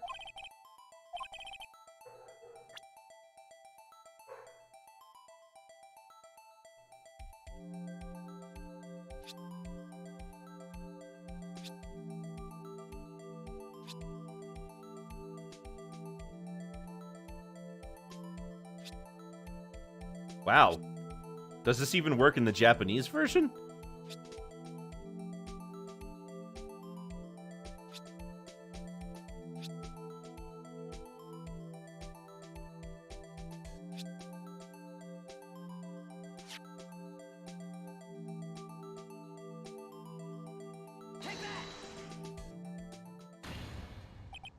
It's a defense attorney's duty to prove their client's innocence. That's why I've been thinking about all I think of saving Lana. After all my efforts, I never thought it would turn out like this.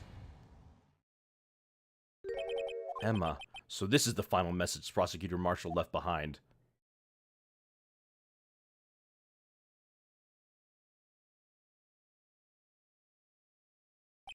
Of all people. She may not have meant it, but in the end, the one who took the victim's life was Emma Skye.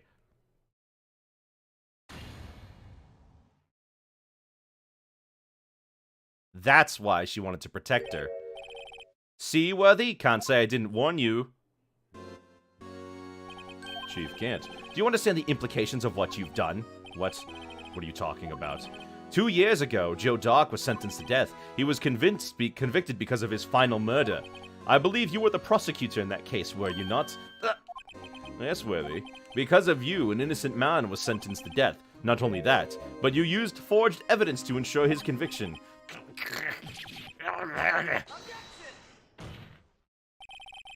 Kanji is short, so maybe. But Joe Dark really was a serial murderer. That's undeniable.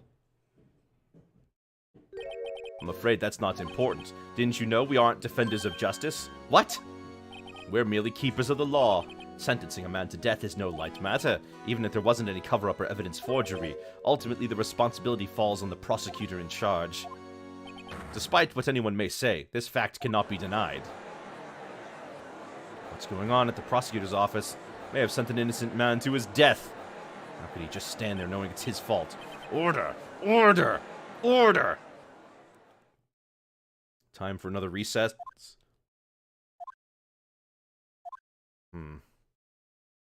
We're gonna finish this trial today, and mark my words.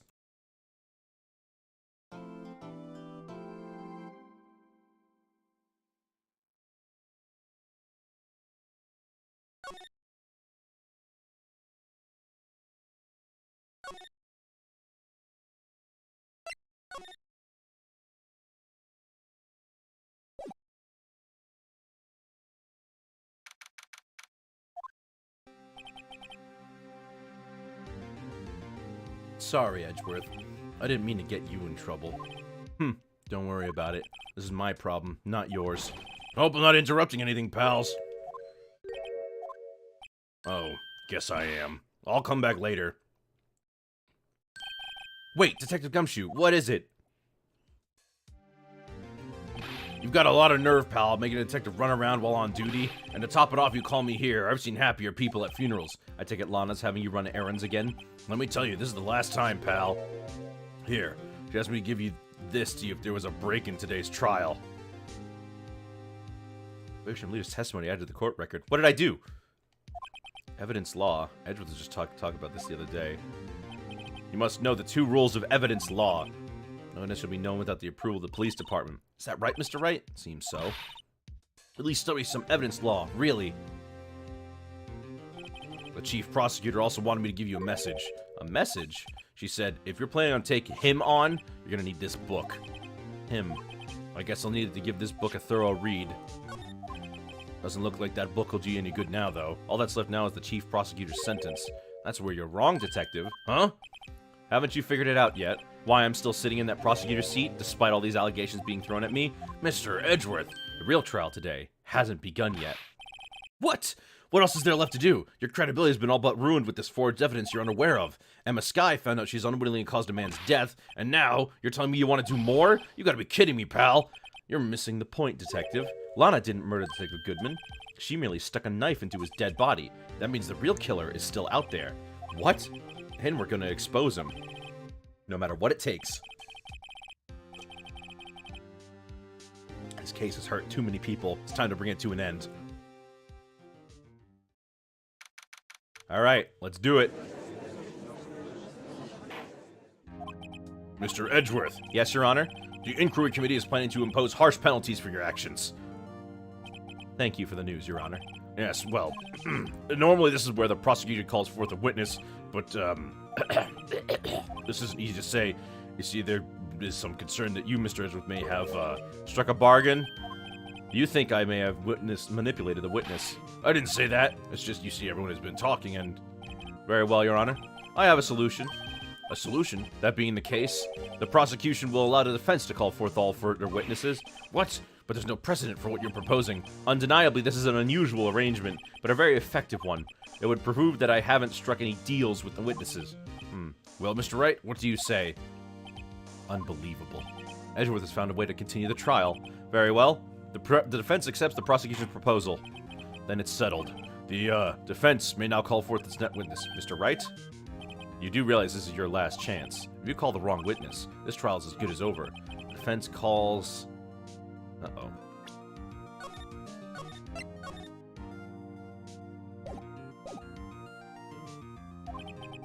It's finally come to bring out the real murderer.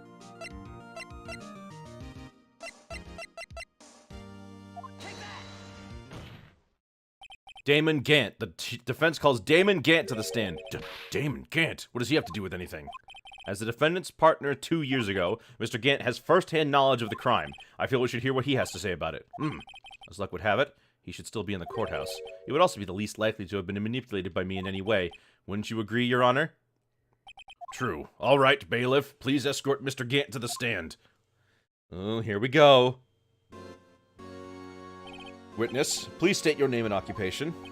What is this, some kind of practical joke? I was just on my way to lunch. Your name and occupation, sir? Worthy, are you sure you want to do this? Your name and occupation. So, you want to play hardball, eh? Please, Mr. Gant. Fine. My name is Damon Gant. I am the acting chief of police. Now then, Chief Gant. The court requires to hear your testimony. Oh, righto. What's with the grim face? First, let's clear up this SL9 incident. Oh, you mean that time when Lana's sister murdered that prosecutor? Personally, I think it's been made pretty clear already. There are still some things unaccounted for. Oh? Like what? Like the role you played in all this. Son, either you're very brave, or very foolish. You are aware, of course, that a police chief has all kinds of weapons at his disposal. Weapons? Sure, take my testimony, for example. I don't have to give it if I don't want to. What? Is that true? I'm afraid so. The chief of police has the right to refuse to testify. Of course, such an action carries with it certain risks. Don't worry, I'm not here to hinder your trial. Just remember, if this turns out to be a big waste of time, don't say I didn't warn you. Very well. The witness may now begin his testimony.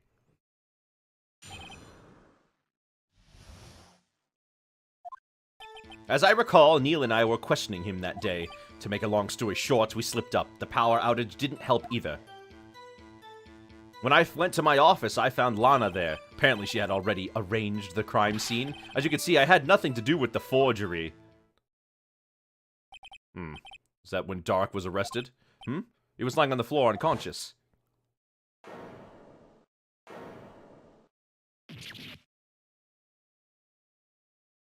When Emma sent Neil flying, it seems Doc bumped his head. I see. Everything seems pretty clear-cut. The police chief has the right to refuse to testify. I better hit him hard and fast.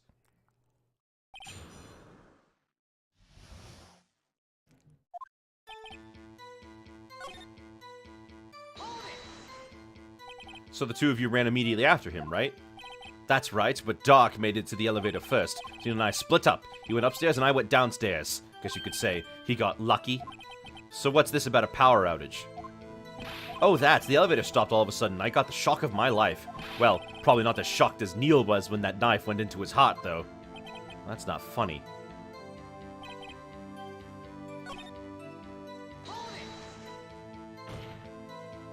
How can you know that? Because of the victim's body, it had already been moved. So that means... You found the body near Lana's desk? That's right. You think you said earlier it was my suit of armor that really stabbed the prosecutor? Yes. Anyway. Let's see. So you're saying that the forgery had already taken place by the time you arrived at your office. That's exactly what I'm saying. I can understand how Lana must have felt, but moving a body and hiding evidence are inexcusable no matter the circumstances. Is that how it really went down? Staring at the witness won't do you any good, Mr. Wright. If you're gonna stare at anything, you better be staring at that court record. Worthy, worthy. Always the smooth talker. What piece of evidence ties Gant to the forgery?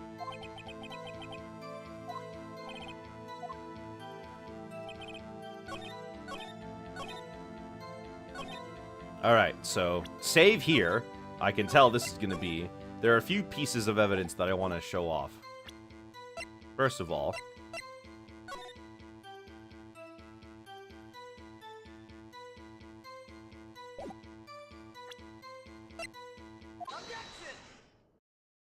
If you really had nothing to do with the forgery, then how do you explain this?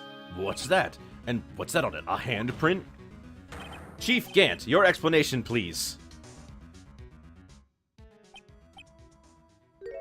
I don't know. You tell me, son. Huh? My dear Raito, don't you know the second rule of evidence law? Uh-oh, not this again. Evidence law. Rule 2. Unregistered evidence presented must be relevant to the case on trial. Tell me, how is that rag relevant to this trial? Appears the defense was not prepared. I guess it's too early to use this piece of evidence. Oh boy.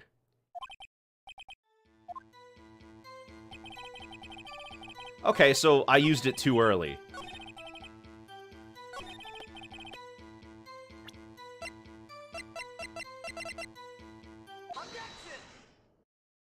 You claim you had nothing to do with the forgery.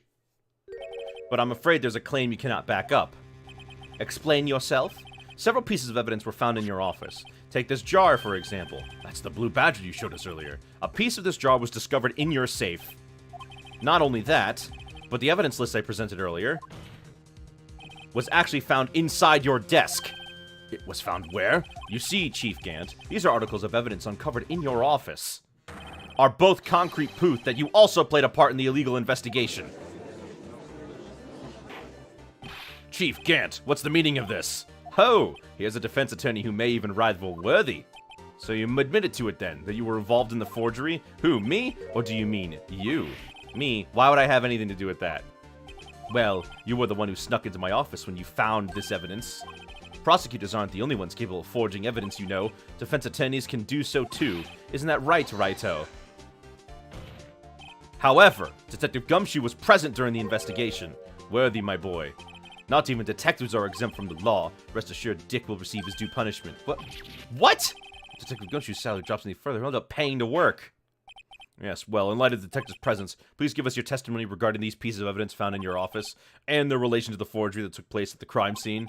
My, kids these days no longer know how to put two and two together. He's older than you are. Let's see, what was it now? A jar fragment and a list? For all I know, you could have planted them in my office. Anyway, you can't prove when those pieces of evidence were discovered. If they were found after Doc was convicted, then they're worthless. There's no reason I'd participate in a forgery. Rearranging the crime scene wouldn't help me out in any way. Mr. Wright? Yes, Your Honor? When investigating the crime scene, you should have been more careful to observe protocol. You do understand that I am the chief of police, right? There will be consequences. Ooh. Indeed, I believe I'll press charges, so you won't make the same mistake again. My apologies, Chief, but would you mind waiting until tomorrow for that? Today is, well, you know. Alright, Aji. In return, though, I know. That place, right? What are these guys, telepathic? Alright, let's see. What do we have to deal with here?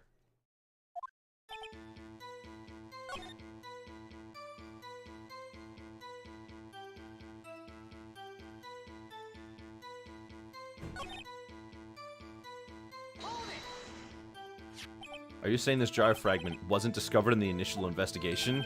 It would appear not. After all, I wasn't listed in the evidence list. For all we know, it could have suddenly materialized the day after Doc was sentenced. Oh, and wouldn't that be convenient, right?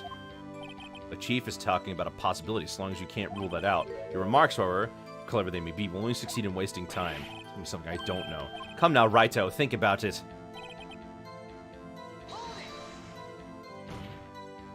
How can you look me in the eye and say that? Because I'm innocent. Remember, who was it that murdered Neil?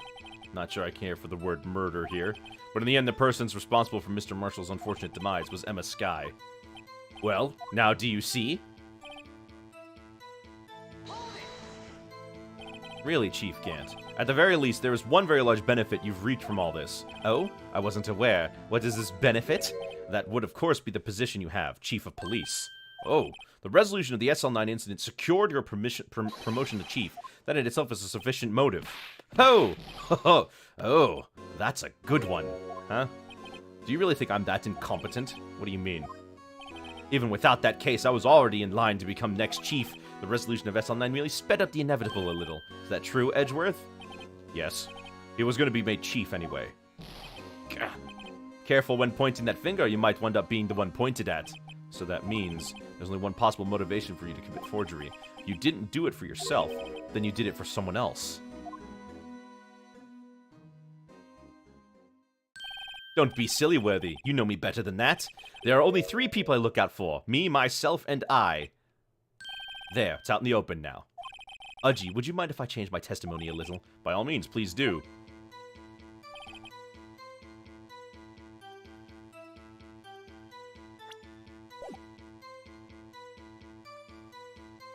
I think nothing in it for you. Sorry, but the only person I care about is yours truly, that girl, Lana's little sister, was it? If you think I felt sorry for her, you'd better think again. You're right, you don't feel sorry for anyone. Be tough on crime and tough on people, that's how I was raised.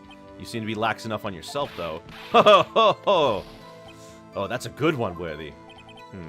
Could it be something in it for him? Given his selfishness, would he help someone out? True, you might not help out anyone for their sake, but if it would benefit you, you might decide to assist someone. Mr. Wright, it appears you positively determined to portray the chief as a nice man who likes to lend people a hand. That's not what I mean. Very well then. Who is this person you believe Chief Gant may have helped forge evidence?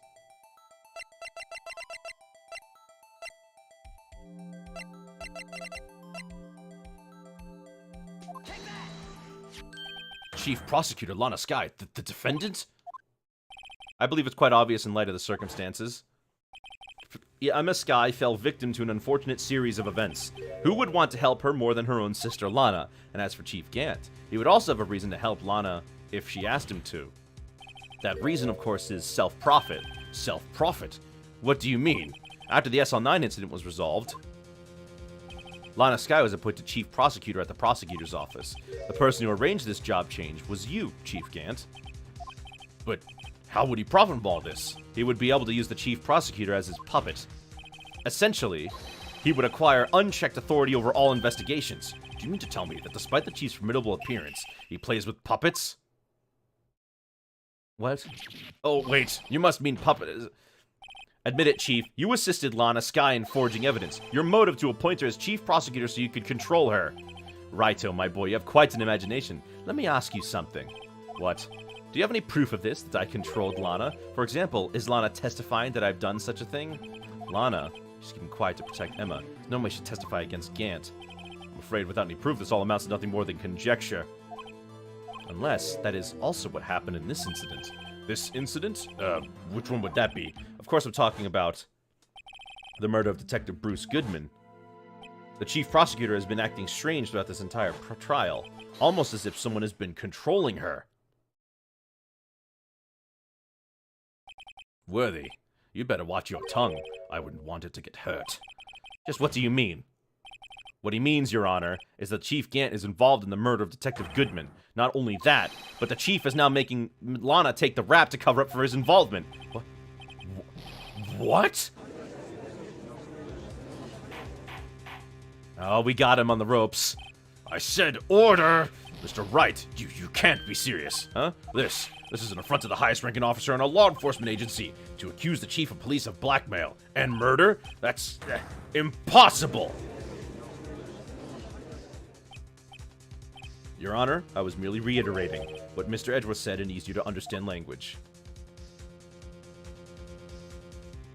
It's too late, Mr. Wright. There's no turning back for us now. Looks like he's the one who's decided to go through with this.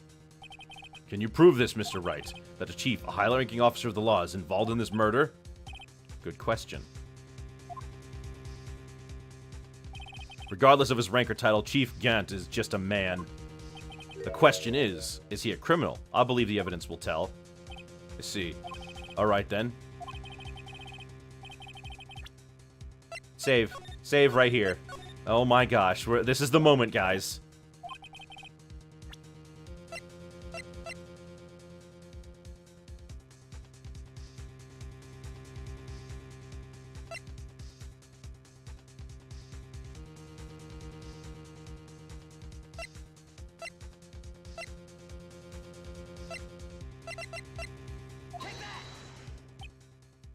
Well, Chief. Ah! Do it again.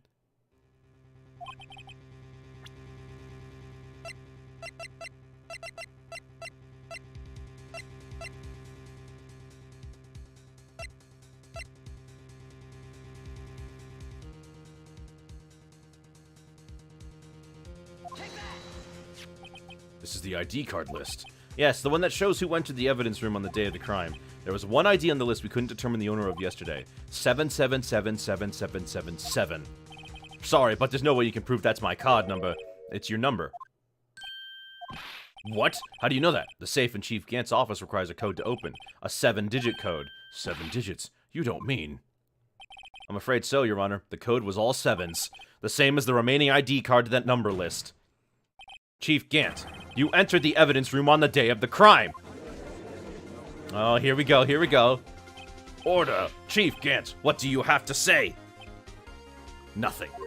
The defense's search of my office was in violation of regulations, and I will demand Mr. Wright be punished to the maximum extent of the law. But right now, this court demands an explanation from you about the use of this ID card. Chief Gant, so you admit it? You entered the evidence room on the day of the crime? What about it? I'm chief of police, whether it's the evidence room or the bathroom. What's the difference? I can go anywhere I want. Tell me, when you entered the room, were you alone? I always go to the bathroom alone, as I do with the evidence room. Detective Goodman wouldn't have happened to be with you on that day, would he? Of course not. Why would he be? I hadn't seen him in days. You hadn't seen him in days? Chief Gant, I'm afraid you've just undone yourself. On that day, you had to have met with Detective Goodman. What do you mean? This trial's purpose is to determine Lana Sky's guilt. No, it isn't, Your Honor. This trial's purpose is to determine the truth. If Chief Gant meant the victim on the day of the crime, then we need to determine one thing. What transpired during that meeting? In that case, Mr. Wright, I'm going to have to ask you for evidence. Shows proof that the victim went to meet Chief Gant on the day of the crime. There's got to be something more solid than this. On that day, Tickum had to go see Chief Gant.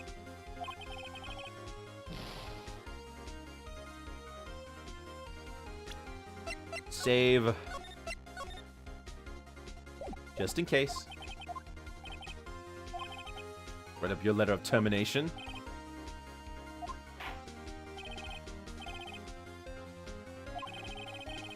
Alright. So the victim went to meet Chief Gant on the day of the crime.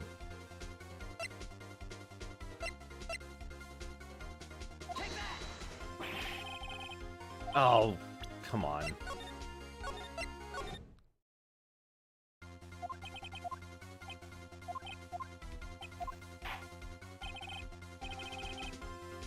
Alright, save here instead. What could prove that he was there on the day of the crime?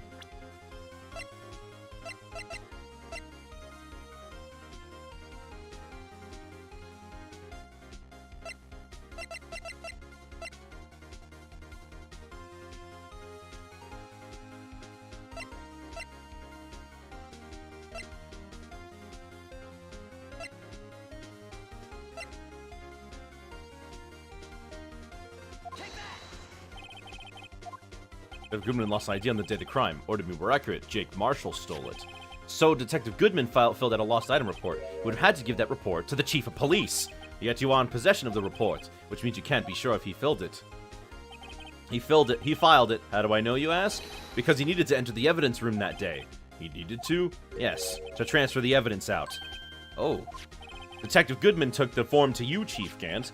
Then, you accompanied the detective to the evidence room. I accompanied him? There's no other way to the murderer, and Detective Goodman would have entered the room. Hold on. Let me guess what you're going to say next. I, the Chief of Police, murdered poor Goodman. Exactly. But wait, the Chief didn't necessarily need to accompany him to the evidence room. Could have just lent him his ID card. Yes, now that you mention it.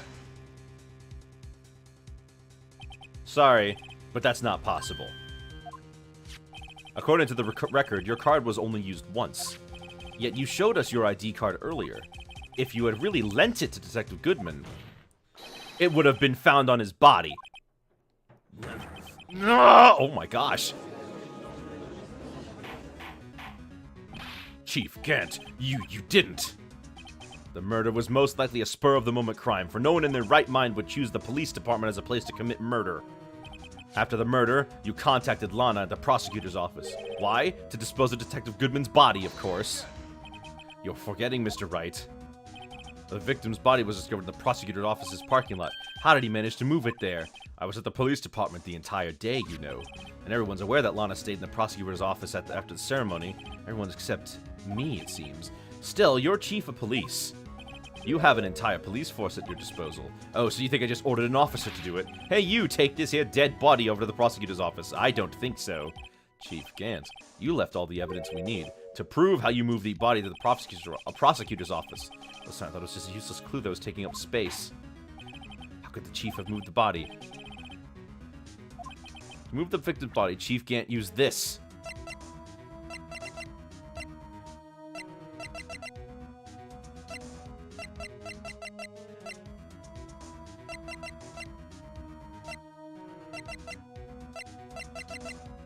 What was a useless clue that was taking up space?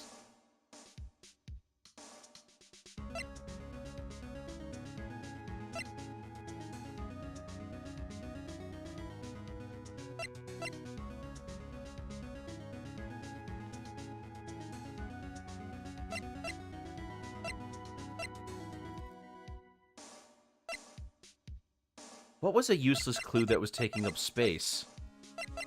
The screwdriver? This is how we moved Detective Goodman's body. What's that? A screwdriver? But what does that have to do with this case? Mr. Edgeworth, think back to the day of the crime. What is this screwdriver doing here? It's here because... Ah! I was asked to go. By Chief Gant, no less.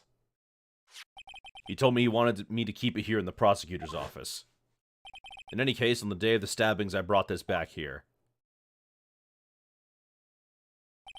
After the ceremony ended that day, I didn't plan to return to the prosecutor's office. But you did, because Chief Gant asked you to. You mean The body was found in the trunk of Mr. Edgeworth's car. I think it's obvious what happened. The body was moved by that car! Detective Goodman's body was carried in the trunk of Mr. Edgeworth's car? Yes. Unless, of course, you have another explanation, Chief. Why else would you have asked Mr. Edgeworth to transport evidence from a closed case? There's only one plausible explanation. To transport the body to your accomplice, Ms. Lana Skye. Order! Order! Order! What's going on here? Is there no room for rebuttal to the defense's outrageous accusations? Think back to the photograph Ms. Starr took at the prosecutor's office. This was not a photo of the body being stuffed in the trunk to be taken away. This was exactly the opposite. It is a photo of the body being taken from the trunk. Chief Gant, please say something. I believe... Your time's up. My time's up? Sorry, Raito, but I'm having lunch with the District Attorney General after this. We have to get going if we're gonna make it in time for the early bird special. But the cross-examination isn't finished yet. Remember what I told you earlier? A police chief has all kinds of weapons at his disposal. Weapons. Like the right to refuse to testify. I'm invoking that right now. What? That is not a right to be casually invoked. There are certain risks to be considered. So you're going to just run away after all this? Run away. Don't make me laugh, Worthy. I stabbed old Goodman. That's what you're saying, right? But if you had any conclusive evidence, they would have presented it by now. Well, You think I had Lana dispose of the body? If so, then show your proof and get it over with. I'll say it again, Mr. Wright. Dave McGann is the current chief of police. This court will not tolerate any accusations without concrete proof. Your Honor? Any concrete proof? Proof that Chief Gant murdered Detective Goodman and Miss Skye dispose of his body? Can't let him just squirm his way out of this. I've got to keep the pressure on. Yes, Your Honor, I do have such evidence. Then please hurry up and present it. Just remember, better prove Chief Gant murdered Detective Goodman behind a shadow of a doubt.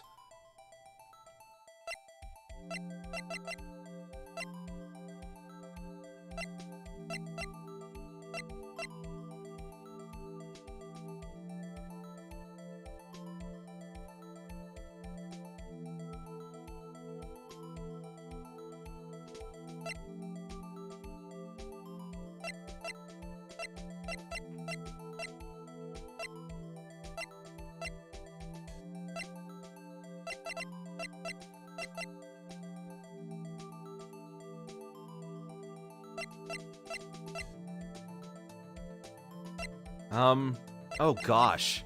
Oh gosh, what proves it?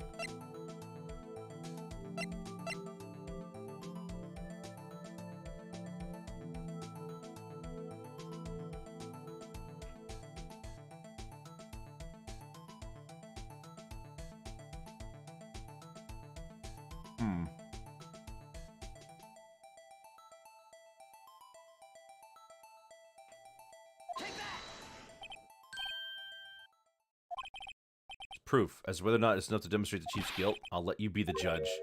But I am the judge. All right. Well, what do you think?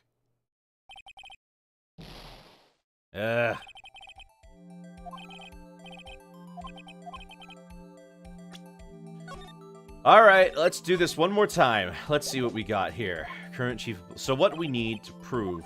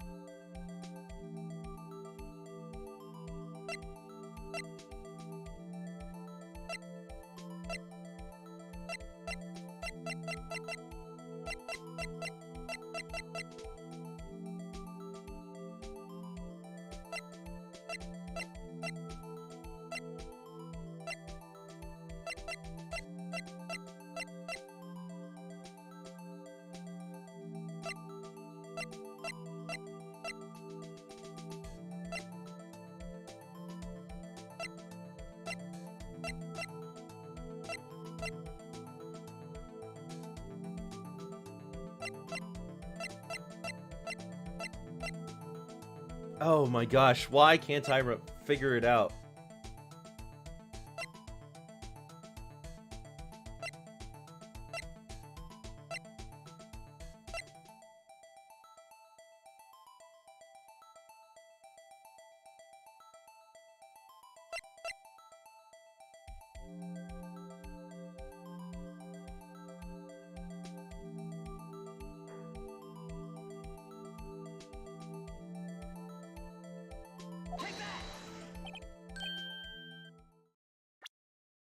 Nope, that's not it.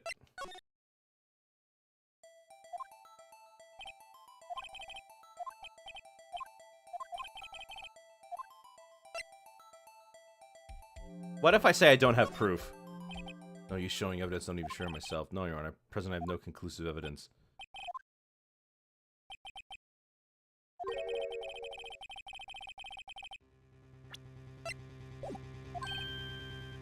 What?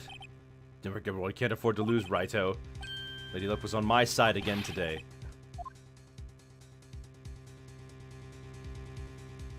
Ah, well, there it is.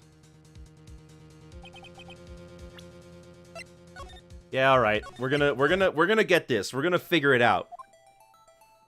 Hold on. I need to figure out. I have evidence. I have it somewhere.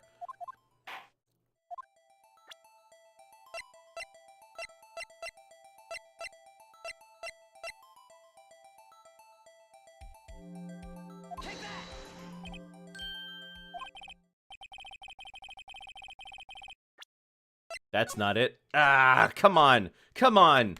Which piece of evidence is it? It's gotta be one of these, right?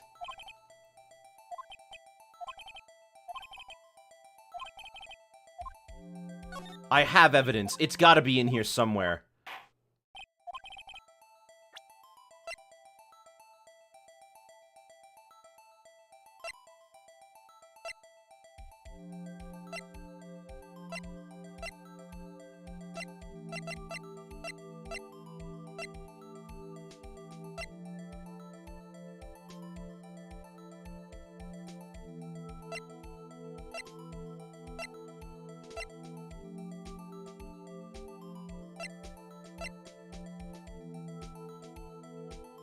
Come on, come on, come on.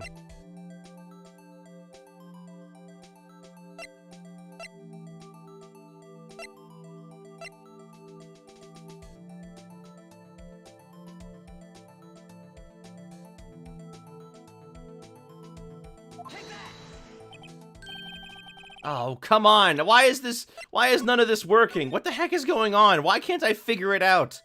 It's right, it's like right in front of me.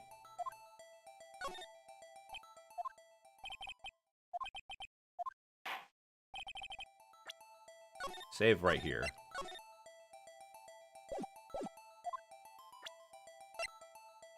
Oh my gosh, one of these has to do it.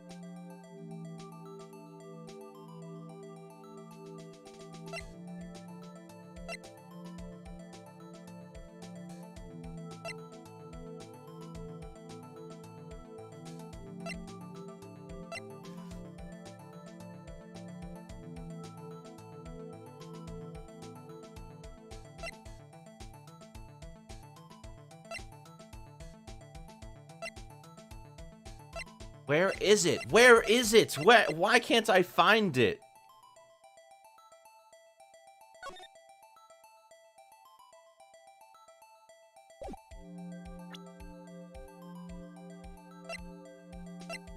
Oh, I can't find the final proof.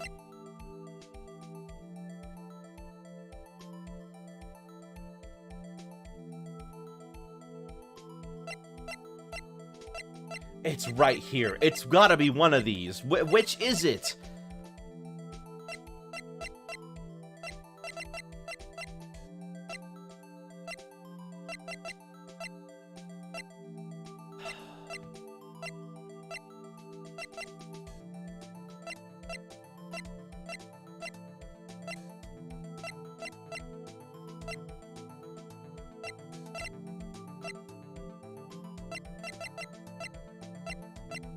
Mm-hmm.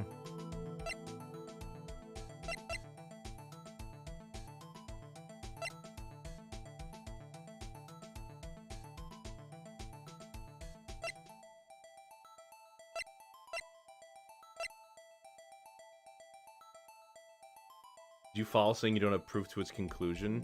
Well, he left. No, I guess I didn't. I didn't see it produce a game over state.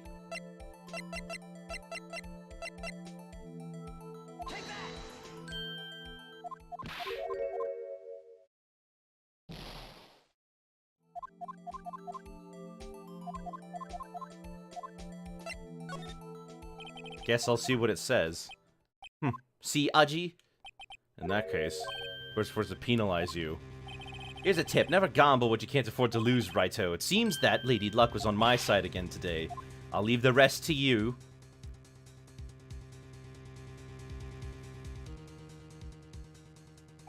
I warned you earlier, Mr. Wright. This is an affront to our senior officer in our nation's law enforcement agency. What? Lady Luck, Maybe we should have a word with her? Mr. Edgeworth, what do you mean? There's one lady who knows the real truth behind this trial. We haven't yet had the honor of hearing her testimony. Lady who knows the truth. Another witness. In the absence of conclusive evidence, the only other method of proof is testimony. But Chief Gant has invoked his right to refuse to testify. There's still someone else. One more witness who can answer all the questions raised in this trial. Someone right in this very room. Mr. Edgeworth, who is this person? Why are you asking me, Your Honor? Have you forgotten? The defense is the one calling witnesses today. Mr. Wright, does such a witness exist? Alright. The defendant, Ms. Lana Skye, she was in the underground parking lot at 5:15 on February 21st. Her task to dispose of the victim's body. In accordance with a certain someone's orders. Mr. Edgeworth, the prosecution has no objections, Your Honor. Very well. The court will now take its final recess for the day. 15 minutes, we will reconvene to hear the defendant's testimony. Court now... Hold on. Huh? Chief Gant, I thought you were going to eat. Listen good, Lana. He's talking to Lana. I don't think you need me to tell you, but if you accept Mr. Wright's claims, there will be terrible consequences. That's right. Your sister will be found guilty for Neil Marshall's murder. Ah, this isn't good. Of course, you'd never support such outrageous claims anyway, right? Just something to think about. Alright then, I've got a lunch date to meet.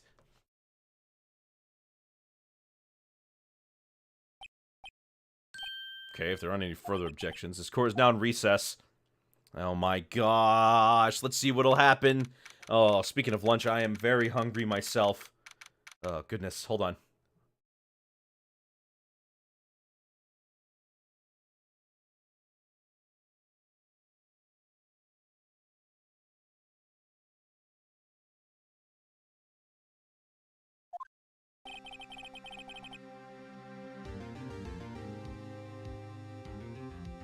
Looks like we managed to stay in the game. Yeah, thanks to your help, Edgeworth. That chief, he's something else, eh, pals? Detective Gumshoe! I'm not a detective anymore. Oh yeah, sorry about that. Don't worry, I've already decided where to work now. At your office. My office? Sure. I'll take the place of that top-knotted girl you used to work with. Could he mean... Maya? Still, looks like we're all out of moves now. Chief Gant's done it again. How is it always gets the upper hand? It's not fair he has the right to refuse to testify. Settle down, Wright. Remember what the judge said? But Chief, that is not a right to be casually invoked. Certain risks to be considered. Risks? What did he mean by that? It's simple. If the Chief refuses to testify, the opposite also holds true. You mean, he forfeits his right to say anything, too. Emma, are you okay? Yeah, when I came to, I was in the medical office. I've been listening to the trial from the gallery, so she heard everything that's been going on. Emma, I'm sorry for what I said before. No, don't be. It was the truth. You know, it's funny. I almost feel somehow relieved. Relieved? Yeah. Now I finally know what really happened. Think that all this time, my sister was being blackmailed by that terrible man, and she did it all just to protect me. Ever since her appointment as chief prosecutor, everyone who knew her, she said she changed. Perhaps it was either that way for her. What do you mean? What do you think I mean? To follow Chief Gant's orders. She must have shut herself up deep inside, to force herself to do anything and everything the Chief told her to. That must be why she became so cold. It was all my fault. It's all because I murdered Mr. Marshall. Hey, don't go blaming yourself now. You want to blame anyone? Blame society. Chief Gant may be able to fool everyone else with his forgery, but he can't fool my memory. I remember now. I knocked Mr. Marshall into that armor. I see. Well, we better get back. It's time for the final act. Emma, why don't you wait? No, I'm going with you. I want to be there. When Lana tells me the truth. Let's go, Wright. It's time to end this. Hello there, Caboodle. You're changing your thoughts to Mr. Shower Thoughts, man. Really? Why is that? Alright, here we are. The final. Hopefully this is the final part, because I'm sick of this case. Now then, will the defendant, Ms. Lana Skye, please take the stand? Ms. Lana Skye, you're the chief prosecutor. I'm sure you're aware of what is required of you. Mr. Edgeworth, you already know everything. You know all that I've done these past 2 years. Please provide the court with your testimony, Ms. Skye. And remember, you are under oath. We want to hear the truth. Of course, the truth. Lana, no matter what happens, I'll always be your sister. Now then, your testimony, if you will. First, tell us about your relationship with Chief Gant. Everything hinges on your testimony. You're the only chance we get to get Gant.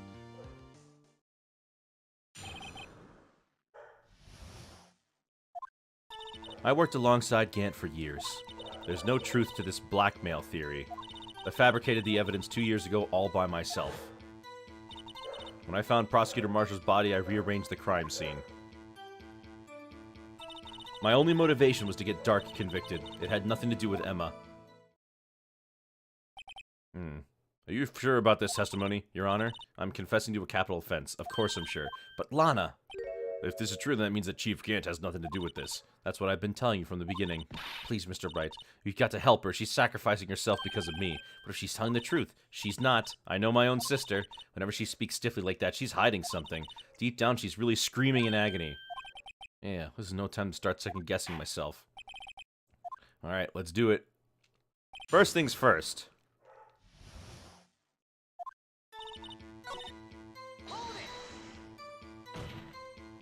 But think about it, Ms. Skye. You didn't murder Detective Goodman. You told me as much yesterday in jail.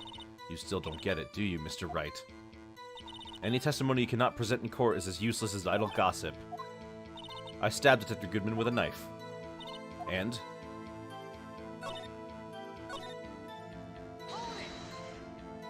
So you rearranged the crime scene. Are you sure you didn't do this to keep Emma from looking like the murderer?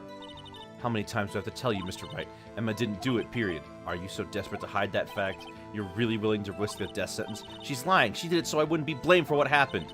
In any case, prosecutor, what I've done is unpardonable. There's nothing I can do to make up for my actions. Mr. Wright, my sister's lying.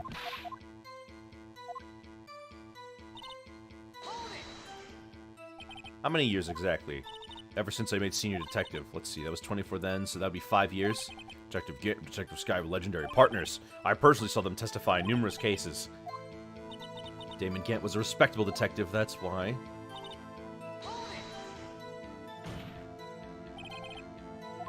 Yeah, there we go.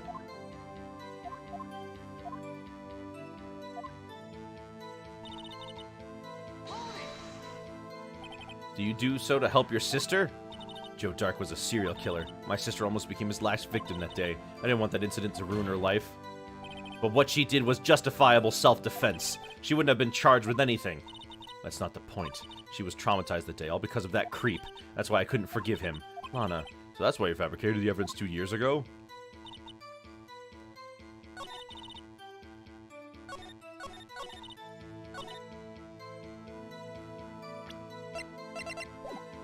Save here.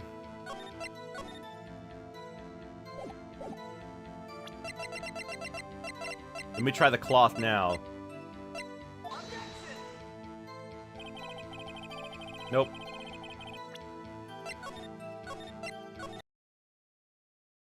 Well, I gotta object to something.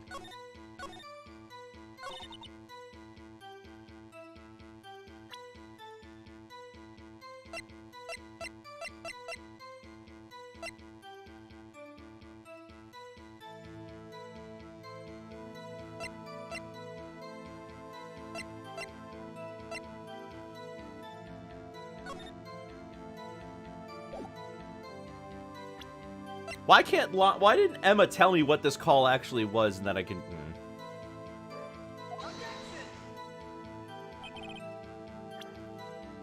Nope. Oh, come on.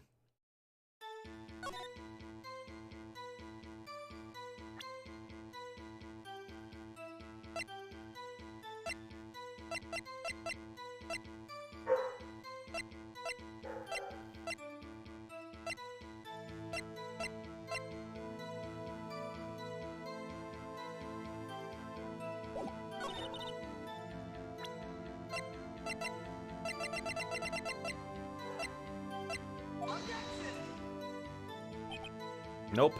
Guess that's not it either. What the heck is it? There's gotta be something I have to object to.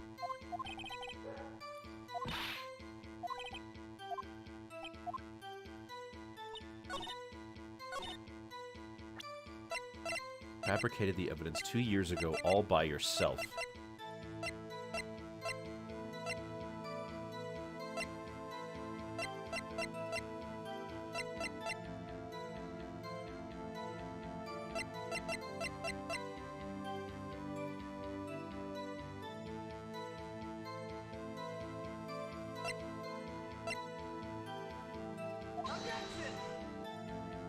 Oh, come on. Am I really gonna have to... Is this game gonna force me? Is this game gonna force me to present every piece of evidence on every single one of these things to find the right answer? Is this game really gonna make me do that?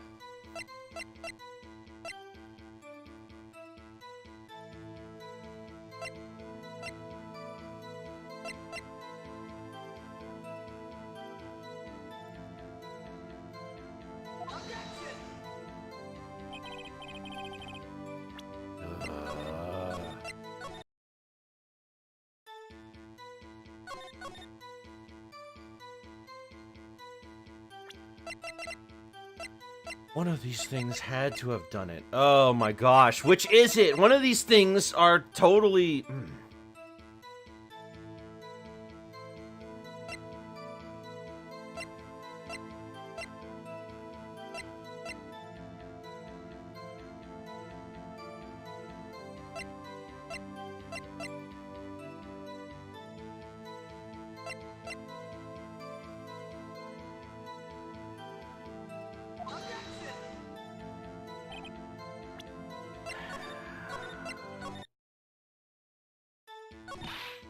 Which, Pete's sake, what the heck am I doing? Why can't I figure this out?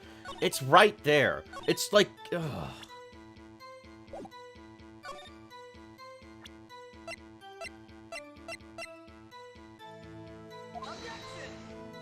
Oh, the music didn't stop. Come on. One of these has to have been right. I'm so ticked off that I can't figure this out right now. I have to prove that it wasn't just her. But how the heck do I do that?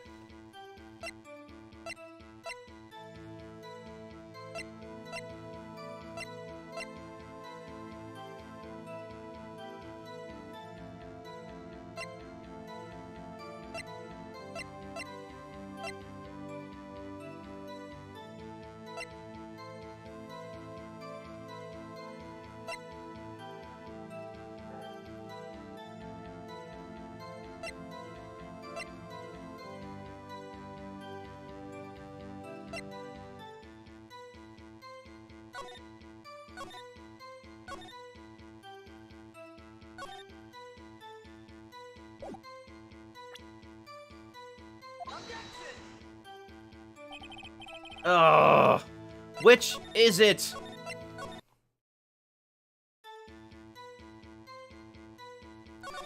Let's press everything again. Yes, we've done this one.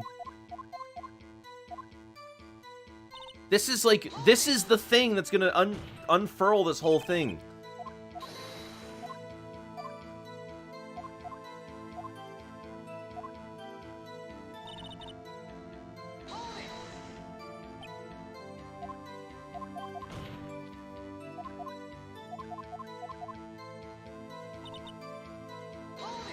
Alright, press this one again. Say you did this all by yourself? Yes. Would you mind telling us what you found when you arrived at the crime scene? Seems I was the first person to discover the scene. Ah, broken prosecutor award knife was stuck in the victim's body. What? The prosecutor Marshall died from an unfortunate accident. That's only a situation you dreamed was possible. The reality is, it wasn't my sister who took the prosecutor's life. Fantasize all you want, Mr. Wright, but I'll never change this statement. You mean, Prosecutor Marshall wound up being killed by Dark? Something like that. If that is so, what happened to the other murder weapon? Drake was carrying a switchblade knife. Oh, that was lying on the floor a little distance away. It was probably knocked away in the struggle. That's not how it went down. She's trying to cover up her lies with more lies. So when you found the scene like this, what did you do? After all, this is what everything boils down to.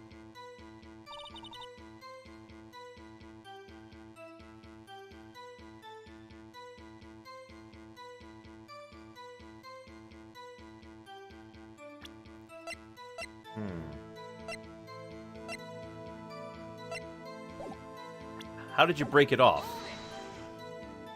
You planted the tip of the knife, and then you moved the body? But why? Why would you do that? You all of all people should know, Edgeworth. You've always had a good head on your shoulders. My head isn't that bad, but maybe she ought to ask for the sake of others. Why, when you showed up on the scene, where exactly was the victim's body? It was where you deduced it. It was by Chief Gant's desk. But the body was found by your desk. Why did you move it there? The reason for that is simple. Let's have the witness explain this in more detail. The reason Ms. Skye moved the body. Piece of the jar that shattered during the events threatened my plan.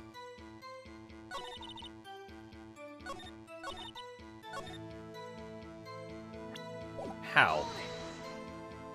Piece of the jar? You mean... Yes, that wretched jar you showed us earlier. In order to show that Dark committed the crime, I felt it would be more expedient to move the body. So, when you first found the body, the jar was already... Of course, it had been shattered to pieces. If you looked at the crime scene later, it'd be clear right away what happened. Neil Marshall was dead and Dark was lying unconscious. In other words, the jar must have been broken during their struggle. I see. What's the matter, Emma? Apparently the jar shattered at the time the crime was committed, but I have a feeling there's more to it than that.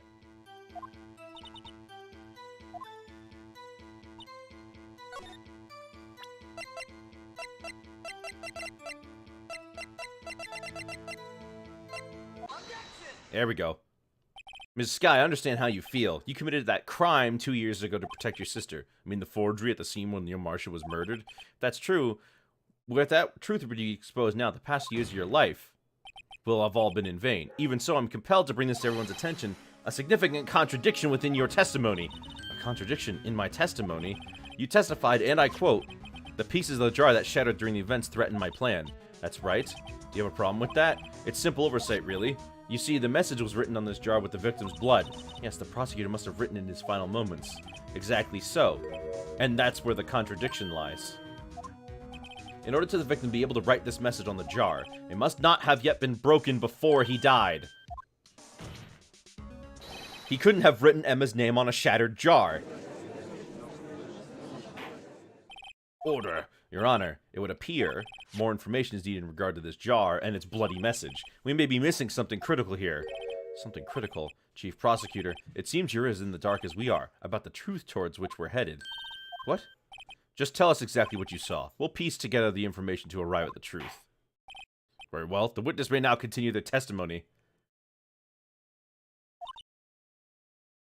Look at evidence locker. Like, latest trial I did in Grade Ace Attorney had a whole of 8 pieces. It's kind of amazing. It's 4 pages of stuff.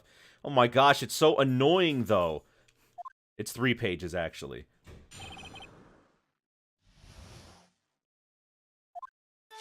I immediately noticed the blood traces on the jar, but it was dark in the room and I didn't have time to check it out. To be safe, I wiped away the blood. The fragments were large, so I'm sure I got them all. All I could think about was wiping them clean before they were discovered. You mean you were the one who wiped away the message in blood? I wasn't chief prosecutor at the time. She didn't think Dark was the real murderer. That's why she tried to erase the real evidence. Very well. Defense may now begin its cross-examination.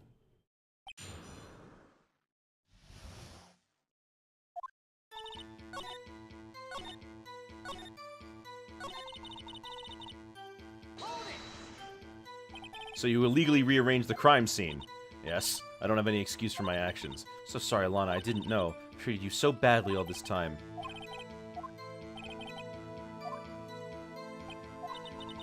More contradictions have surfaced. Sister's really putting up a fight. She must really care about you. Still, she's not doing this the right way. I gotta finally figure out the contradictions in her testimony. One final possibility that might turn everything around.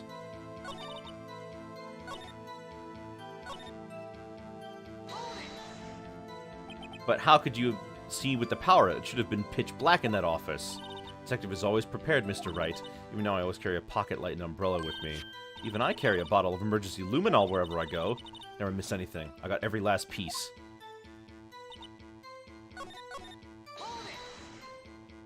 I'm afraid this action of yours reveals what really happened. What do you mean? If you really thought Dark killed Prosecutor Marshall, you wouldn't have wiped away the blood.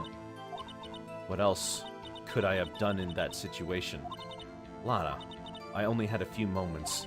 There wasn't enough time for me to do anything else but gather the pieces.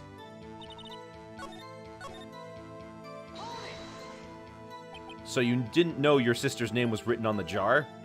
No. If I had known, I would have gathered all the pieces and ground them in the dust. Well, that helps my case. You two might make up yet. If I had enough time to move the body that was. If someone happened upon the scene, you'd lose your chance to erase the evidence. You must have been in a hurry. I was. I knew I had to destroy the evidence before anyone came. This is rather shocking.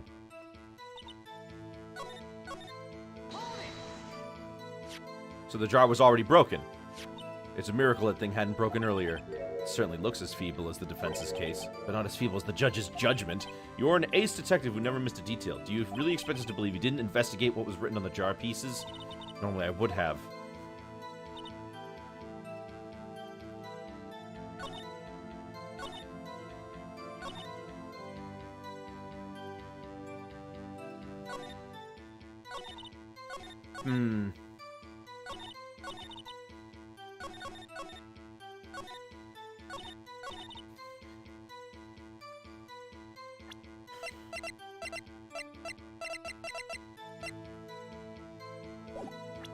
Let's save. I think that might be the best thing to do right now.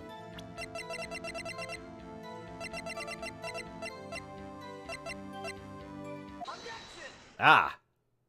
Miss Skye, I believe this jar conceals a truth even you were unaware of. What? We found the final piece of this jar in Chief Gant's safe. In the Chief's safe? But how? I knew it. She really didn't know. There's something even more disturbing about that final piece. There was still blood on it. But the witness just testified that she gathered every last piece and wiped the blood off of them. Yes, which is only with one explanation. On the night Prosecutor Marshall was murdered, you were not the first one to show up on the scene. Chief Gant got there before you. But couldn't the defendant have simply missed a piece? I'm afraid that's unlikely. The pieces are too big for anyone to miss, let alone an ace detective. May well be, but everyone makes mistakes. Even I once wasted an entire day looking for my dentures. Have you forgotten, Your Honor? When this witness arrived at the scene, the jar was already broken. Oh, that. There's no way a name could have been written on a shattered jar.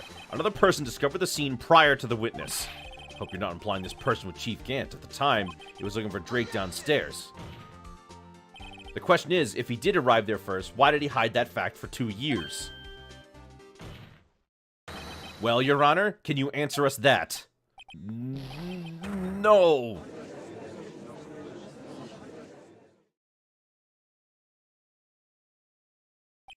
Wait, I'm not the one on trial here. Damon Gant arrived at the crime scene prior to the witness. He proceeded to break the jar and purposefully hid one of the broken pieces. Question, what is this action called? Fabrication of evidence. But why would Chief Gant do that? In light of what happened afterwards, isn't it clear what happened afterwards? Discovering the scene, Lana Skye believed her sister Emma had killed the victim. Determined to help her sister, she sought Gant's aid. Lending her his aid, Gant helped her create evidence that incriminated Dark, sparing Emma. And therein lies the reason. The reason why Ms. Skye became the Chief's puppet. Ooh. No, I did it on my own. Please, sis, stop trying to protect the Chief. I can't watch you suffer anymore for my sake. No, you didn't. It wasn't you, Emma. You didn't kill anyone. Don't believe anything they say. Defense attorneys make up the most foul lies to defend their clients. foul lies. Imagine that, coming from my own client.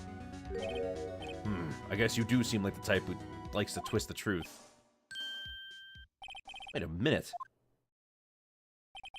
What if we're still smack dab in the middle of Gant's trap? Something wrong, Mr. Wright? Lana may be right after all. What do you mean, right? So then, do you tell foul lies then? Miss Skye, please testify once more. But if evidence was fabricated behind your back, then Emma's accidentally killing of Prosecutor Marshall might also be a lie. But I do remember knocking over Mr. Marshall. Ms. Skye, if you will. I can't. There's nothing to be afraid of anymore. This cross-examination may not change a thing. However, there is a possibility that it will if you tell the truth. Very well. I'll testify about what I really saw. All right. The witness may testify once more for the final time.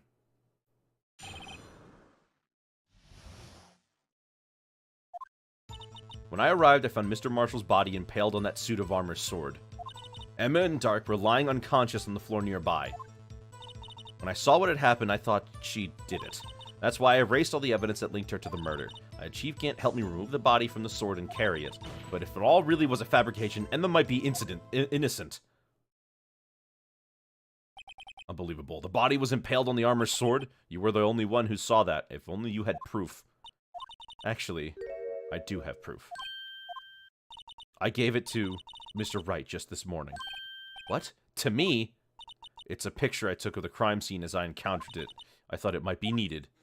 But I don't remember receiving a picture like that. Lana must have known. See, Mr. Wright? She really does have faith in you. Very well, Mr. Wright. Please present this picture. I don't remember receiving any pictures from Lana. Said she gave it to you this morning, right? So you remember getting something from her then? Oh. Well, okay, it's in the book.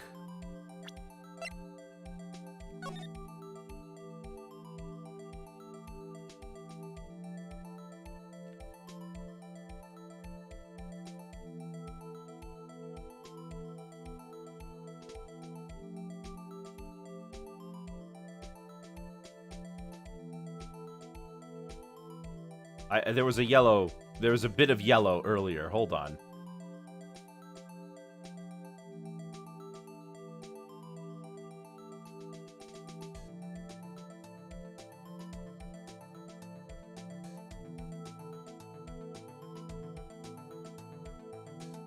Hold on. There was a bit of... oh.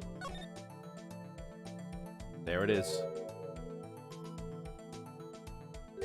Hey, there's a picture here.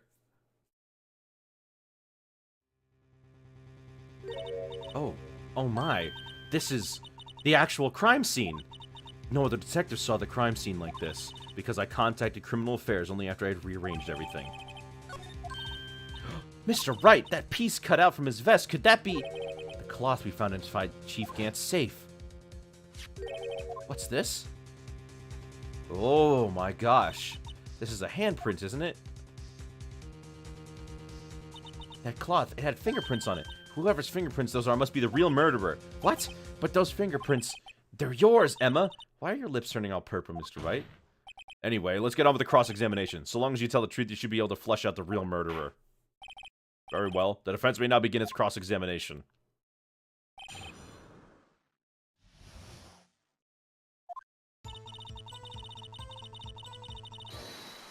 What?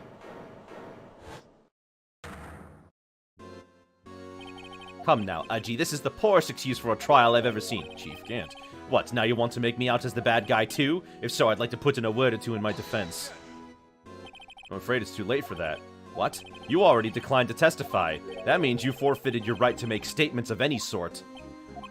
This must be that risk we were talking about earlier. Just sit back, relax, and enjoy the sound of your noose tightening around your own neck.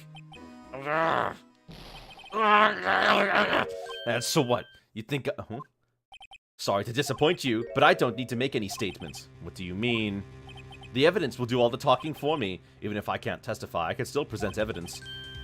Wait, you mean you still have some conclusive evidence? No, I don't. But someone does. Someone. So, what's your excuse, Raito?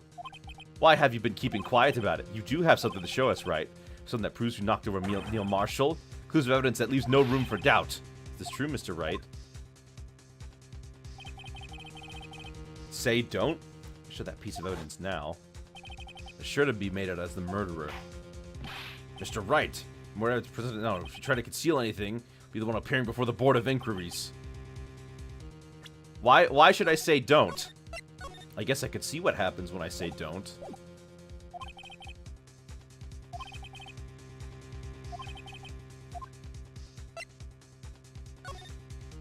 Your Honor, I don't have any evidence I can present at this point in time. What?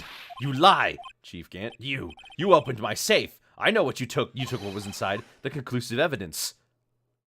I don't know what you're talking about. Mr. Wright, why don't you show them? We found it together. Oh, I see. It's because you know the truth, don't you? You know whose fingerprints are on it. That's why you won't present it. What are you talking about, Chief Gant? Can't you figure it out? Take a good look at this picture. See the victim's vest? Notice anything odd about the chest area? Looks like part of it's been cut out for some reason. You mean you had this in your safe? What? That means you, the chief of police, have been concealing evidence. This is going to be the biggest scandal in the history of the police department. Impressive. To be honest, I didn't think you had the gall, Righto. Well, I can't just let you pin me up as the murderer. I'll tell you what really happened. What, you mean to admit it? You need to answer in a certain order. Okay, we'll try our best. I was the first person to arrive at the crime scene that day. It then occurred to me that I could use the situation to control Lana. So you really were manipulating her. I knew Lana. I made it look like the blame lay with her sister. That was when she saw the scene. She would ask me for my aid. So you assisted Ms. Skye. I told her to arrange all the evidence. I had her plant the knife tip in the victim's body and move the body across the room. And I ended up using that evidence to get Joe Dark convicted. When I tampered with the crime scene, I had 2 pieces of evidence. This was before Lana arrived at the scene, mind you. 2 pieces of evidence. You mean those items in your safe? But why? For insurance, of course. Insurance. I was sure my plan would work, but it's always best to be prepared for the worst. I wasn't about to let anyone blame me for a murder that girl committed. You mean you were calculating that far ahead while forging the evidence? What do you take me for? A fool? I don't make police chief by dumb luck. See this jaw fragment? I hid the most legible part of Emma's name. I didn't expect Lana to go and wipe the blood off of all the pieces. No, that's great, Poirot. I needed that. But if you fabricated all the evidence, what's to say you didn't fabricate the message on this jar, too? Ho, ho, ho. Some people just don't know when to quit, do they? That's why I kept one more item for insurance. You mean that piece of cloth? Come on, Righto. Cough it up already. I know you have it. What are you waiting for, Mr. Wright? So you admit to it then, Chief Gant, that you were hiding this cloth that you cut off from the victim's vest in your safe? Yes, I admit it. I didn't want to have to do that being chief and all, but it's a lot better than being portrayed as a murderer. Well, Mr. Wright, what do you have to say for yourself? Just a moment ago, you said you didn't have any evidence you could present. Foolish move, Righto. You should have shown it then before it was too late. It's been a long battle. But the moment of truth has finally arrived. As long as I don't mess up here, victory is mine. Oh, gosh. Save? I'll say I show the evidence. Your Honor, I do have evidence to present now. Alright, then let's see this conclusive evidence.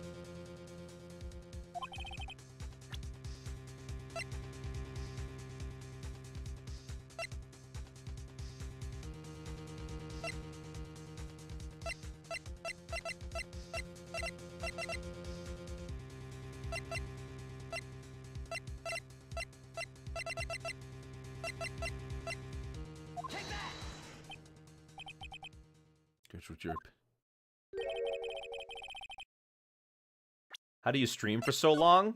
Well, this isn't that long, but yes, we have been going for a while today. I'll just show the cloth.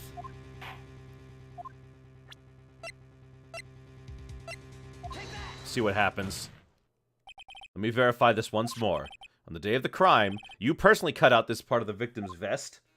Oh, yes, at last you finally brought it out into the open. There's a handprint on this piece of cloth.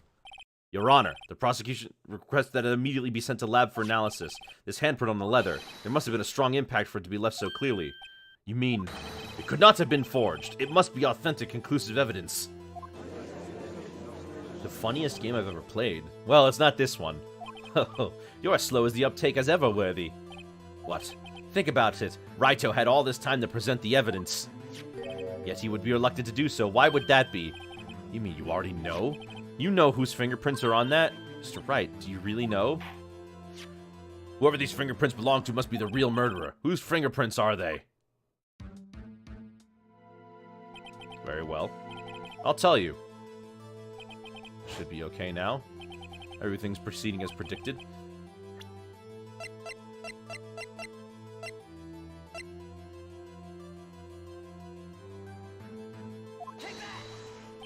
Emma?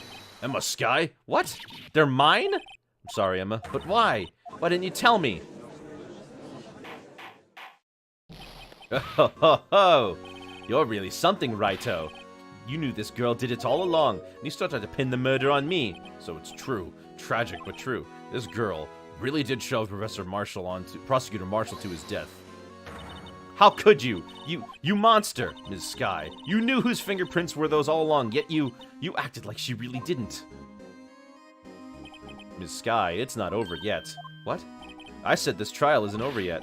Ha! But I'm afraid it is over, boy. Not only this trial, but your career. You purposefully concealed this conclusive evidence that my friend is a serious offense. I'm looking forward to pressing charges if the defendant is convicted. I'll have your badge, boy. What's the matter? Catch got your tongue? Aren't you going to tell us how it feels? How it feels to be the one who single-handedly turned the poor little girl into a murderer? Before I do that, there's just one little thing I have to clear up. Oh? And what's that? Who really killed Prosecutor Neil Marshall? What? Chief Gant, you are absolutely right. This piece of cloth proves who the real murderer is. Who killed Neil Marshall, you ask? It was Emma Skye, wasn't it? I'm afraid that's not possible. You see, this piece of cloth contains a critical contradiction. What? A contradiction? What is this fool babbling about? I'm talking about a contradiction, one that proves who the real killer is. What if Baldy was an ace attorney? Why would... I mean, he would probably be a defendant. Or... Yeah, he'd be a defendant. Mr. Wright, this piece of cloth. What could it possibly contradict? Chief Gant, your tyrannical reign ends here. Behold, the piece of evidence that contradicts this cloth.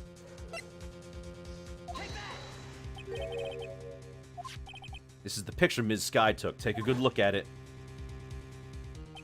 See where the piece of this cloth has been cut out? Yes. His shirt is showing underneath. It's hard to make out with all the blood on his vest, though. Exactly my point. His chest is soaked with blood. That's only natural. His lungs, no doubt, were punctured. Blood poured out of his mouth. Oh, but that piece of cloth... Wait. There's no blood on it. Ugh! Since Emma Skye's fingerprints are on this cloth, there's no doubt that she shoved the prosecutor aside. However, Mr. Marshall was not impaled on the sword at that time. No, this is nonsense. Now then, Chief Gant, let me ask you something. Prosecutor Marshall was not impaled when he shoved aside. He most likely hit his head on the ground and was knocked out.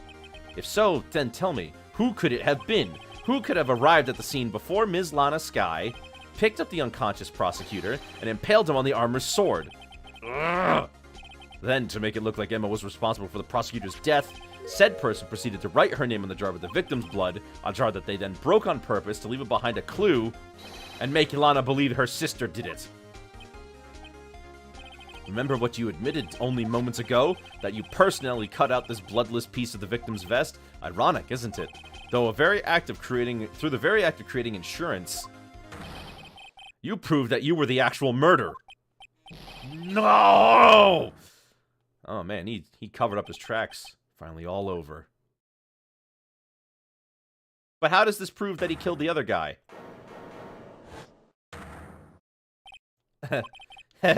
Oh, that was close, Raito. You almost had me. Sorry, but you have to do better than that. I refute your allegations. What do you mean you refute his allegations? You see, that piece of cloth is illegal evidence. Order? Order. What nonsense is this? Illegal evidence cannot be used to convict a suspect. Remember Aji? Earlier, old Raito here concealed that piece of cloth.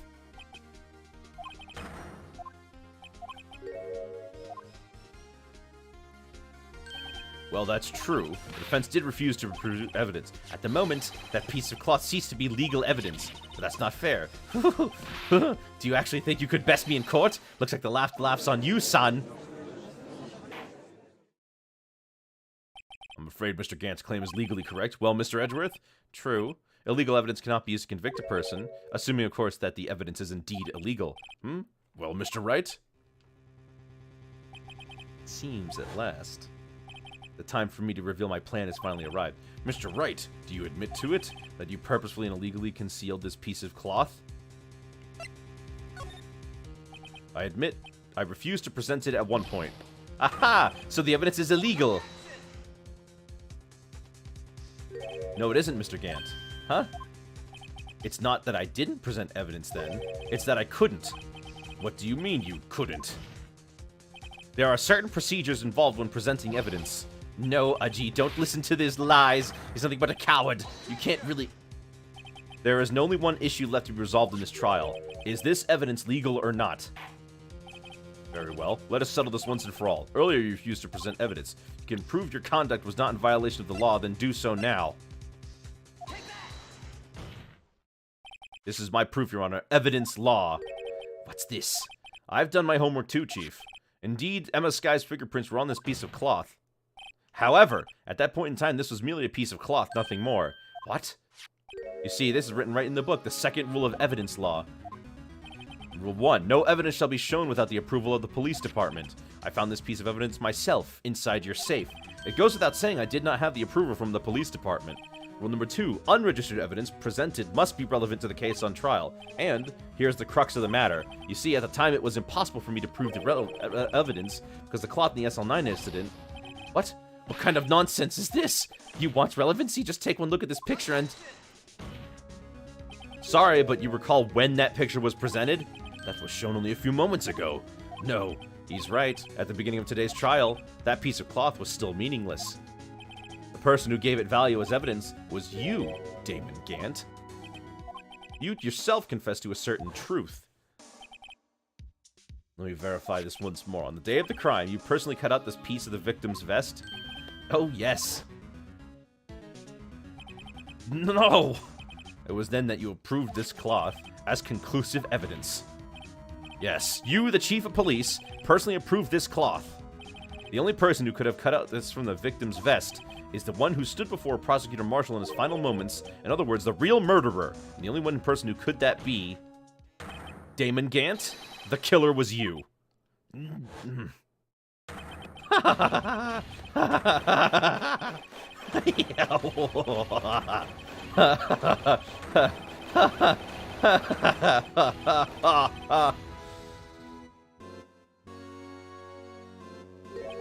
knew I should have gotten rid of him. That good-for-nothing scum. For 2 years, he's been snooping around the department, trying to get something on me. Crimes are being committed every day, yet he insisted on hounding me. Well, your crime wasn't exactly petty. He wanted to reinvestigate the case. He recruited Angel Starr, then convinced Bruce Goodman. Detective Goodman? Yeah, that's right. If the evidence is transferred, I'll lose my only chance to find out the truth. Please, you gotta help me. Goodman turned him down as he ought to. Still, Jake Mosso didn't know when to quit. He stole Goodman's ID card and tried to take the evidence. Goodman came to me that day. He wanted me to file a lost item report. I went with him to the evidence room. Then all of a sudden, he decided to speak out. What are you talking about, Goodman? Can you please reopen the investigation, Chief? We can't transfer the evidence out. There's too many questions left unanswered. He opened his evidence locker as he was taking the evidence out. He said, "It's not too late. I'm gonna hand this over to Marshall." Well, to be honest, I was a bit taken aback by his words. I had a bad feeling when he came to see me, but I never thought he'd bring up SL9. That's when I saw it. That accursed knife.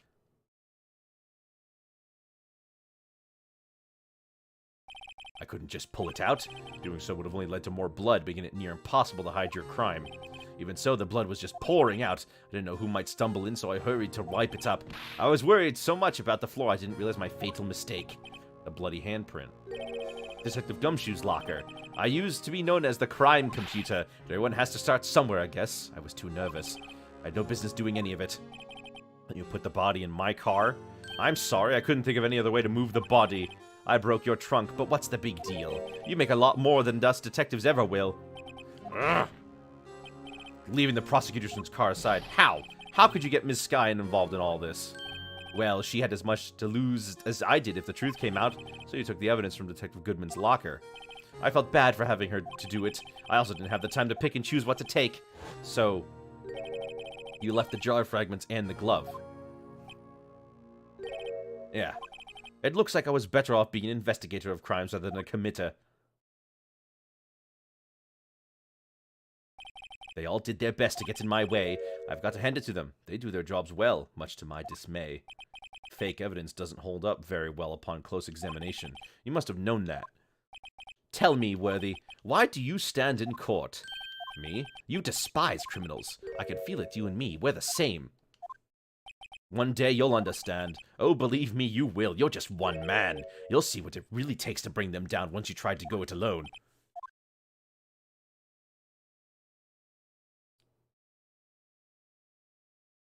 Well, looks like it's time to say goodbye. Oh, Aji? What? Looks like we'll have to cancel that lunch date. Sorry, old friend. I'm sorry too, Damon Gant.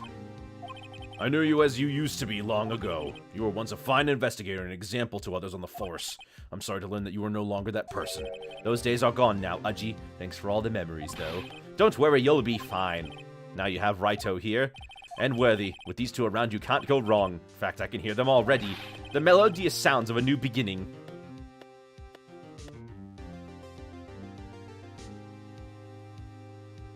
There are two things I want you to understand.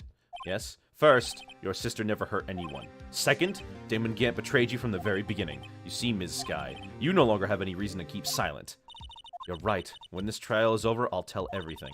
All that I've done these past 2 years, from the time I had Gant help me to forge evidence, up until today. So, it seems all the questions raised in this trial have been answered. I'm sorry, Ms. Sky, but I couldn't get you out of all your trouble. My, what high standards you have for a rookie. I can see why Mia thought so highly of you. Who knows, a few years from now, you might just make it to the top. I owe you my thanks, Mr. Wright. Ms. Sky. And to you too, Mr. Edgeworth. You've suffered every bit as much as I have over these past few days. Believe me, I know how much an ordeal it's been for you. It was nothing. Liar. I was worried the pressure might break you. And yet, you rose above it all and guided Mr. Wright to victory. You've done well, Mr. Edgeworth. Stop it. I only did my job. In light of this case, it seems a good self-examining is ordered for all of us. Ms. Sky? Yes, Your Honor. You are innocent of murder. However, although the Chief blackmailed you, the fact is you still acted as his accomplice. Trial will be scheduled for these crimes at a later date. Yes, I understand, Your Honor. Is there something amusing about all this? Why are you smiling? It's been a long time, Your Honor. A long time since I felt free of these heavy chains.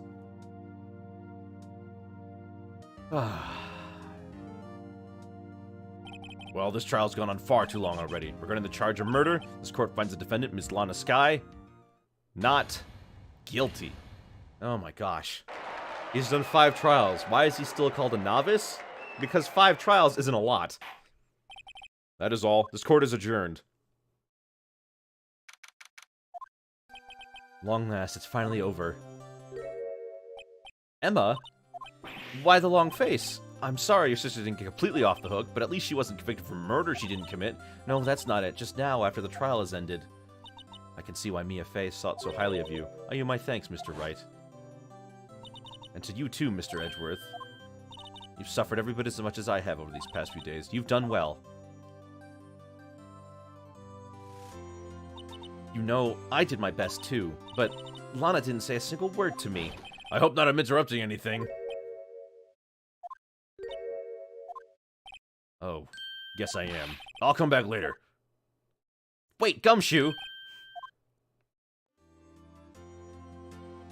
You're doing this on purpose, aren't you? Making a detective run around while on duty? To top it off, you call me here. I've seen happier people at funerals. Hey, lighten up, pals. I'm only kidding. Oh, are you here because of my sister again? Nope. Not this time. I came today because of you, pal. Me? That's right. I thought you'd like to see someone.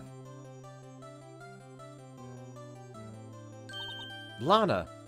Should you be doing this? She's still under arrest, you know. Well, I won't tell if you won't. Emma, I owe you an apology. It's okay, sis. Don't worry about it. That day 2 years ago... was the first time in my life I ever panicked.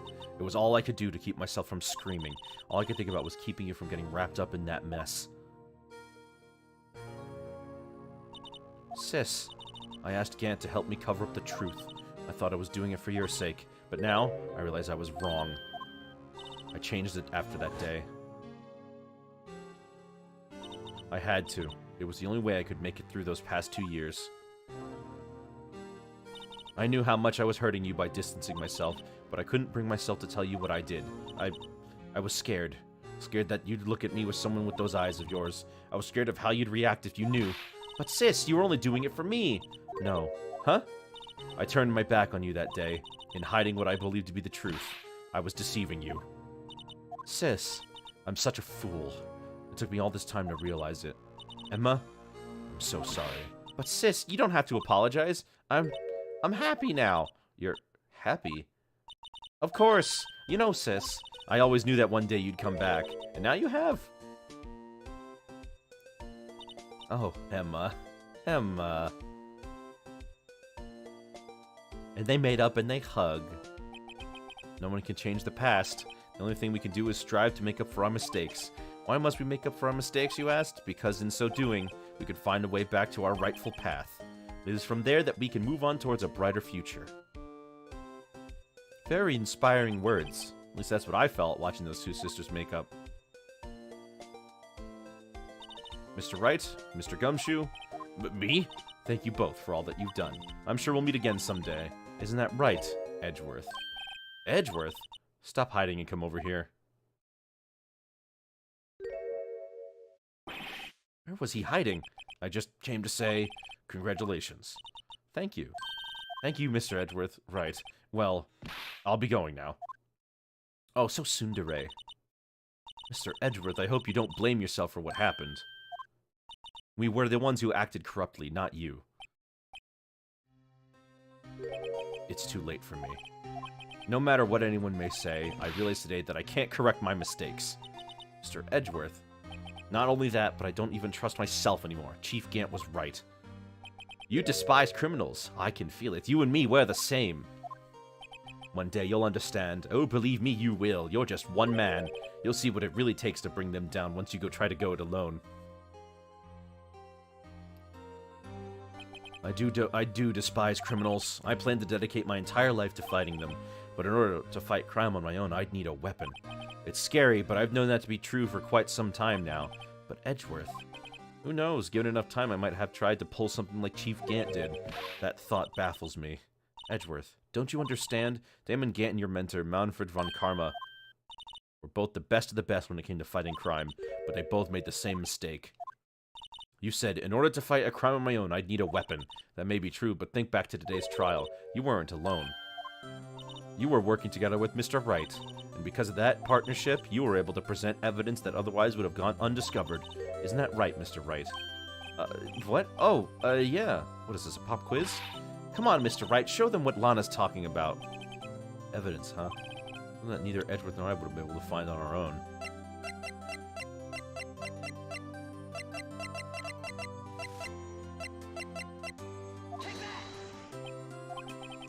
Might mean something to you, but I don't see how it had anything to do with our partnership. Huh? Mr. Wright, it seems you still have a lot to learn as well. Time for me to go. Mr. Edgeworth. Well, excuse me. There's still some loose ends that need wrapping up. Oh, shoot, I got it wrong! Well, whoops. Edgeworth, what will you do now? Well, whatever you do, just remember, you can always let what happened kill the prosecutor in you, you can let it help you grow. In the end, it's up to you. I know. Seems I owe him my thanks too, right? But what I face now is my problem. Edgeworth, I'll be waiting for you in court. Farewell. I'd better be going too. Okay, but I'll be by to visit soon. Seems we both have a lot to learn, and catching up to do. Here, there's a little something for you. Scientific investigation! And the first book I ever bought. Study it well. Thanks, sis. I will.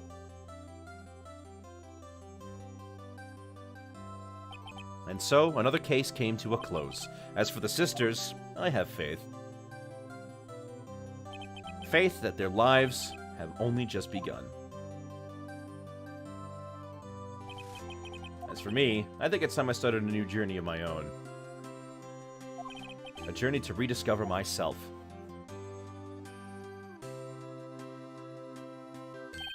Well, don't go trekking off just yet, pal. Huh? What is it, detective? There's just a little matter to be resolved with the chief prosecutor. See, she's supposed to be out of jail like this. But I thought you said it was okay. Yeah, well, it may be okay with me, but the folks at the prison are a different story. Huh? Basically, I had to bribe a guard in order to sneak her out for 30 minutes. Believe me, it wasn't cheap either. Huh? Way to go, detective. I didn't know you had a wild side. Yeah, well, you see, Mr. Wright. Mr. Wright here's the one who'll be footing the bill. Huh? Huh? What, do you think I could afford it with my salary? You gotta be kidding me, pal. Huh? Thank you, Mr. Wright. You're the best. Why is it... I suddenly feel like I want to scream. Hey, I got an idea. Why don't we all pay it off together? Yeah, that's a great idea. Come on. Come on, guys. Let's go.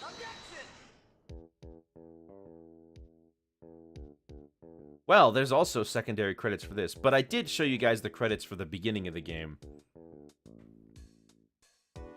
I arranged for a friend of mine in Europe to take care of Emma. I hope she'll be pleased to study under a top coroner. As for me, this affair has pretty much ended my days as the prosecutor's office. Still, I'll manage to find my way back in the field somehow. Then I'll be able to investigate crimes together with Emma.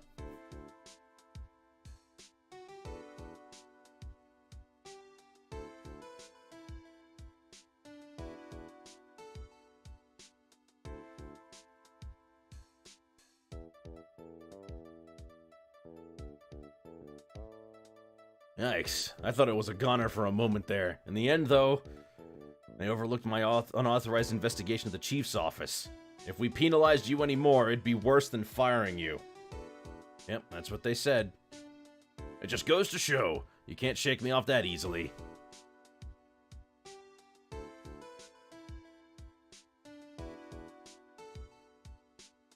Yes, maybe we can get the fan art ready.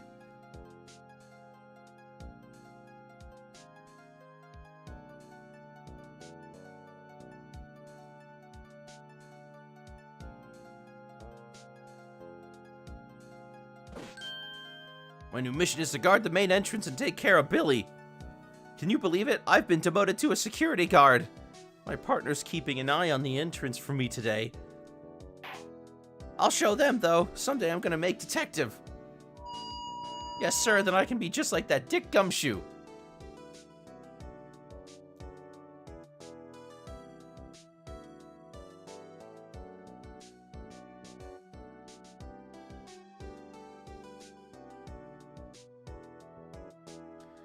Well, that was quite a satisfying ending. Just wish it wasn't so long. Ugh, that thing. That horrid thing.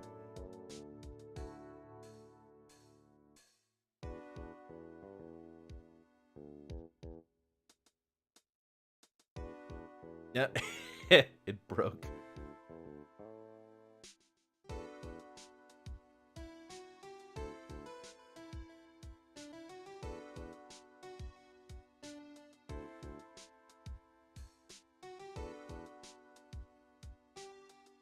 What is it? Can't you see I'm having me a showdown with a steak lunch partner? Mr. Starr managed to sneak this into me. She's seeing one of the guards, it seems. Well, cowboy, looks like you did it. You even gave Bambina back her smile. Can you make sure Billy and the gang get their water?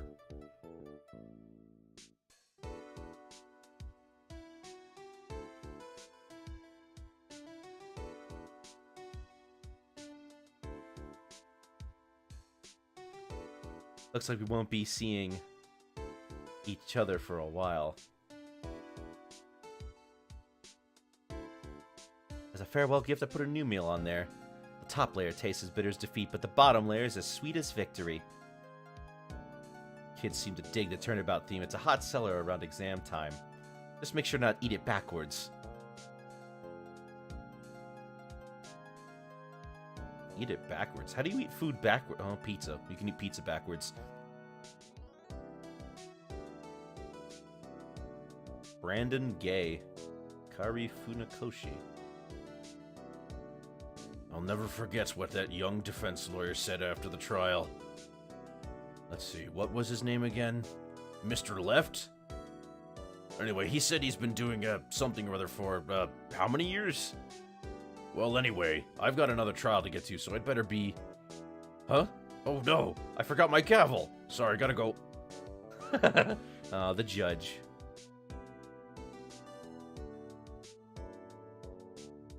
Well, I can say that this last trial was definitely interesting. Although I definitely preferred how the first 4 went, if I'm totally honest.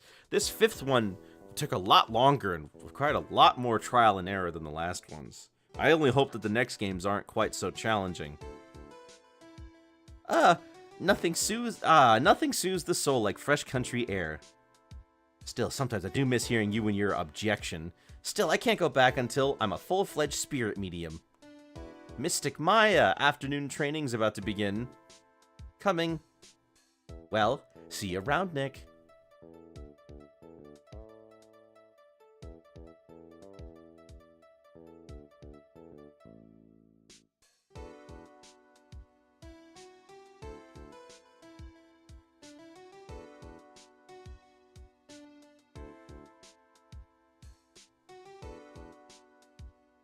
Is that everything? Is that everybody? Did we see everyone?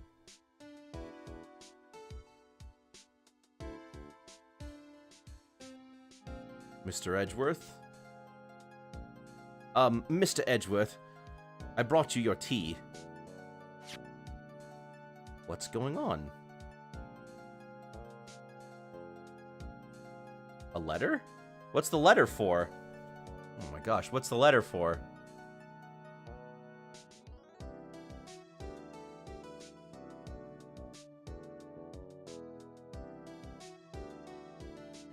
Thanks for coming to see me off. I can't believe I'm going to Europe. Thank you, Mr. Wright. Thank you so much for everything. I'm a little sad, but I'll be alright. Whenever I want to see Lana, all I have to do is open this book.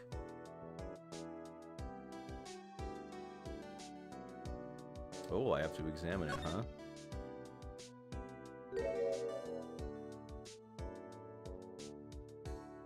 Oh, that's sweet.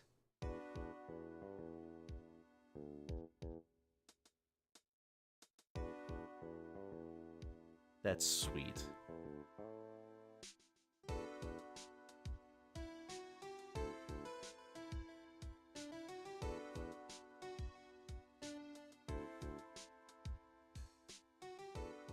And with that, that concludes Phoenix Wright, Ace Attorney. But before we get off for real, I have some fan art to show. Got 2 pictures that I didn't show off last time. Here's our first one. Both of these are by Tack, our resident artist cat, of course. Lovely little picture of me gaming. And our second one is, me, again, as Phoenix Wright. Is that a picture of Trump that's edited? Well, regardless, both of these pictures are very nice, and I appreciate that you took the effort. So, with that, though, that actually is all for today. Tomorrow, we will be going back to our usual Friday schedule. We are going to be going to play, we're going to do our traditional Open Smash lobby, so be sure to be there for that and hang out and all that good stuff. As for me, I'm pretty hungry, so I'm going to get out of here. Thank you all for watching. Thank you all for coming along. Be sure to tell all your friends what you saw today, because it really means a lot that we can get some more people involved in this. I'll be seeing you guys later. Have yourselves a very good night, and goodbye.